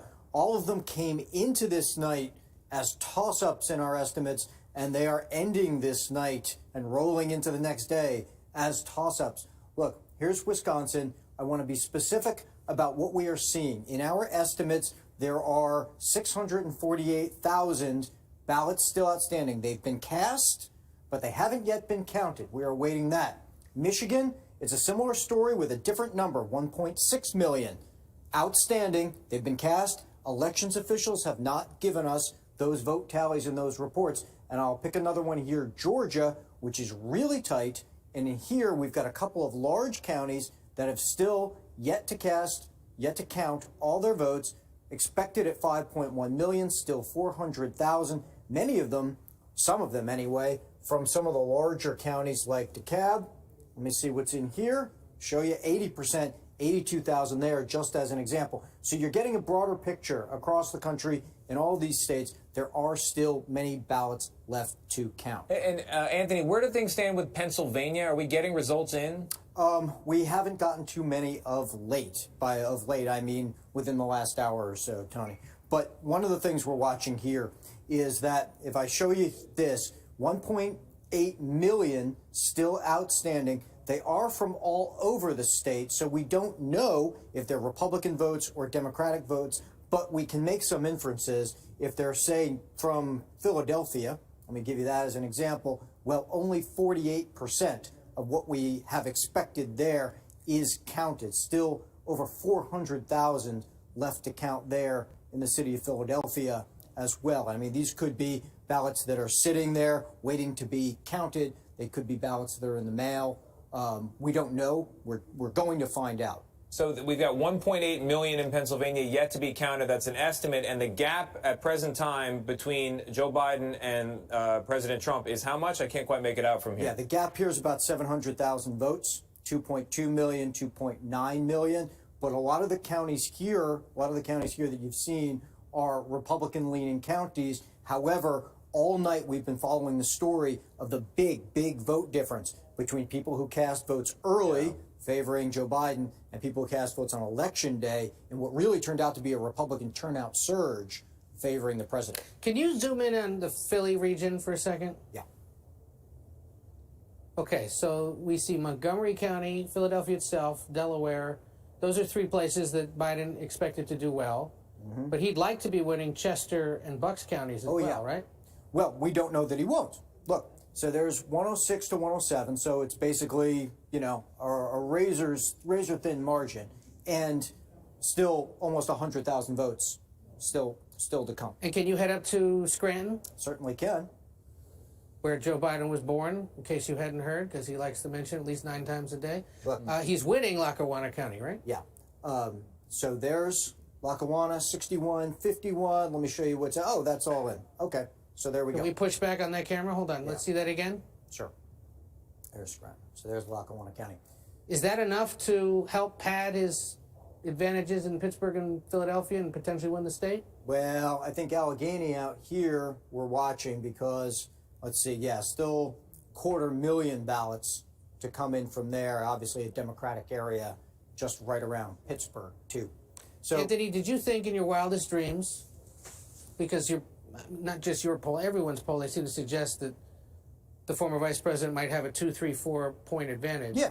But we're going to end up with 4 or 5 big states where potentially the difference is 6 figures or less?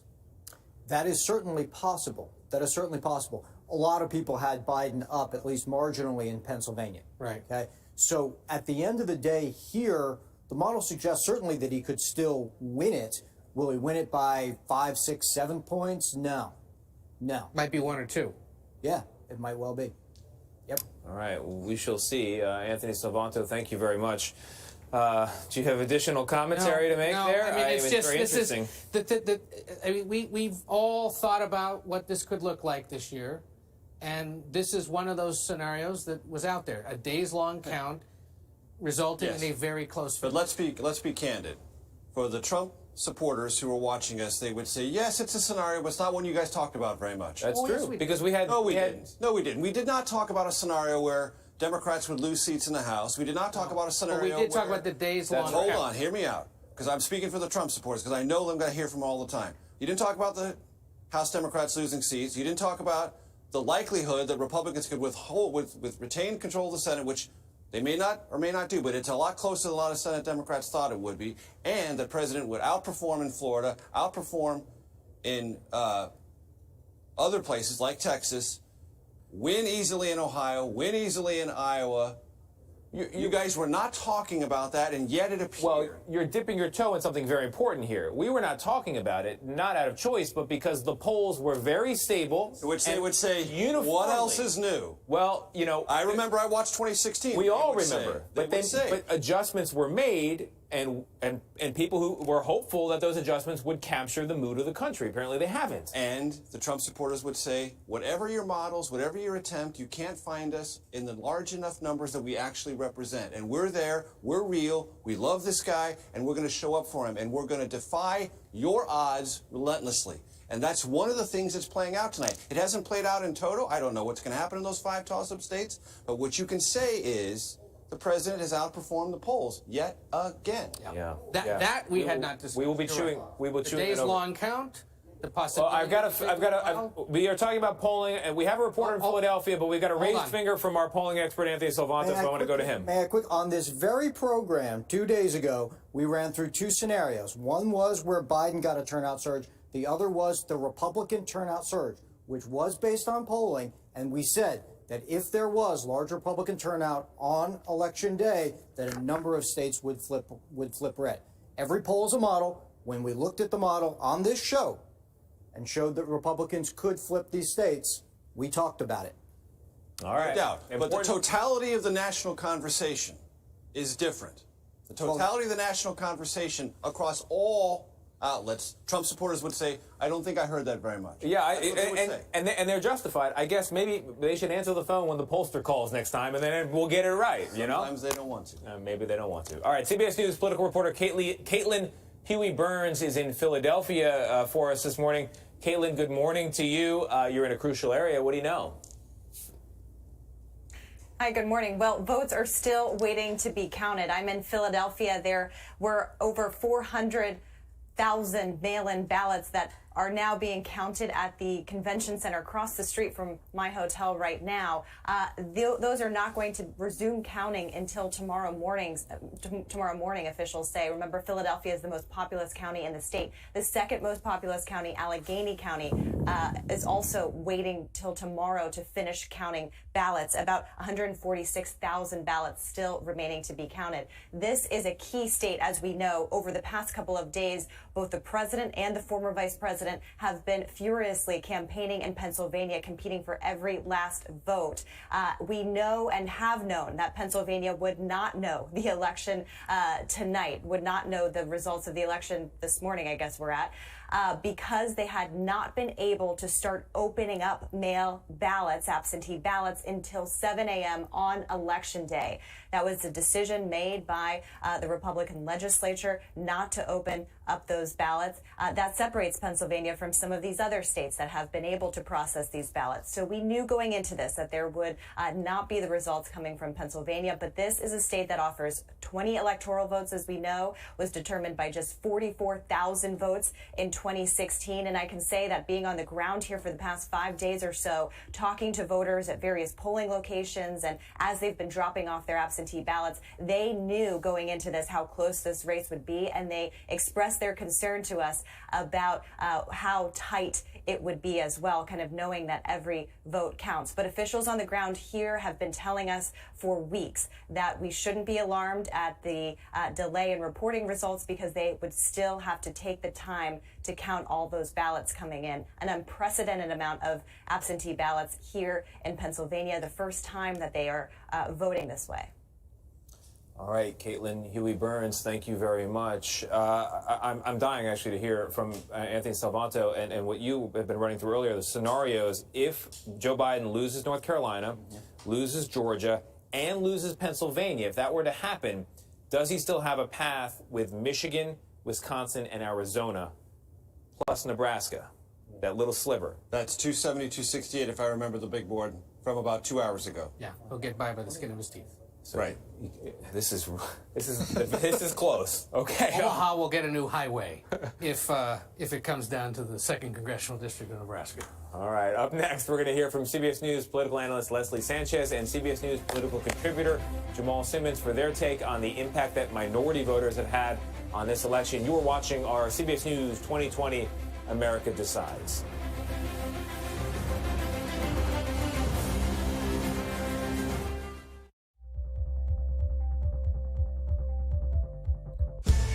COVID has taken the lives of tens of thousands of Americans. Rural areas like this here in Navajo Nation are especially hit hard. 15 to 30% of our Navajo citizens don't have running water. In any indigenous reservation, there is a shortage of physicians. Native Americans are amongst the most vulnerable and hardest hit by COVID. Yeah, the more we lose our elders to COVID-19, the more we lose our language and our way of life. We need to bring awareness to the attention of Washington, D.C. and United States citizens that there is a need to focus on the first citizens of this country.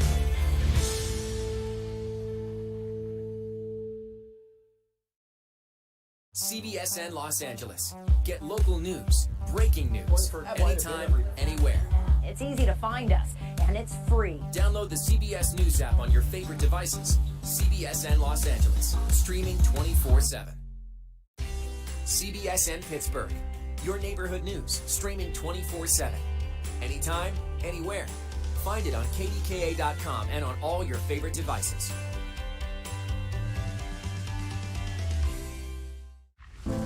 In 60 years, we went from about 100,000 factory workers to probably about 7,000.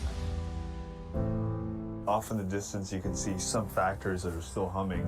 Most of them are just kind of abandoned. The restaurant industry right now is one of the largest and fastest growing industries in America. And yet it continues to be the absolute lowest paying employer in the United States. Barely anybody's making enough to live. You're donating plasma to get by. It's literally a slave wage. I don't remember growing up like this. My mom didn't have to go to food banks. It's pretty sad.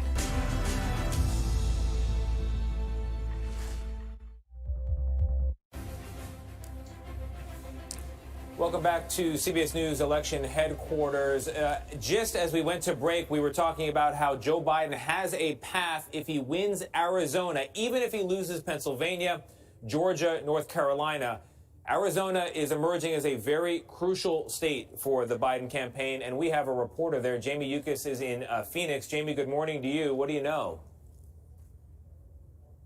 Well, good morning to you, Tony. What I can tell you is that the governor of this state, Doug Ducey, who is a Republican, has come out and said, hey, everybody, there's 130,000 votes that still need to be counted, and that this race is far from over. I keep checking my computer right now. It does look like former Vice President Joe Biden does have about a 5-point lead at this point in time, but we haven't seen any real significant data come in almost the last 6 hours. So we got that initial surge of early voting and mail voting that came in very, very early, but then I haven't seen anything much since. So 82% of the vote has been counted at this point. This trend is unusual in Arizona, where the state has only voted for a Democrat one other time since 1952.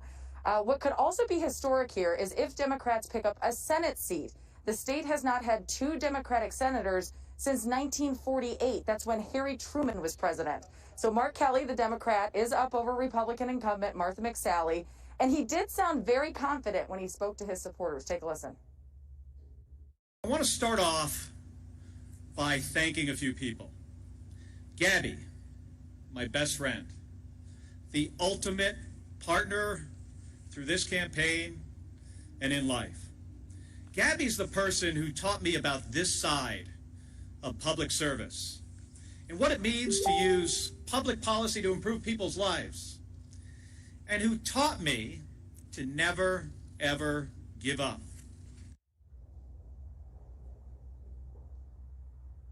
So it sounds like a victory speech there, but I can tell you that Martha McSally responded saying, like Mark, every vote should be counted. I can tell you right now the big hang-up is Maricopa County, which includes Phoenix, Scottsdale, where I'm at here in Chandler, Arizona, where there are a large amount of Hispanic voters, Latino voters, and they came out much higher in a percentage than they did in 2016. They came out at 15% of the vote. Right now, they're looking at 19% of the vote. But of course, we're going to have to keep an eye on Maricopa County. Throughout the night, we did talk to their election supervisors. They said they would trickle out some results throughout the evening. But again, no significant drop in ballots that were cast on Election Day as of right now, Tony. All right, Jamie Yuccas for us. Jamie, thank you very much. I'm here with Ed O'Keefe and Major Garrett, and we are going to bring in now Jamal Simmons and Leslie Sanchez, both of them CBS News political contributors and analysts. Leslie, I want to go to you first. Jamie was just talking about the Latino vote in Arizona. It's very different from the Latino vote in Florida. Latin America is a big place, all the way from northern Mexico to the southern tip of South America. A lot of different people in that vote. Talk to us about their influence here in the 2020 count as it still unfolds before our eyes. It's so dynamic, Tony, and it's changing across the country, right? There isn't one size fits all when it comes to the impact it's having in the states. If you look just at Arizona that she's talking about, she talked about Maricopa County. You have a tremendously red state with a rapidly growing Hispanic population that has traditionally done well. But if you just look at the numbers, the president just at where we are right now is about 16,000 votes fewer than he was in 2016. Now, where'd those other votes go? You could say third-party candidates, people who held their nose and voted for him last time didn't this time. But you can't deny that if you have so many Latinos who are turning 18, about every 30 seconds a Latino is turning 18 in this country and can vote, a state like Arizona is going to be impacted. Same thing for Texas. Texas last time had about 8.5 million people vote. Almost 11 million people voted, and tremendously impacted, and it still swung in the president's direction because the Republicans don't have to win the Latino vote. They have to be in the high 30s and early 40s to win the state. And finally, if you take a look at what was happening in Miami-Dade, there was a 300,000 vote win by Hillary Clinton in Miami-Dade that the president managed to reduce to about 85,000 votes this go around, which can definitely play into what is happening in Florida. So all the way around, the Cuban vote in Miami, and the last one I'd leave you with is Gwinnett County. We're talking about Georgia. That is the new Latino South. That is the area where you have a lot of Hispanic immigrants and a lot of interracial families, non-Hispanic whites with Hispanic families blending together. They are the new suburbia. They have increased by 100,000 votes so far compared to 2016, and it's not going in Trump's direction. Definitely areas that are also different and wonderfully Latino. Just one thing I'd like to observe, because what Jamie Yucca said is really important. It's exquisite representation of an inherent contradiction of what the White House is saying. Doug Ducey, the Republican governor in Arizona, said, we've got to count all the ballots. Hello? Am I missing something? Because the president just said stop counting. Right. Yeah. So let's just hold that right here in front of us. In Arizona, where the Republican governor and the White House think Trump might catch up, they want to count all the votes. In other states, whoa, whoa, whoa, counting all the votes is somehow suspicious. No, it's not. Let's just hold that in stark relief right in front of us. Jamal, since you're the Democrat in this conversation, should the Biden campaign have gone to bed? Because they've all gone home for the night, and they issued this written statement from General O'Malley Dillon that says all the votes will be counted. But shouldn't they be up, watching this closely?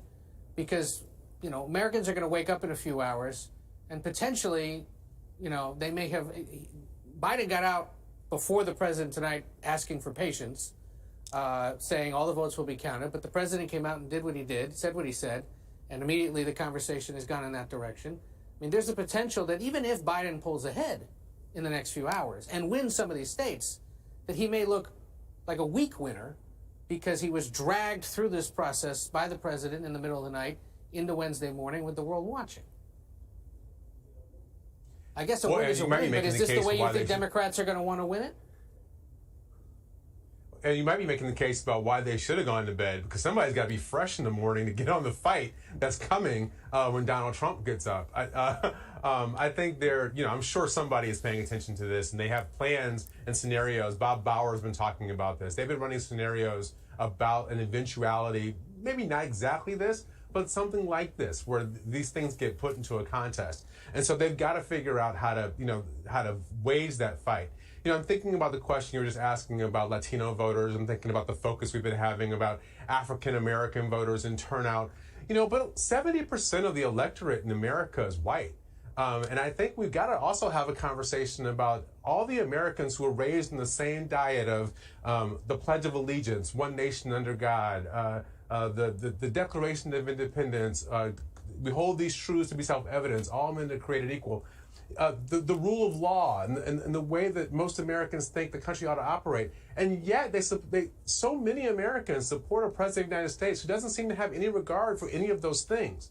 I think as a country, we're going to have to really wrestle with what it is to be an American in the 21st century, what it is we're willing to put up from our leaders. And Donald Trump or Joe Biden or not, the question I think that we're wrestling with is what kind of country is it that we're going to have, and what are we going to allow our leaders to do? I think that is true, Jamal. However, the states deciding who will be president of this country, as we decide what that country should be, are actually not all that like the rest of the country. Michigan, Pennsylvania, and Wisconsin are three states that still to this day have a majority non-college educated white population.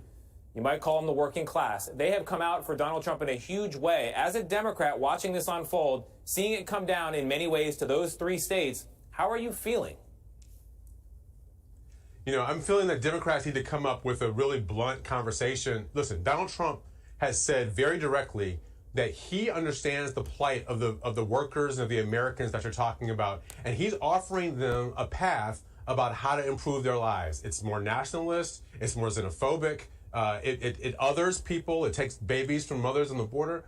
The Democrats have to come up with an alternate path that also addresses an economic and a future for these workers in the American society that has more diversity to it, that has a place where we all get to live together and we can figure out how to make this thing work. We can't just kind of dance around it and be subtle. We got to have a very frank and direct conversation. And frankly, I think a lot of white Democrats and white Americans are going to have this conversation with each other about how it is we chart this course. Because they don't want to hear it from people who look like me. I mean, I think they want to hear it from people who maybe look like Joe Biden. We shall see. The Democrats may have 4 more years to come up with that message. The weight of the staircase can be very painful indeed. Leslie Sanchez and Jamal Simmons, thank you very much. Up next, we will check back in with CBS News Elections and Surveys Director Anthony Salvanto for the latest on the race for the White House. You're watching CBS News. Stay with us.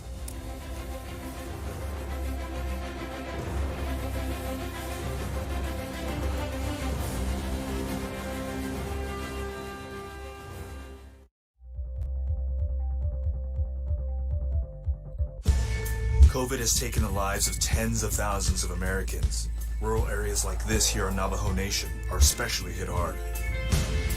15 to 30% of our Navajo citizens don't have running water. In any indigenous reservation, there is a shortage of physicians.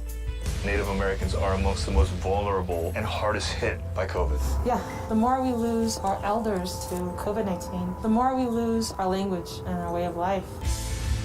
We need to bring awareness to the attention of Washington, D.C. and United States citizens that there is a need to focus on the first citizens of this country.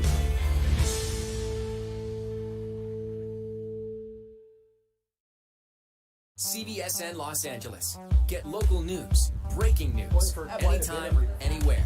It's easy to find us, and it's free. Download the CBS News app on your favorite devices. CBSN Los Angeles, streaming 24/7. CBSN Pittsburgh, your neighborhood news, streaming 24/7. Anytime, anywhere. Find it on KDKA.com and on all your favorite devices.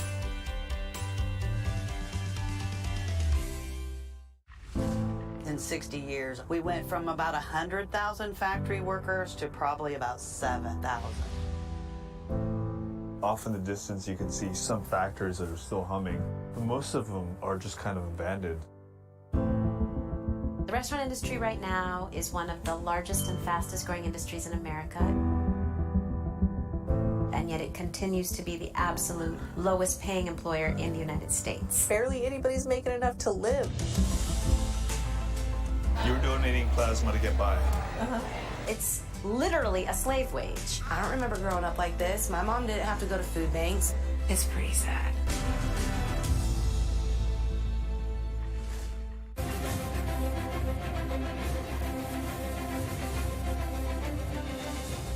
Welcome back to CBS News election headquarters in Times Square. And as we approach 4:30 in the morning here in the East, if you can believe it, 4:30 a.m., we do not have a winner. We do not have a final call in the 2020 election, but we do have Anthony Salvanto standing by with the latest picture of where things stand. Anthony, good morning to you. Good morning, Tony. Okay, everybody should know that there are 5 states we still classify as toss-ups, could still break either way. Wisconsin, Michigan, Pennsylvania, North Carolina, Georgia. Now, in all of them, there are remaining ballots that have been cast that have yet to be counted. In Wisconsin, for example, more than 500,000 still outstanding, and I'll take you through them. Michigan, same kind of picture. More than 1.4 million still outstanding. Now, where are these ballots coming from? They're coming from Republican areas, they're coming from Democratic areas. That's one reason why we don't have a complete picture yet of the whole state.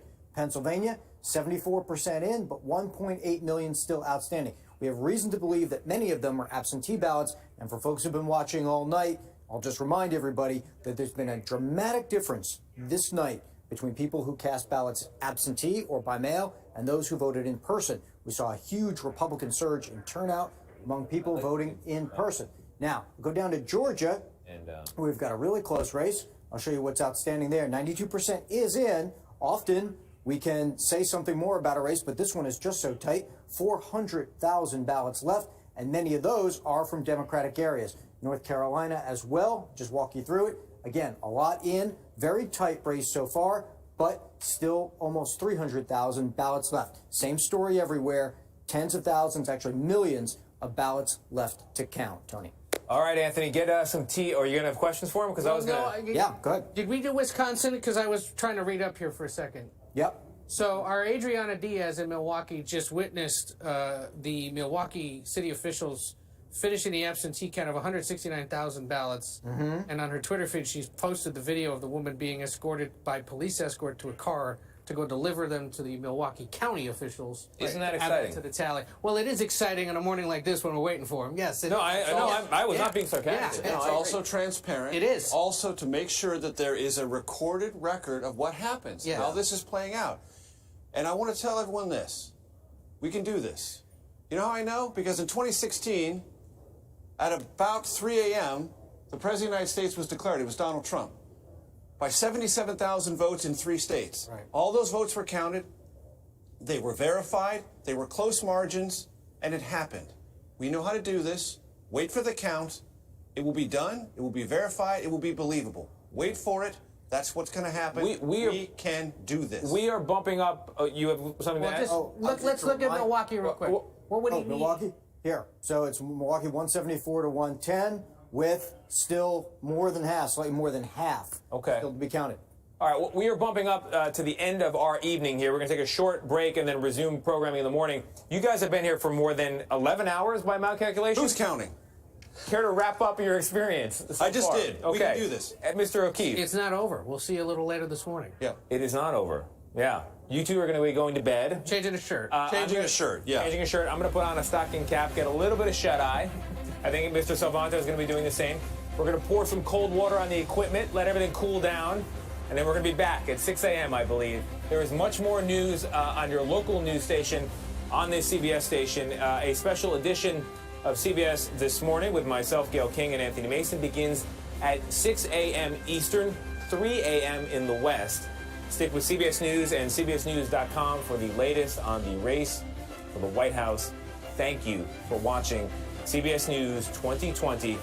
America decides. Election day is over, but the count continues. You do not want it to be fast. You want it to be accurate. And we can do this, America. Be patient. Thanks for watching.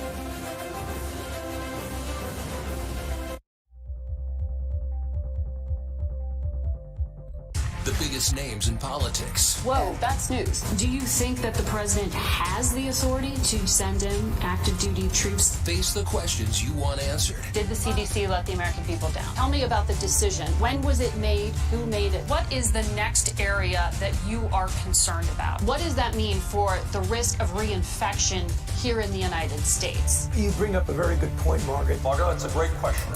Face the Nation with Margaret Brennan on CBS. Go to the ends of the earth. Right now. We got something crazy. And reach for the stars. Here we are. Tom?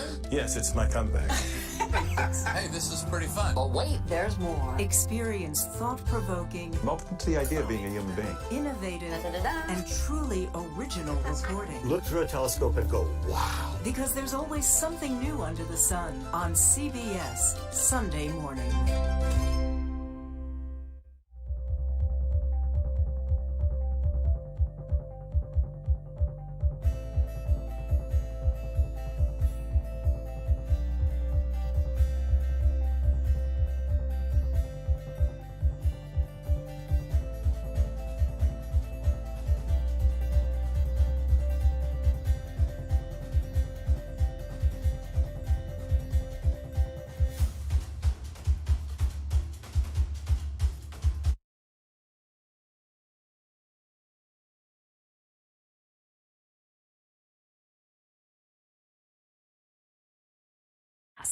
It's the first time the candidates will meet on stage since the end of September. They were supposed to debate virtually last week after President Trump's COVID diagnosis, but the president canceled. 6 topics are expected to be covered tonight. They include fighting COVID-19, American families, race in America, climate change, national security, and leadership. Things will look and sound slightly different tonight. Candidate microphones will be muted for certain portions of the debate. It's part of an effort to enforce the debate rules, where both candidates are supposed to have 2 minutes uninterrupted to respond to a question, followed by an open discussion. You recall, that is not what happened last time around. The American people should speak. You should go out and vote. You're in voting now. Vote and let your senators know how strongly you feel. Vote now. Make sure you, in fact, let people know you're a senator. I'm not going to answer the question because the question is radical left. Will you shut up, man? Listen, who is on your list, Joe? Who's on your list? Gentlemen, I think this is so unprecedented. All right, let's bring in Caitlin Huey-Burns and Nicole Killion. Caitlin is CBSN's political reporter, and Nicole is a CBS News correspondent. She covers all things Washington, but there you see her inside the debate hall tonight. So, Nicole, let me begin with you. The president has made it very clear that he is not happy with the choice of moderator and the topics. What might be those very public, what might be behind, rather, those very public complaints? Well, we know that a lot's at stake with this debate. What the Trump campaign has argued is that it believes this debate should focus more on foreign policy. It says that that has been the tradition in the past. But, you know, I had an opportunity to speak with one of the chairs of the debate commission who said that is not necessarily the case, and that from the outset they made clear to the Trump campaign and to both campaigns that it would be the moderator who sets the topics. And so that's, of course, what you laid out at the top of the segment. So from that standpoint, you know, also we've seen the president go after the moderator.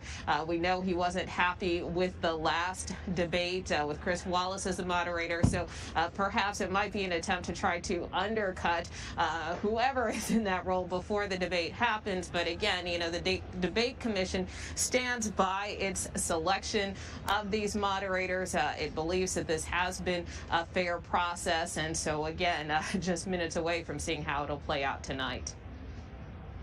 Well, Caitlin, you have been covering voters and the voting process around the country for months now.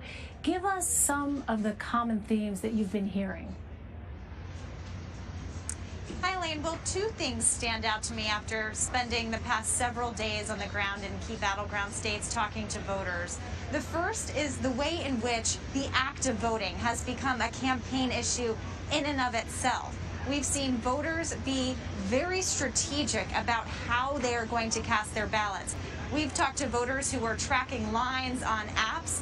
They are very intent on making sure their ballot is in time to be counted, and being very strategic about making sure they have all the information needed to be able to cast a ballot in a pandemic. Because as we know, the pandemic has put voting rights and access front and center, but also how we cast ballots. Several states have been ramping up options to give people instead of going in person.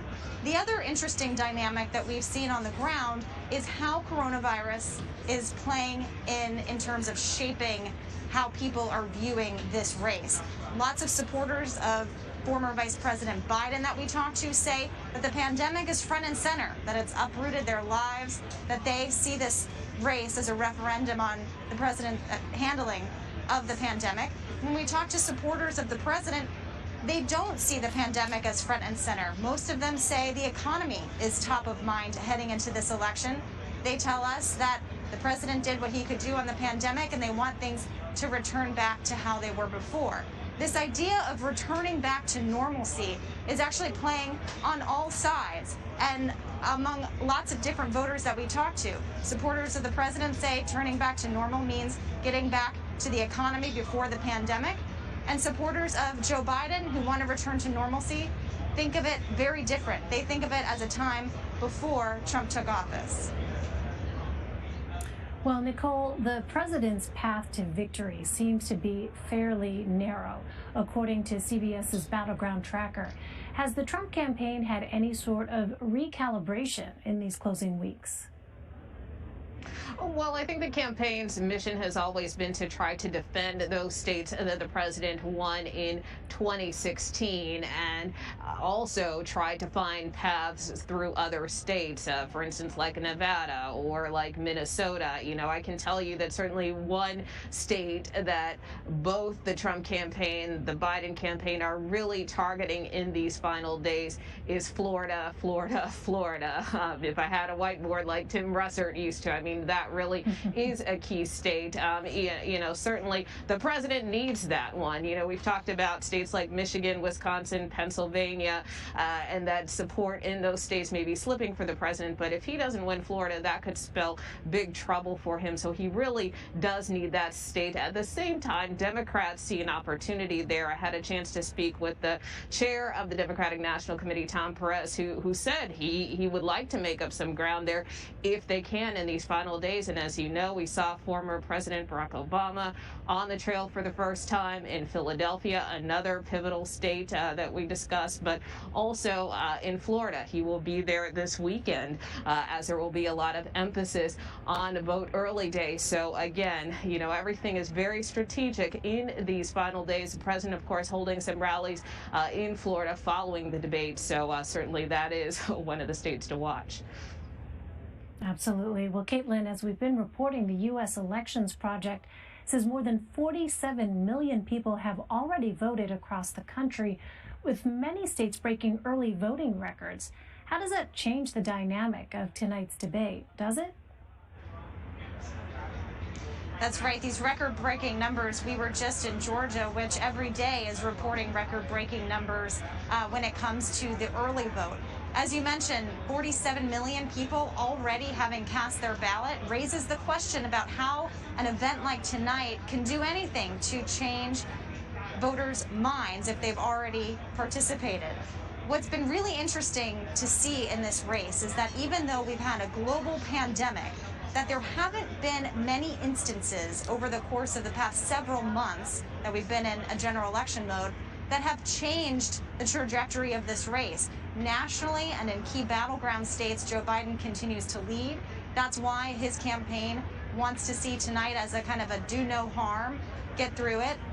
The Trump campaign, however, has been falling behind in key battleground state polls, needs to do something to change the future of this race, try to shape it or change it around in the next 12 days. But with people already voting and in record numbers, does a night like tonight do anything to really change the fundamentals that we've seen be reliably consistent this cycle? All right, as you've been speaking, Caitlin, I believe those are live pictures. Is that right, control room, that we saw, or were those from just moments ago? We are, in fact, looking at live pictures there in Nashville as we wait for this debate to get underway. But there you saw it looked like a motorcade. We can't say exactly if that was the president or not, but certainly we're keeping an eye on these pictures as we get closer here to the top of the hour. Nicole, as we wait here, talk to us more about the topics that are going to be discussed tonight and how the announcement of attempted election interference last night could come into play.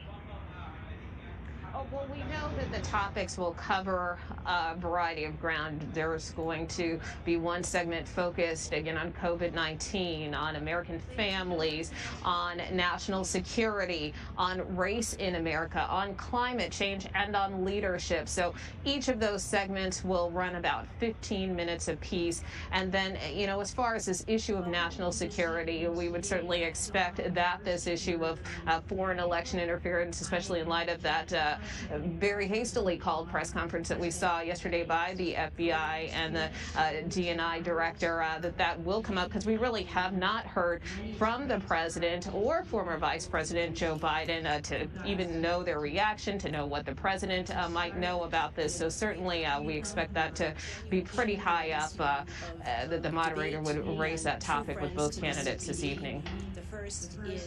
All right, Caitlin Huey-Burns and Nicole Killion, great to see you both. Thank you very much. CBS News Director of Elections and Surveys Anthony Salvanto has the latest on what the race is looking like ahead of tonight. Anthony? Hey there, Elaine. Let's take a look at the state of the race heading into this, the final debate.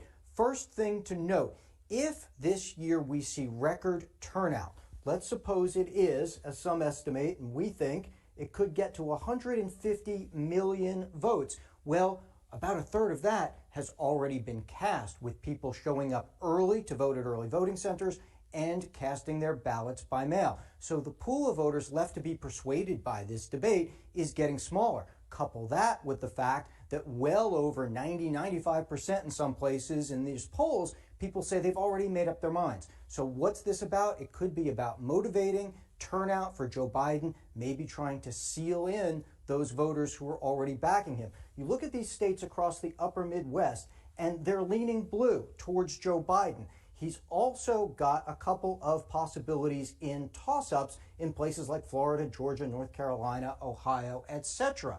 So for the president, what does he need to do? He needs to start winning those toss-ups and then flipping a couple of states. Let's suppose the president once again wins Florida, wins Georgia, wins North Carolina. Well, starts to recreate that 2016 map, but now he's going to have to also probably win Ohio and then flip Pennsylvania back out of Joe Biden's column to start putting him closer, and then maybe a Wisconsin again, just in one scenario, to get him back over the top. There's a number of different paths that could play out, and that's what we see. Those are some of the scenarios we see as we head into this final home stretch after the debate tonight. Elaine?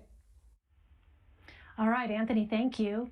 With early voting already well underway, tonight is the last chance the candidates will have to go head-to-head to sway undecided Americans. Last debate featured a range of attacks from both candidates. Some lines went beyond the issues, even touching on their personal lives. Here's one of that night's most heated moments. It's about you. That's what we're talking about. All right, that's the end of the segment. We're moving on. It didn't take them. Well, Vice President, no. Can I be honest? It's a very important Try to be question. honest. He stood up. No, the answer to the question is no. Ukraine. No, sir. With $1 billion, if you that is absolutely you know what, you're, not true. You're going to have true. Gentlemen. I hate to raise my voice, but I see it seems to be. Why shouldn't I be different than the two of you? For more, let's bring in Lanhee Chen. He was the policy director for Mitt Romney's 2012 presidential campaign, as well as an advisor for Marco Rubio's 2016 presidential campaign. Lanhee, great to see you again. Thanks for joining us. So before I get to tonight's debate, I want to ask you about Senator Romney and his announcement that he did not vote for President Trump this year. Now, he declined to say whether he voted for Joe Biden, but given your background with the senator, why do you think that he made that decision public in the way that he did? Well, I think, his opinion of President Trump, some of the things President Trump has done is no secret to anybody. They are dispositionally probably as different as two people you can find in public life. I think Senator Romney was probably getting a lot of questions about what he was going to do, what he was planning to do in this election, who he was going to vote for.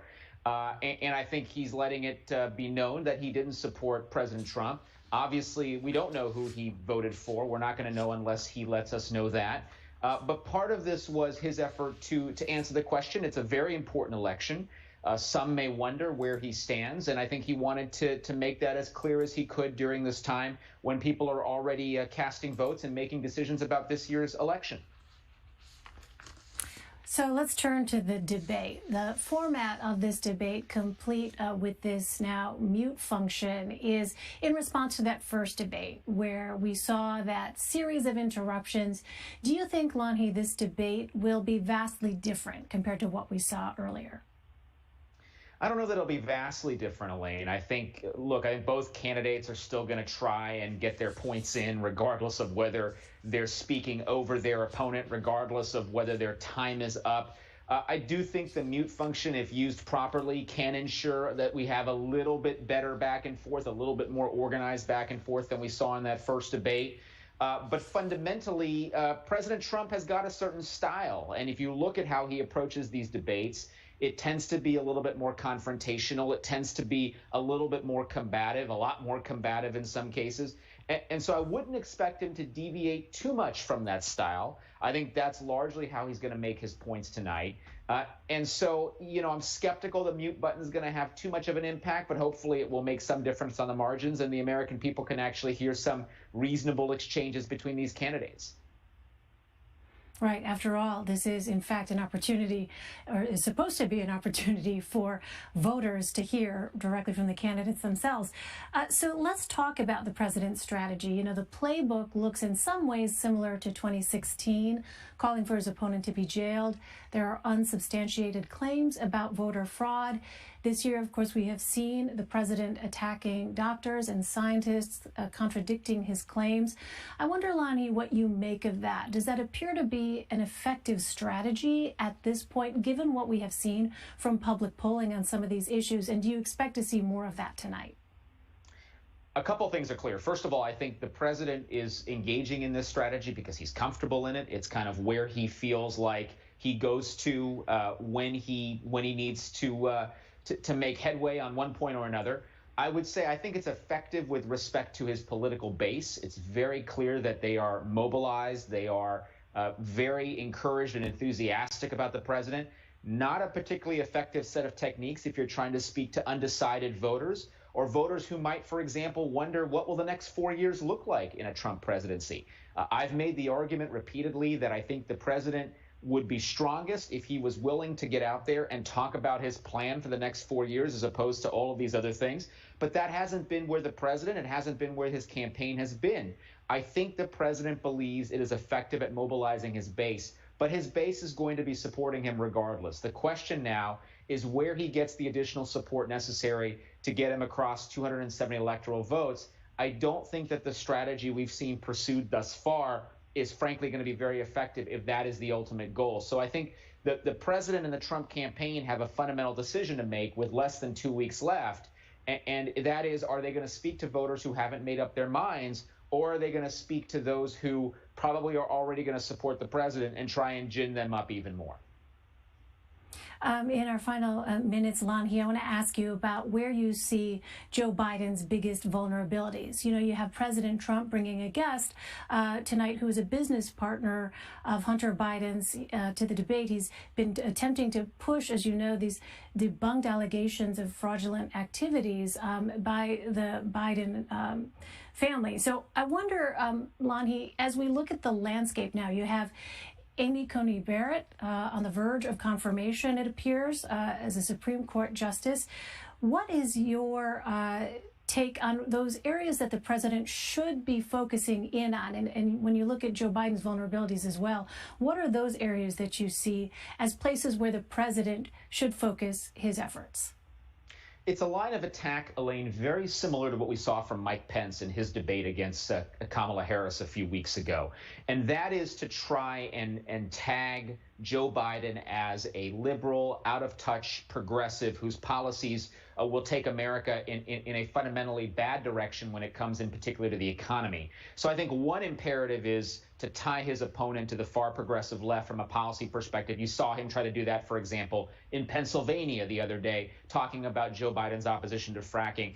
And then in the second order, I would say it's also going to be important for him to draw contrast in terms of energy and competency.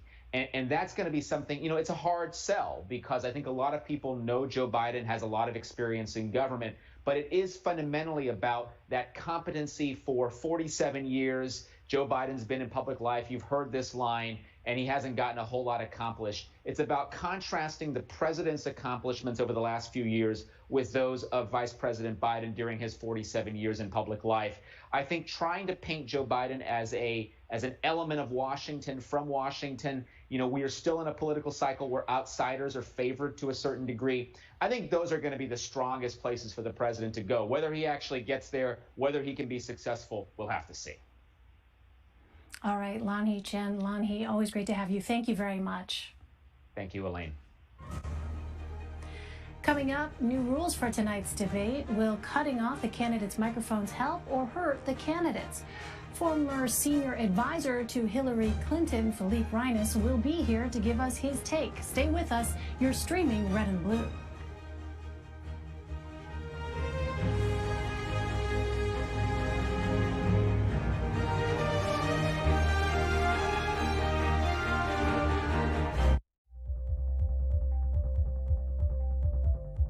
Go to the ends of the earth. Right now. We got something crazy.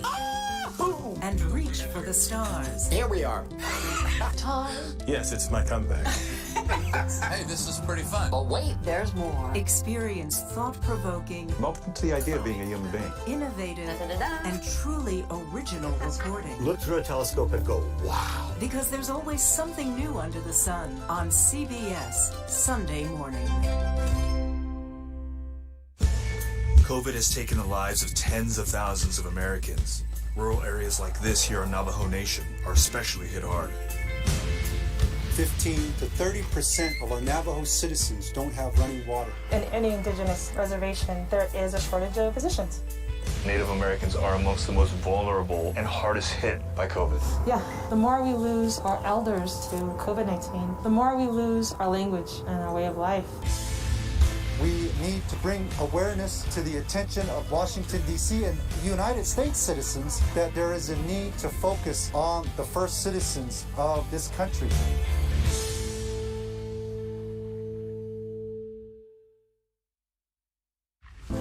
In 60 years, we went from about 100,000 factory workers to probably about 7,000.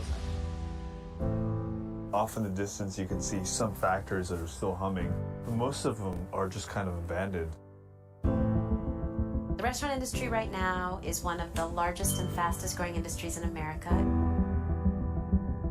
And yet it continues to be the absolute lowest paying employer in the United States. Barely anybody's making enough to live. You're donating plasma to get by. It's literally a slave wage. I don't remember growing up like this. My mom didn't have to go to food banks. It's pretty sad. Even really young kids are feeling what's going on right now. How should parents be talking to them about this whole question of racial justice? How do we embrace this moment and turn it into real change? What we really must focus on is moving from protesting to policy. Join Gail, Anthony, and Tony on CBS This Morning. CBSN Los Angeles. Get local news, breaking news, anytime, anywhere. It's easy to find us, and it's free. Download the CBS News app on your favorite devices. CBSN Los Angeles, streaming 24/7. You can watch CBSN 24/7. I've got an amazing story to share with you. I understand you have some breaking news. How does it all play out? It's quite an adventure here at CBSN. It's been a day.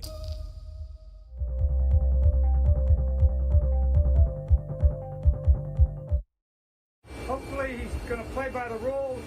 Hopefully everybody's been tested. Hopefully it's all worked out this way the rules are. I'm looking forward to this. Thank you. That was Joe Biden on his way to Nashville earlier today. As we've mentioned, one of those new rules is cutting the microphone of the candidate not speaking in order to ensure no interruptions. It will go into effect at the beginning of each 15-minute segment. Former Deputy Assistant Secretary of State and Senior Advisor to Hillary Clinton, Philippe Reines, joins me now to talk more about what we can expect tonight. Philippe, good to see you again. Thanks so much for being with us. So how do you expect this muted microphone setup to work? Elaine, I think it's going to be a doozy. I think it might backfire for a simple reason. The debate is in 6 15-minute segments, and the first 4 minutes are going to have this muting situation where the person not speaking will not be able to be heard. The problem is if you tell someone that for 4 minutes that they have to behave, you're telling them that for the other 11 minutes you can do what you want. And, sure, so it's going to keep Donald Trump in check while it's being used, but I'm not sure that the 66 minutes of the 90 are going to go any better, because if he's intent on, railing against Joe Biden, then he's going to find a way to do it no matter how many buttons, the moderator and the producers have. Well, the president is bringing a former business partner of Hunter Biden, Tony Bobulinski. Then candidate Donald Trump, as you recall, brought accusers of former President Bill Clinton to the 2016 debate against Hillary Clinton. Who do you think, Philippe, this strategy plays to? I don't think that Donald Trump has been one Tony Bobulinski away from turning this race around. So I had not heard the name before today. I understand the point. Maybe he should have brought a epidemiologist with him, or someone he can point to and say, this is someone that I am now taking advice from and who I think can help with COVID, and I'm naming as COVID czar. I really don't think that the 70, 80, 90, maybe 100 million people watching really want to hear about this guy. And it's just to come out as such a jumble when Donald Trump, whether it's muted or unmuted, when it just has a chance to start spewing all this Hunter Biden stuff, it's not going to be coherent to the listener. And he's been doing this for a year. He was impeached over this. So, he's in the predicament he is with 11 days to go. It's beyond doubling down. He's quadrupling, quintupling, or whatever it is down. And it's It's not going to work. You know, fighting the coronavirus, of course, is one of the topics tonight. And while campaigning in Philadelphia last night, former President Obama slammed the Trump administration's response. Let's listen to just a little bit of that. We literally left this White House a pandemic playbook that would have shown them how to respond before the virus reached our shores. They probably used it to, I don't know, prop up a wobbly table somewhere. We don't know where that playbook went. 8 months into this pandemic, cases are rising again across this country. Donald Trump isn't suddenly going to protect all of us. He can't even take the basic steps to protect himself. So, Philippe, as you know, since the last debate, President Trump and many people in his orbit tested positive for the coronavirus. So how might the conversation about COVID-19 be different tonight because of that? I think on the question of health, it's really going to be up to the moderator, because other than, you know, a glancing reference or maybe a glancing blow, I'm not sure Joe Biden is going to say, you know, well, you're the one that since we last spoke has been in the hospital for 4 days and on a cocktail of experimental medication. I think, you know, if Kristen Welker comes out of the gate the way her colleague Savannah Guthrie did last week when she interviewed Donald Trump and pressed him on specifics about, did you have pneumonia? When did the last time you test? That might be a more effective way to do it, but I'm not exactly sure that that's what's on the tip of the moderator's tongue. And you know, if Donald Trump goes after Joe Biden on handling COVID, and if he does what he did last time about saying that the Obama administration and Joe Biden blew handling SARS, I think you might hear Joe Biden either just echo what President Obama said or just, you know, say, as President Obama said yesterday, because there's no one that makes Donald Trump see red more than Barack Obama. It's no one handles him or gets under his skin more. In our final 20 seconds or so, Philippe, how confident or not confident should Democrats be feeling right now? I think they should let themselves feel confident. Look, I was wrong 4 years ago. A lot of us were wrong. Most of us were wrong. I don't think we should live in fear and paralysis in 2016. It's a different situation. There are no third parties. He's having a harder time defining his opponent negatively. And, you know, people are forgetting that we've had two things since. One, we've had 2018, which did not go well for the Republicans. And two, there's something that Donald Trump has now that he didn't have 4 years ago. And that's a record. And it's abysmal. And, you know, this might be as simple as people want to get rid of him. This is the first time they have a chance to fire him. That doesn't mean it's the first day they would have. All right, Philippe, sorry to cut you off. We're coming up to the top of the hour. Philippe Reines, always great to have you. Thank you so much, Philippe. Thank you, Elaine. The final debate between President Trump and Joe Biden is about to get started. Let's go to our CBS News Primetime Special. Vice President Joe Biden. Get out and vote. The red wave is coming. President Donald Trump. We choose hope over fear, unity over division, science over fiction, truth over lies. We are going to keep on fighting. We are going to keep on winning, winning, winning. This is the most important election in the history of our country. The final presidential debate. Good evening. I'm Norah O'Donnell in the nation's capital with John Dickerson and Gayle King. In just a few minutes, the presidential candidates will face off for the final time. You're looking at live pictures from the debate hall at Belmont University in Nashville, Tennessee. CBS News Battleground Tracker polls show Joe Biden leading in nearly every one of the swing states that will determine the election, now just 12 days away. And we're seeing records broken already. Nearly 50 million Americans have voted, and that's more ballots cast before Election Day in 2016. A lot of people. This is President Trump's last opportunity to go face-to-face with a former vice president. As you remember, their second debate was canceled when Mr. Trump balked at a virtual format after he tested positive for COVID-19. Now, each candidate held an individual town hall 1 week ago. Both were tame affairs compared to that first meeting, which you can describe as an over-the-top slugfest, marred by insults and interruptions that left many wishing the organizers could simply just cut the microphones. So tonight, while one candidate is answering a direct question for 2 minutes, the other candidate's microphone will be muted. The moderator, NBC's Kristen Welker, has chosen 6 topics: fighting COVID-19, American families, race in America, climate change, national security, and leadership. Leading up to this debate, Biden prepared while he stayed in Delaware. The president held his debate prep in the spaces between multiple campaign rallies this week. There's so much at stake. We want to bring in Nicole Killian. She is inside the debate hall in Nashville. Good evening, Nicole.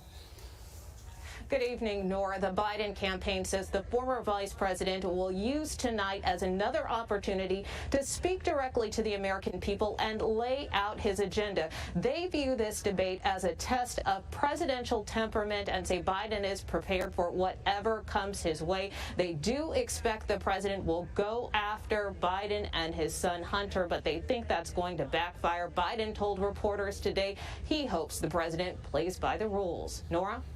All right, let's bring in CBS's Paula Reed because she covers the White House and President Trump. Paula? Good evening, Nora. President Trump heads into tonight's debate with little formal preparation. He said this week, though, he insists that he gets plenty of practice by fielding questions from reporters nearly every day. A senior campaign official says the president will try to focus at least some of tonight's discussion on Biden's son Hunter. But many of his other advisors are encouraging the president to let his opponent speak more than he did last time in the hope that Biden will make some mistakes. Nora. All right, Paula Reed, we are just moments away. And John Dickerson, can anything that happens tonight change the trajectory of this race? Well, it's the last moment of the race that is guaranteed to have a huge viewership. If it can, tonight's the night. All right, let's listen now to the moderator. Good evening from Belmont University in Nashville, Tennessee. I'm Kristen Welker of NBC News, and I welcome you to the final 2020 presidential debate between President Donald J. Trump and former Vice President Joe Biden. Tonight's debate is sponsored by the Commission on Presidential Debates. It is conducted under health and safety protocols designed by the Commission's health security advisor. The audience here in the hall has promised to remain silent. No cheers, boos, or other interruptions, except right now, as we welcome to the stage former Vice President Joe Biden and President Donald J. Trump.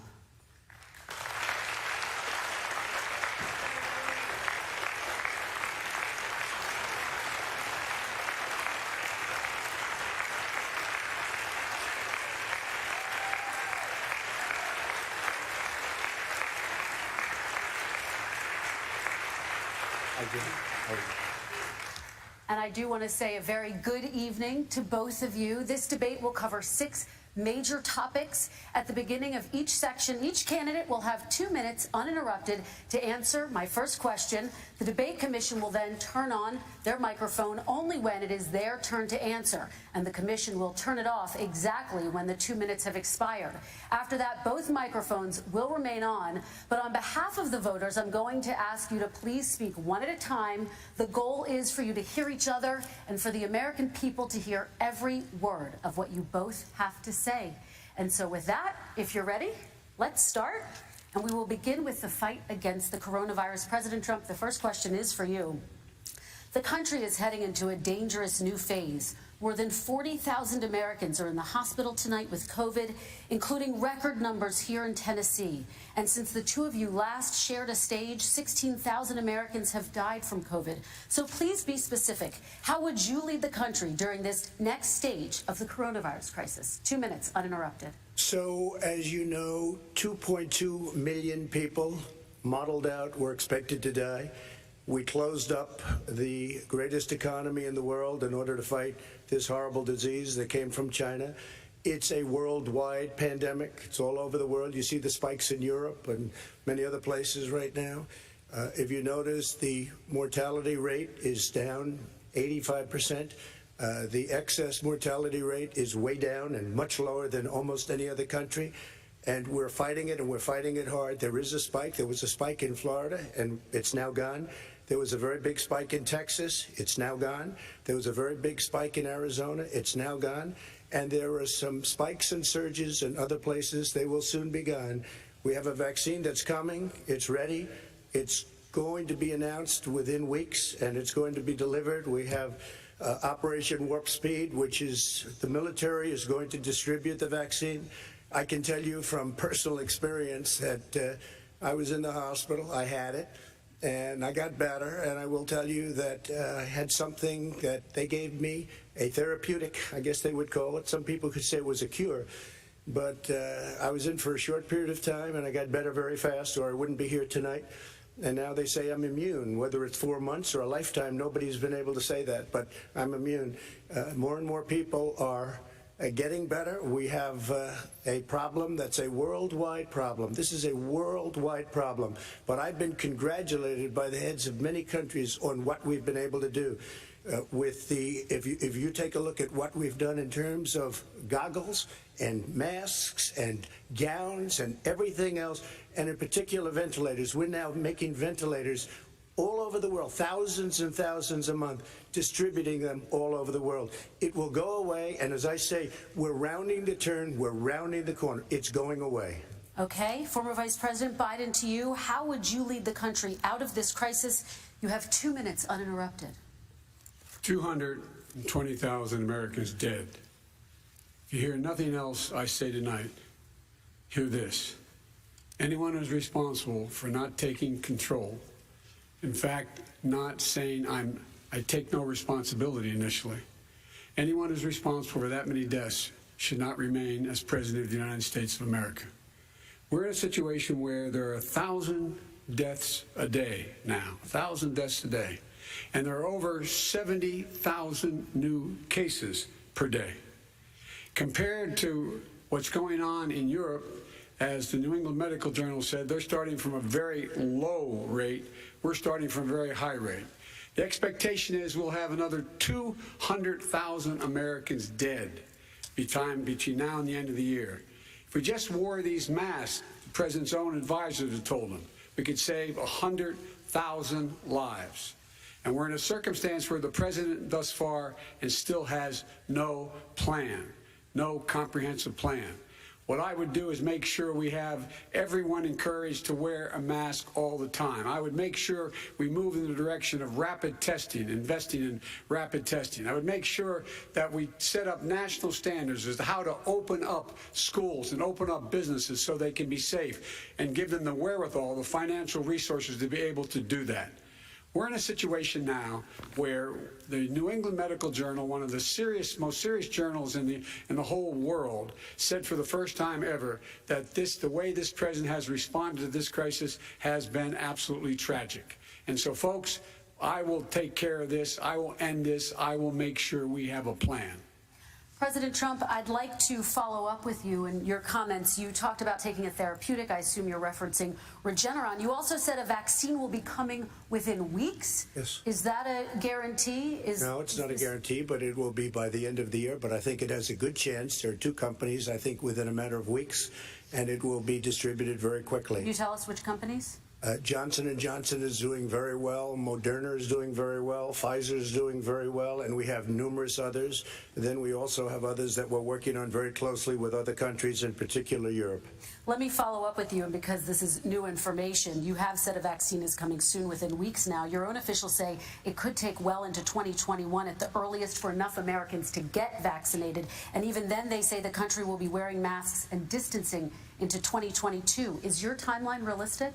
No, I think my timeline is going to be more accurate. I don't know that they're counting on the military the way I do, but we have our generals lined up, one in particular that's the head of logistics, and this is a very easy distribution for him. He's ready to go as soon as we have the vaccine, and we expect to have 100 million vials. As soon as we have the vaccine, he's ready to go. Vice President Biden, your reaction, and just 40% of Americans say they would definitely agree to take a coronavirus vaccine if it was approved by the government. What steps would you take to give Americans confidence in a vaccine if it were approved? Make sure it's totally transparent.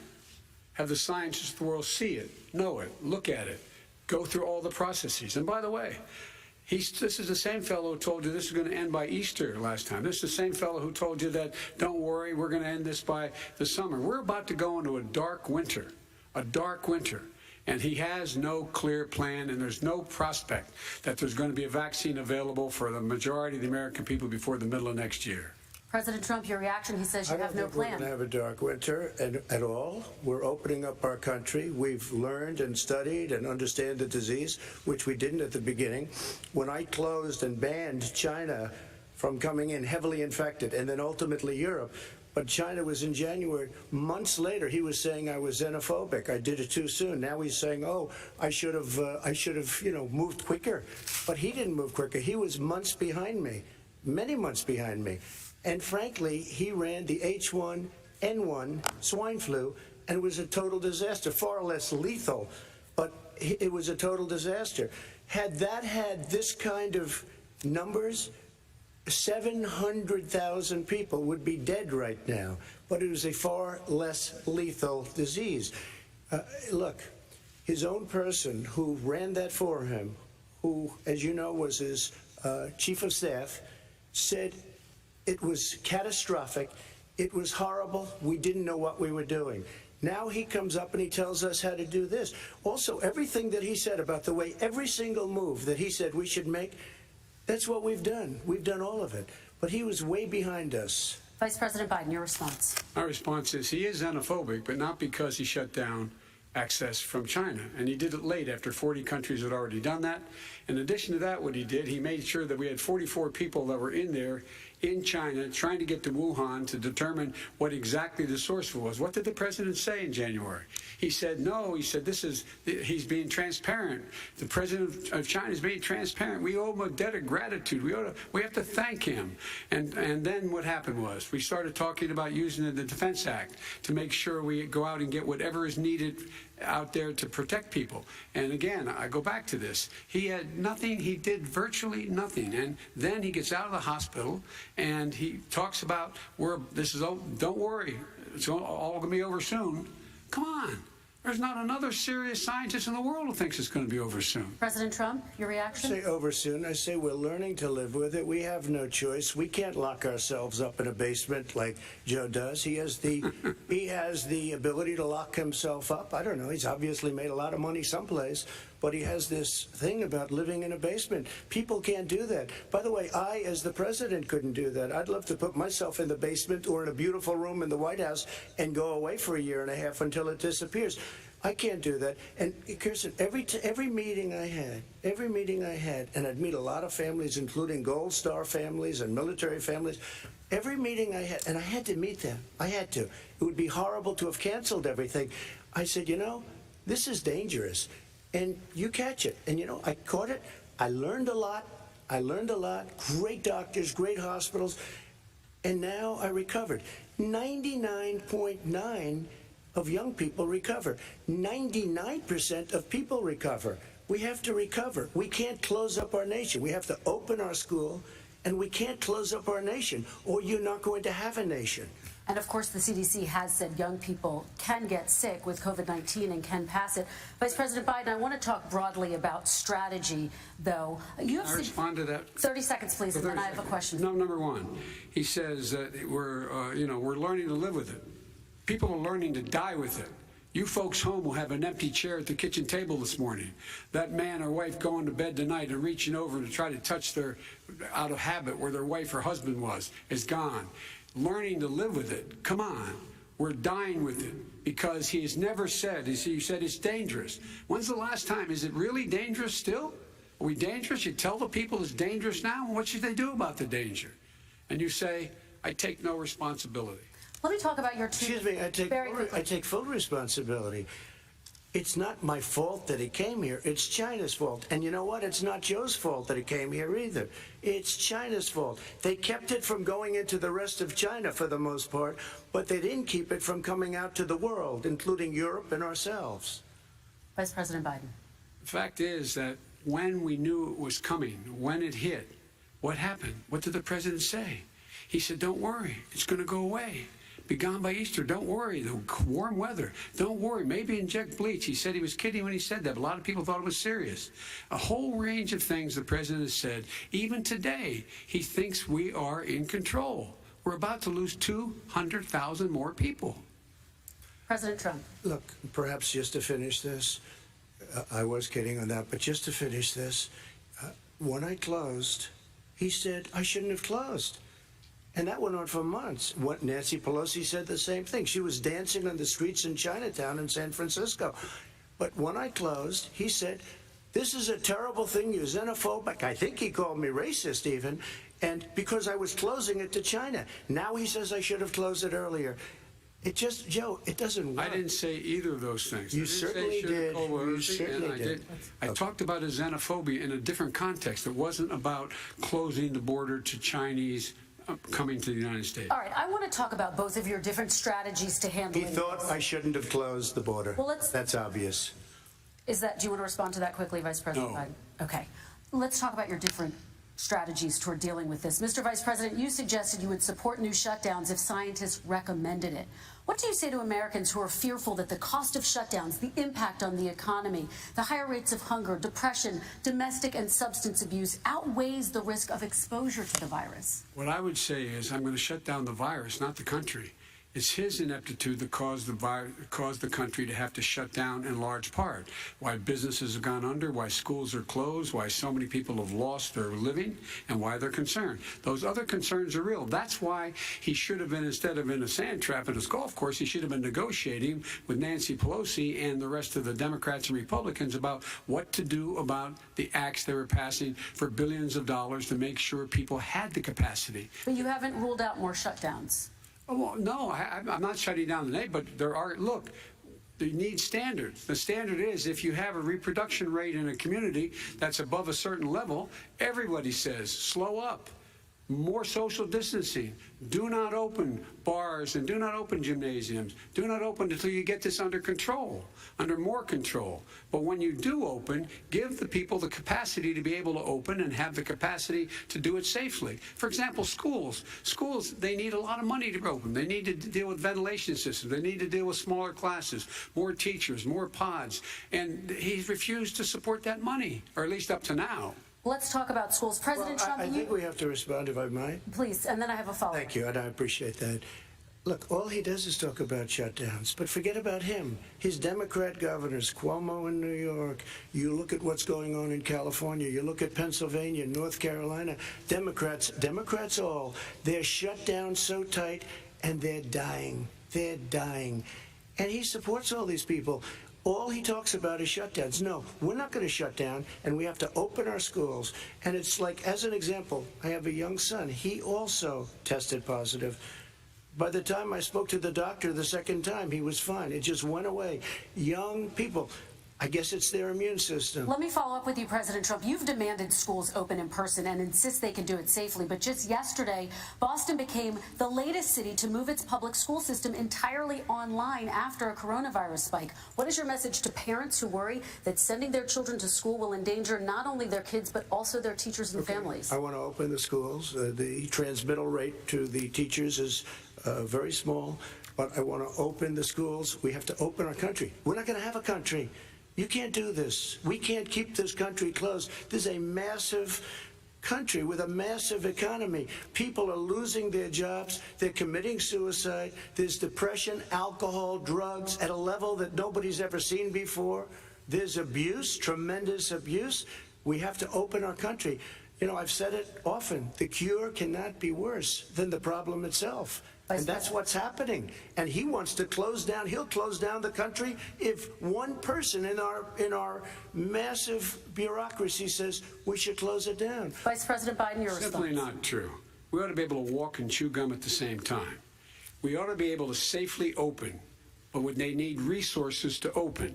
You need to be able to, for example, if you're going to open a business, have social distancing within the business. You need to have, if you have a restaurant, you need to have plexiglass dividers so people cannot infect one another. You need to be in a position where you can take testing rapidly and know whether a person is in fact infected. You need to be able to trace. You need to be able to provide all the resources that are needed to do this. And that is not inconsistent with saying that we're going to make sure that we open safely. And by the way, all you teachers out there, not that many of you are going to die, so don't worry about it. Come on. President Trump, let me follow up with you quickly. By the way, I will say this. If you go and look at what's happened to New York, it's a ghost town. It's a ghost town. And when you talk about plexiglass, these are restaurants that are dying. These are businesses with no money. Putting up plexiglass is unbelievably expensive, and it's not the answer. I mean, you're going to sit there in a cubicle wrapped around with plastic. These are businesses that are dying, Joe. You can't do that to people.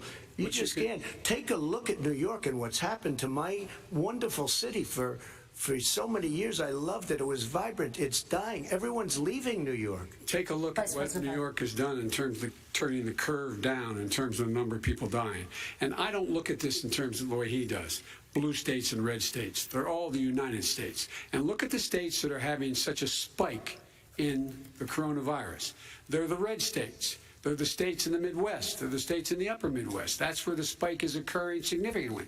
But they're all Americans. They're all Americans. And what we have to do is say, wear these masks, number one. Make sure we get the help that the businesses need that has money's already been passed to do that. It's been out there since the beginning of the summer, and nothing's happened.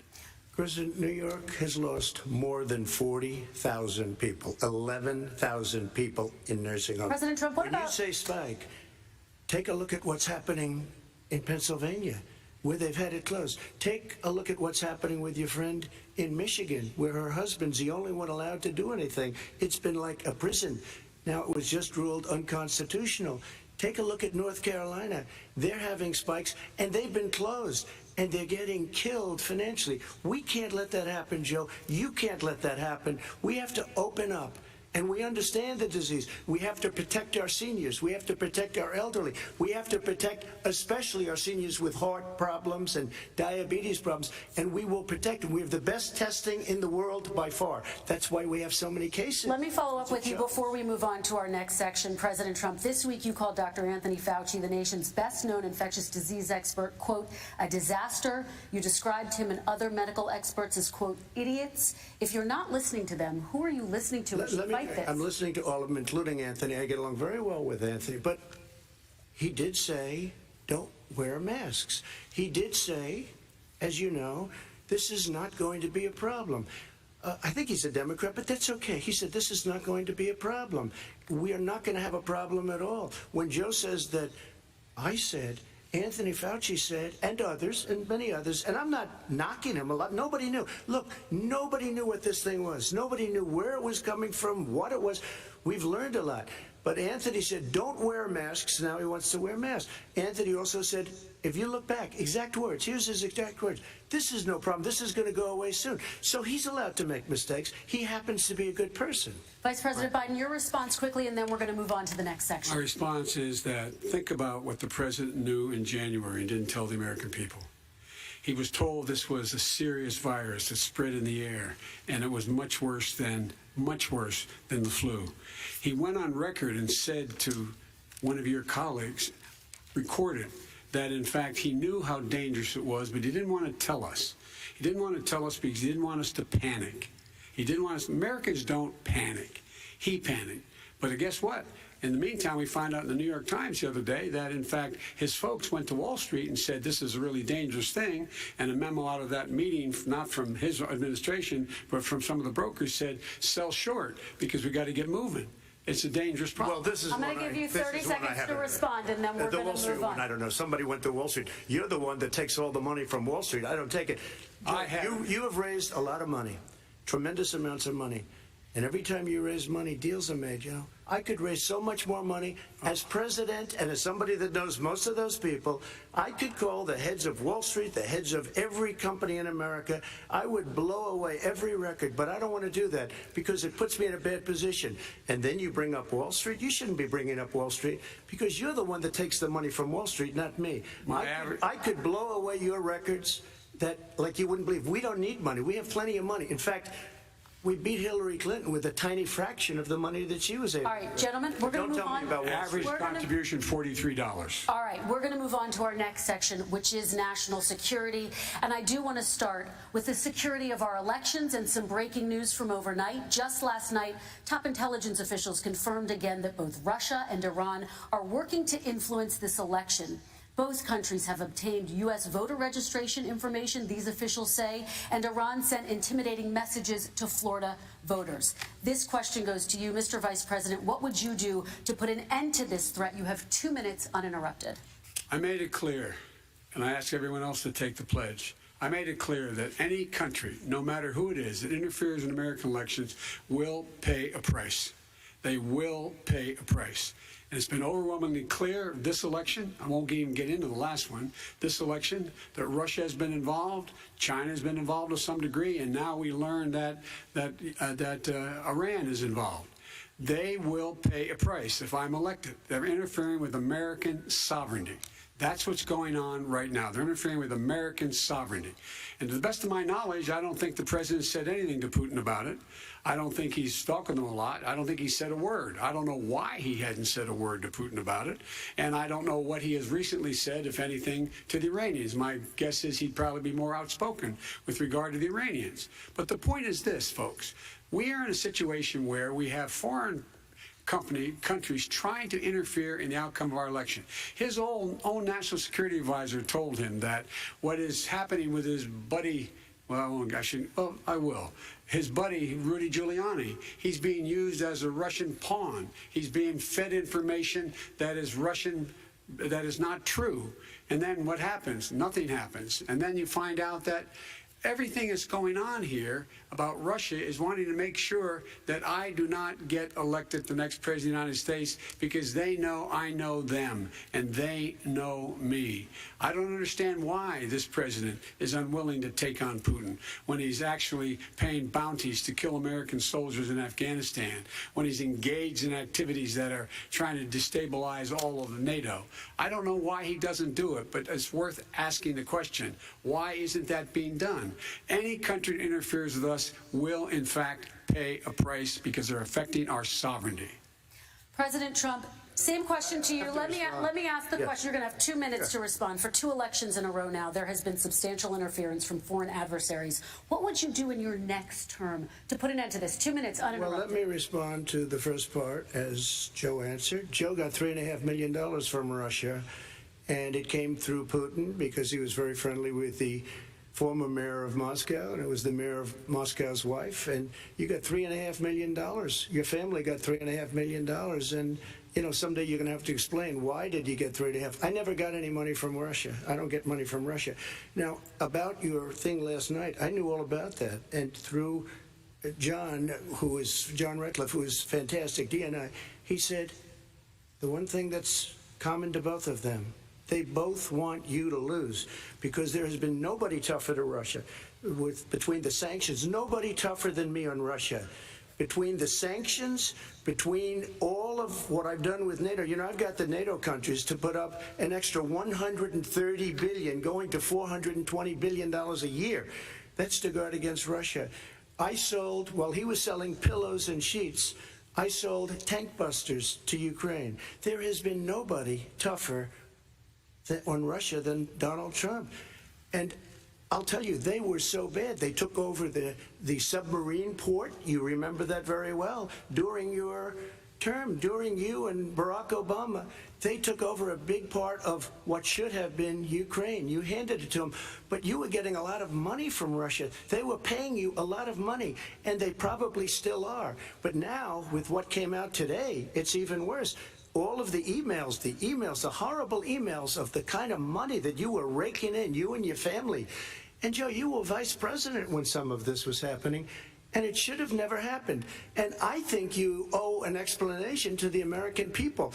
Why is it? Somebody just had a news conference a little while ago who was essentially supposed to work with you and your family, but what he said was damning. And regardless of me, I think you have to clean it up and talk to the American people. Maybe you can do it right now.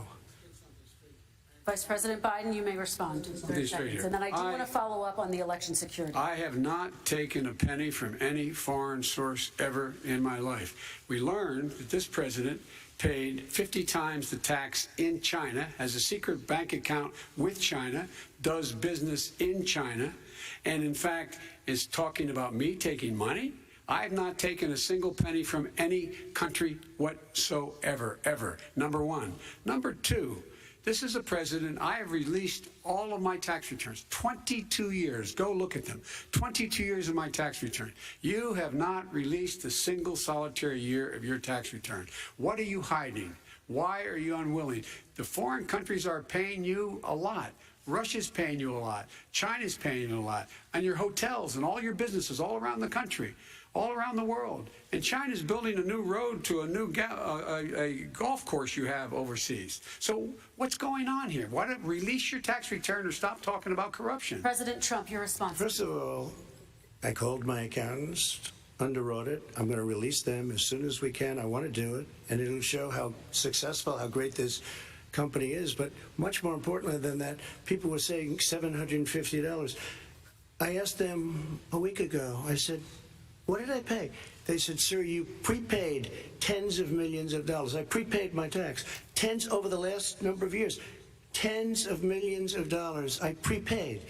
Because at some point they think it's an estimate. They think I may have to pay tax. So I already prepaid it. Nobody told me that. Did your accountant Nobody tell told you that. Excuse me. And it wasn't written whenever they write this. They keep talking about $750, which I think is a filing fee. But let me just tell you, I prepaid millions and millions of dollars in taxes. Number one. Number two, I don't make money from China. You do. I don't make money from Ukraine. You do. I don't make money from Russia. You made $3.5 million, Joe, and your son gave you. They even have a statement that we have to give 10% to the big man. You're the big man, I think. I don't know, maybe you're not, but you're the big man, I think. Your son said we have to give 10% to the big man. Joe, what's that all about? It's terrible. All right, gentlemen, I want to ask you both some questions about all of this. But I'm going to let you both respond very quickly. You just said you spoke to your accountant about potentially releasing your taxes. Did he tell you when you can release them? Do you have a deadline for when you're going to release them? I get treated worse than the Tea Party got treated. Because I have a lot of people in there, deep down in the IRS, they treat me horribly. We made a deal, it was all settled until I decide to run for president. I get treated very badly by the IRS, very unfairly. But we had a deal all done. As soon as we're completed with the deal, I want to release it. But I have paid millions and millions of dollars, and it's worse than paying. I paid in advance. It's called prepaying your taxes. I paid in advance. I want to ask you both about questions regarding your potential foreign entanglements and questions that have been raised to give you both a chance to talk about this more broadly. Respond very quickly, and then I'll get to my question. Why did he's been saying this for 4 years? Show us. Just show us. Stop playing around. You've been saying for 4 years you're going to release your taxes. Nobody knows, Mr. President. What they do know is you're not paying your taxes, or you're paying taxes that are so low. When last time he said what he paid, he said, I only pay that little because I'm smart. I know how to game the system. Come on. Come on, folks. So, President Trump, and then I want to get to two questions to both of you on this. I was put through a phony witch hunt for 3 years. It started before I even got elected. They spied on my campaign. No president should ever have to go through what I went through. Let me just say this. Mueller and 18 angry Democrats and FBI agents all over the place spent $48 million. They went through everything I had, including my tax returns, and they found absolutely no collusion and nothing wrong. $48 million. I guarantee you, if I spent $1 million on you, Joe, I could find plenty wrong. Because the kind of things that you've done and the kind of monies that your family has taken, I mean, your brother made money in Iraq, millions of dollars. Your other brother made a fortune, and it's all through you, Joe. And they say you get some of it, and you do live very well. You have houses all over the place. You live very well. All right, gentlemen, let me just ask some questions about all of this broadly. Vice President Biden, there have been questions about the work your son has done in China and for a Ukrainian energy company when you were vice president. In retrospect, was anything about those relationships inappropriate or unethical? Nothing was unethical. Here's what the deal. With regard to Ukraine, we had this whole question about whether or not, because he was on the board, I later learned of a Burisma, a company, that somehow I had done something wrong. Yet every single solitary person, when he was going through his impeachment, testifying under oath who worked for him, said, I did my job impeccably. I carried out U.S. policy. Not one single solitary thing was out of line. Not a single thing, number one. Number two, the guy who got in trouble in Ukraine was this guy trying to bribe the Ukrainian government to say something negative about me, which they would not do and did not do because it never, ever, ever happened. My son has not made money in terms of this thing about What are you talking about? China. I have not had the only guy made money from China is this guy. He's the only one. Nobody else has made money from China. President Trump, let me ask my question to you. Could I just one thing? Very quickly. His son didn't have a job for a long time, was sadly no longer in the military service. I won't get into that. And he didn't have a job. As soon as he became vice president, Burisma, not the best reputation in the world. I hear they paid him $183,000 a month. Listen to this. 183, and they gave him a $3 million upfront payment. All right. And he had no energy. I'm going to let the vice president respond to that quickly, and then I need to get to a question to you. Very No quickly, basis for that. Everybody investigated that. No one said anything he did was wrong in Ukraine. Okay, President Trump, this is for you. Since you took office, you've never divested from your business. You've personally promoted your properties abroad. A report this week, which was referenced, does indicate that your company has a bank account in China. So how can voters know that you don't have any foreign conflicts of interest? I have many bank accounts, and they're all listed, and they're all over the place. I mean, I was a businessman doing business. The bank account you're referring to, which is everybody knows about it, it's listed. The bank account was in 2013. That's what it was. It was opened it was closed in 2015, I believe. And then I decided, because I was thinking about doing a deal in China like millions of other people. I was thinking about it, and I decided I'm not going to do it. Didn't like it. I decided not to do it. Had an account open, and I closed it. Okay. Excuse me. And then, unlike him, where he's vice president and he does business, I then decided to run for president after that. That was before. So I closed it before I even ran for president, let alone became president.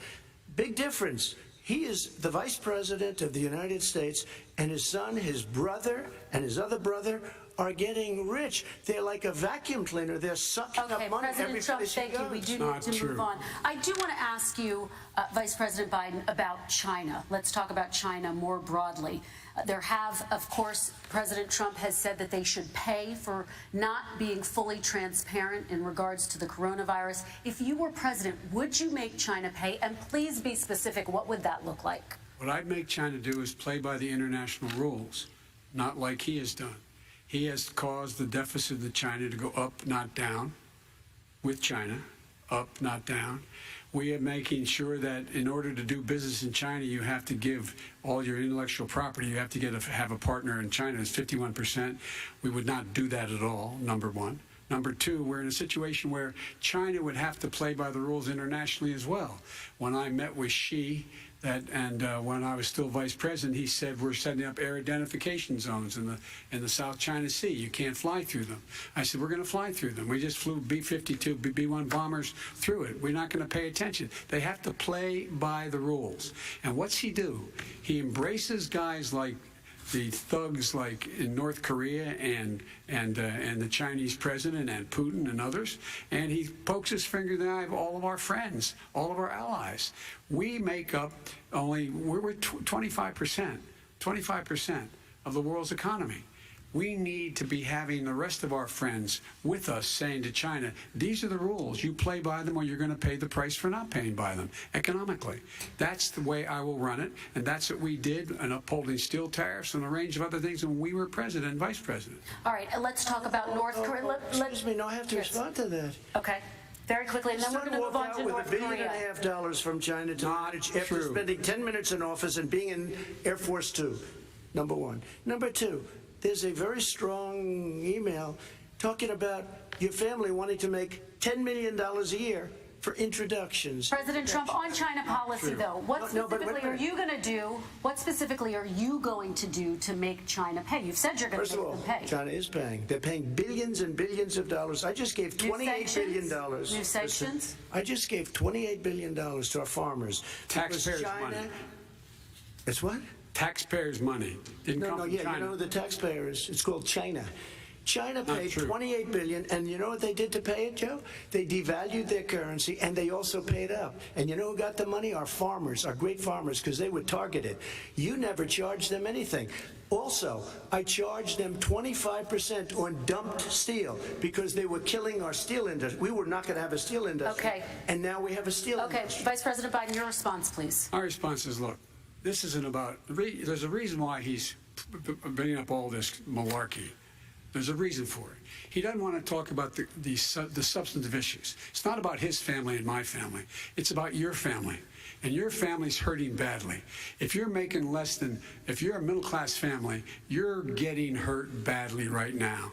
You're sitting at the kitchen table this morning deciding, well, we can't get new tires, they're bald because we have to wait another month or so. Or are we going to be able to pay the mortgage? Or who's going to tell her she can't go back to community college? They're the decisions you're making in the middle-class families like I grew up in Scranton and Claymont. They're in trouble. We should be talking about your families, but that's the last thing he wants to talk about. I want to talk about North Korea. I do want to turn to 10 seconds, Mr. President. That's 10 seconds. A typical political statement. Let's get off this China thing, and then he looks, the family, around the table, everything. Just a typical politician when I see that. Let's talk about North Korea. I'm not a typical politician. Okay, that's why I got elected. Let's get off the subject of China. Let's talk around sitting around the table. All right. Come on, Joe, you can do better. We're going to talk about North Korea now. President Trump, you've met with North Korean leader Kim Jong-un 3 times. You've talked about your beautiful letters with him. You've touted the fact that there hasn't been a war or a long-range missile test, and yet North Korea recently rolled out its biggest ever intercontinental ballistic missile and continues to develop its nuclear arsenal. Do you see that as a betrayal of the relationship you forged? Just 30 seconds here because we need to get on to the next. So when I met with Barack Obama, we sat in the White House right at the beginning, had a great conversation. It was supposed to be 15 minutes, and it was well over an hour. He said the biggest problem we have with North Korea. He indicated we will be in a war with North Korea. Guess what? It would be a nuclear war, and he does have plenty of nuclear capability. In the meantime, I have a very good relationship with him. Different kind of a guy, but he probably thinks the same thing about me. We have a different kind of a relationship. We have a very good relationship, and there's no war. And you know, about 2 months ago, he broke into a certain area. They said, oh, there's going to be trouble. I said, no, they're not, because he's not going to do that. And I was right. Look, instead of being in a war where millions of people, Seoul, you know, is 25 miles away, millions and millions, 32 million people in Seoul, millions of people would be dead right now. President Trump, that's 30 seconds. Thank you. Vice President Biden, to you, North Korea conducted 4 nuclear tests under the Obama administration. Why do you think you would be able to rein in this persistent threat? Because I'd make it clear, which we were making clear to China, they had to be part of the deal, because here's the I made it